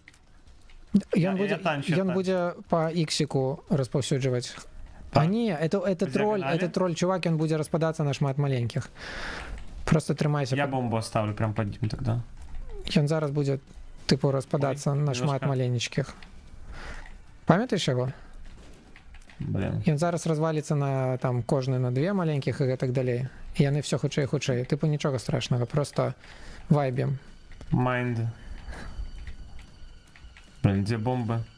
Молоко ушли. это мне падаецца адзін з самых ізёвых таких Ну да. семі-боссов Это легче, чем... О, хочешь такой себе урон? А что это дает? Next shot is replaced with a beam. 24x Isaac damage over. Блін. Ну, напевно. А ти... Если не хочешь, ну... А я не пам'ятаю просто, як він працює, мені складно сказати. Можна жорстко про... Я готов рискнуть. Ну, я Если так, ты... я так само, ні, насамперед... Бери! А ти хочеш, чи тобі Хочу тебе подобається? уступить. У меня он здоровье Ну, дохуя. короче, ладно, погнали. Херач. А, это предмет. А, так, Начнем с так этого. Ну, нормально, всё, вообще, активка. Да. Добре. Тільки не пам'ятаю ЛТ ці ЛБ. ЛБ, напевно. Так, ЛБ это бомба. да? ЛТ, скорее всего, да. Ну ладно. Так, а куди ми вообще йдемо? Ну, вправо. Вправо да вниз. А сколько стоит занятие одно? 135 златексів. Нормально. Ну, это не шмат з уліком того, що якби я хожу на один заняток, якби запасаюсь енергією і рішучості, а потім займаюся ще там тиждень, типу, вдома сама, Угу. і потім приходжу і ще більше левелапаюсь. Ну, в сенсі, що, якби, коли у тебе... Так, Мы чекай. не можем никак туда попасть, да. Ну, мы можем, ведаешь, что зробить? Мы можем поспробовать хитро пожопить. Осторожно буду ставить бомбу. Ну, короче, вот так. Блин, а чему я ее вверх подкидываю? Ну, короче, можно вытолкать это сердечко, но это может быть отстой говно. О, камни можешь захерачиться как минимум. Не, ладно, мне кажется... Окей. Кого мы убиваем? Черное сердце. То, что он заряжается у тебя за 2 комнаты, вообще топчик. Ага. Так, Влево давай, давай наверное. влево. Мне меньше покой подается на шмат меньше страшными, чем великий, хотя это совсем А мы не... все про... Блять, красное. Я все время забываю про эти следы на земле. Вот это Мгм. мой бич просто. Мгм. Ох, Ой-ой-ой, черт, какой-то что это стрёмный. за срань? Стрёмный тип, Сейчас надо стрёмный тип. убивать. А, он привязанный. Он был привязан к А, щиту. он просто заметил? стрёмный. Ну это да. Это да. Черепок твой? О, Опа! Высралось оно. Еще один. так, что это? Много на Strength. комнату. Не, это Эмпресс ты сейчас читаешь? Так, а Strength это типа дамаг. Хелс. Чё? На комнату. А он у тебя останется? Короче, это типа баф. Бери Эмпресс. А, у тебя А ты Эмпресс, возьми а у меня Strength. Strength. А, Там все. есть еще. Ага. Все. Может быть тебе есть смысл... Ну, короче, да, если он тебя еще выхилит. Блять, катышки эти. Мне это завсёды такие какие-то пыльные мошонки нагадывало. И они, до речі, розпадаються. Блять. Пыльные мошонки. С катышками. Запылилась. Блять. О, Так, я возьму, да? да. О. А, Хорош. actually, what the fuck. Так, ну что, босс файтимся? Да, и только карту, наверное, юзаем, да? Да, одразу заходим и Предмет не юзаем. вонючие Локи. локи. Ой, я бомбу поставил Я випадково. сатана. Блять, я знову бомбу випадково поставил. Сука. РБ. А ну карта еще заюзана как будто. Так, ну я просто не помираю. и Да, всё. просто, типа, стой на дистанции. І ти живі, коляска. Я стараюсь. Він може чарджитися буде ще. Он вообще-то милашик. Вообще да. Тут, до речі, є якийсь бос супер милашний, якого коли О, вгрызся мой хлоп. не бить довго, і він сам, типу, сваливает. Изи. Хорош. Так. Хочешь обхуяриться? Да я не ведаю. Может быть, давай хай у тебя будет побольше дэмэдж, потому что ты будешь непрерывно фигачить, а я буду свою эту... Ну давай. Ну, А, ну, пофиг. бери. Сердечко. Так. М, Вот сейчас начнется веселье, по-моему. мгм. Сердечное. Так, ключа у нас не... А, может, сходим в краму, в магазин денег? Мне кажется, да, по-моему, на следующем уровне не будет магазина. Ага. Если О, не ошибаюсь. Тебя переменило. Ну. Так, Больше не Эмпресс. Камень. Кузьмич, Или где сделал это? камень еще? Так. А карта, кстати, Ага. валяется какая-то. О, мама. Да, возьму. Ты можешь дамажнуть мамку мамкой. Это мета. Так. Реверс Уно. Sixtral Bombs. Так, давай Есть не будем желание? брать. Я что-то не аматорка вот этого рандомчика. Ауе. Тин-тин-тин-тин. Что, проникаем? Чё там? Taking damage has a 50% chance for pickup. Нормас. Давай я возьму, наверное. Бери. Я больше раз получу. Так, давай взорвем этого братка. Нахер его. Рип. Чел, да у тебя пауки были. Ты нормально вообще с этим фактом? Это же, наверное, не засчиталось как зачищенная комната, правда? Напевно, ні. Для предмета. Не заряжал. Хотя там были и пауки. Ну-ну. Блин, ты вообще хуткий стал. На своих стероидах. Да, кстати, очень быстрый. Но это, я лечу, тактик или достоверно и грамотно, и логистично, что ты розповсюджуєш жижу, бегаешь худшей. Да, кстати, я могу, значит, ну, если оно зависит от времени, то я могу больше покрыть земли жижей. Давай спрячем карту. Ага. Давай все-таки доставим карту. Ну, наверное, что, здесь босс, наверное, где-то. Вот так надо идти. Да какой у тебя настрой? Погнали галімо вниз. Давай. Так, покуль что колькость ворога у меня подыходить. Еще и награды. Тебя игра услышала. Колькость была заджащена. Ой, бля, белое сердце случайно взял половинку. Что это значит? Это значит, что мне найти еще одну белую половинку не получать поебалу. У нас забито деревом какой-то крест. Треба бомбануть Да? пукан. Погнали. И еще. О, ведаешь, что мы можем зробить? Взорвать ковер? Не, мы можем поспать. Ты гонишь. Ага. І у тебе якраз може. Ні, це напевно про переході, про злевел. В Айзеке есть сон. Да, я так само не одразу задаю. До речі, ми спали разом.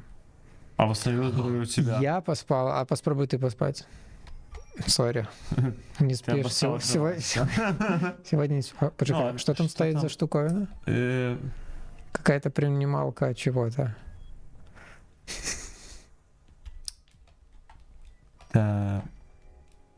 Я что-то пихнул, что произошло? Хз. Нет. Просто мы пиздим. Какой-то пыльный шкаф. Что, взрываем?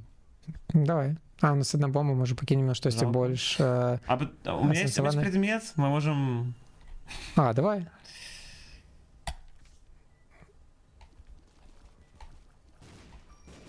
Окей, ну ковер мы действительно взорвали. Ты хочешь скипнуть мамку? И сразу в матку? Еще чуть-чуть, и сразу в матку, и жизнь удалась. Хуй его. А в чем нам смысл сейчас здесь тягаться? Нет, давай- Награда после босса? Да нет, просто насамрэч переход на новый левел это позбегание отказности. Давай все ж таки добьем мамку. А что в этом плохого? Я не понял. Минусы, подожди. Так, идем вниз, правильно? Да. О, блядь, Отстой, уродец. подкрался. Да что мне сейчас задамажило? Не, да. Я так скажу, что ты бери, Почему я получаю поебал? бери сердечко. И чё? Ну, эту штуку мы не бомбанем, так что я думаю, что нам треба понять Полет и найти. отпустить. Почему закрыты невидимки? Застыл, смотри. Ах ты, подземный говнарь. Крот-любитель короля шута. Что? Крот-любитель короля шута. Идем говнарь. Монетка. Ключ, золотая комната. Вот там что выпало, кстати. Спаунка. Какие охуенные предметы нам выпадают. Я вообще в шоке, блядь. Ну, это лепш, напевно. Это такая херня. Бля, ну, наверное, лучше, чем это поваренная реально херня. У тебя ж нету карты, правильно? Не, Держи, чувиха, карту. Sixtral Bombs, твоя любимая. странно. А нет, это... Что это было? Блин, я был, то есть, в этих инструкциях.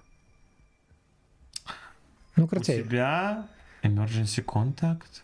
Emergency contact. Что, блядь? Я тоже... Почекай, это у тебя emergency contact, а у меня High Priestess. Это. Да, ты права. Только знаешь что? Я не знаю, что делать emergency Я так contact. само не ведаю. И в этом классность Айзека. Ура. И поэтому мы проебем, ты хотел сказать. Кукурузные какашки. Oh yeah. До речі, эту метафору я уловила одразу. В смысле, что вот это... Метафора? Хорошо, слушаю. Именно как метафора, мне прям интересно. Так, я думаю, что это какашка... Камни, разъеби камни. Чё Я это? думаю, проще всего будет... Ой-ой. Да, у нас нет укрытия. Так, Вау. 40 О, damage. подожди, Вот я возьму я хочу это. прочитать просто. Emergency contact. Two of mom hands come down and grab an enemy each. Руки или ноги мамки? Я даже не знаю. Возьму руки. Золотые. Мамкин руконог. Я бы не хотел это встретить. А вон еще камень сверху. Кстати, хоть один камень с крестом видела на этом ране? Покуль ні. И я не. Може бути, вони не з'являються при першому проходженні, типу, на новому сейві. Бля, я угораю, это же на первое прохождение наше. А, нет, второе. But anyway. Мені подобається, як ми How to реально sex life. просто пропустили цілком. Ну да, там что интереснее было. Так, чекай, на ЛБ бомба, на РБ карта. На РБ карта. На ЛТ предмет. ЛТ это активка моя, Угу. РБ бомба, ой, ЛБ LB бомба, бомба. РБ карта. Да. Класс. Вельми просто. О, здоровяк. А что у него урон? Ну, проходить будет все? Что у него с ХП? З чим? С ХП. А, у него здоровье было голубое почему-то. Какая-то броня, типа? Не, О, может быть, застыл в может слезах. быть, он был за этим, за, ну, под каким-то эффектом. Ну да, но это типа... Это не эффект, который был видимый, кроме как на полоске ХП. Угу. Интересно. Блинк. Вот здесь не хочешь взорвать? Давай, у нас 5 бомб, можем их взорвать. Ладно. Вонючки, не люблю их. Почему одна черная? И ни слова. Господи. Ну мы их неплохо... Куда стреляется, кажется. Да господи. Синий паук наш паук. Угу. Да паук, браток. А вот и босс. Ну что, будем шукать пригод на свой же путь, давай скончим уже предначертанное Какие мы судьбой. там пригоды найдем, я вот думаю. Ну, короче, давай. Я вот думаю, emergency contact. Блин, тут нету нескольких врагов, правильно? Тут сейчас будет 4 двери, которые дома. Да, и там фрагменты мамки будут вылазить, и они лечатся мамкой, и ты... Мамка мамку херанет. Ну так. Короче, ADS надо юзать, когда будет как можно больше врагов на экране, видимо. Ну так. Потому что они уешат всех. Угу. Ого. Так, карта это РБ, окей. Мам. Как так вышло? Руки пошли. Как? Что у тебя за ОЕ такое?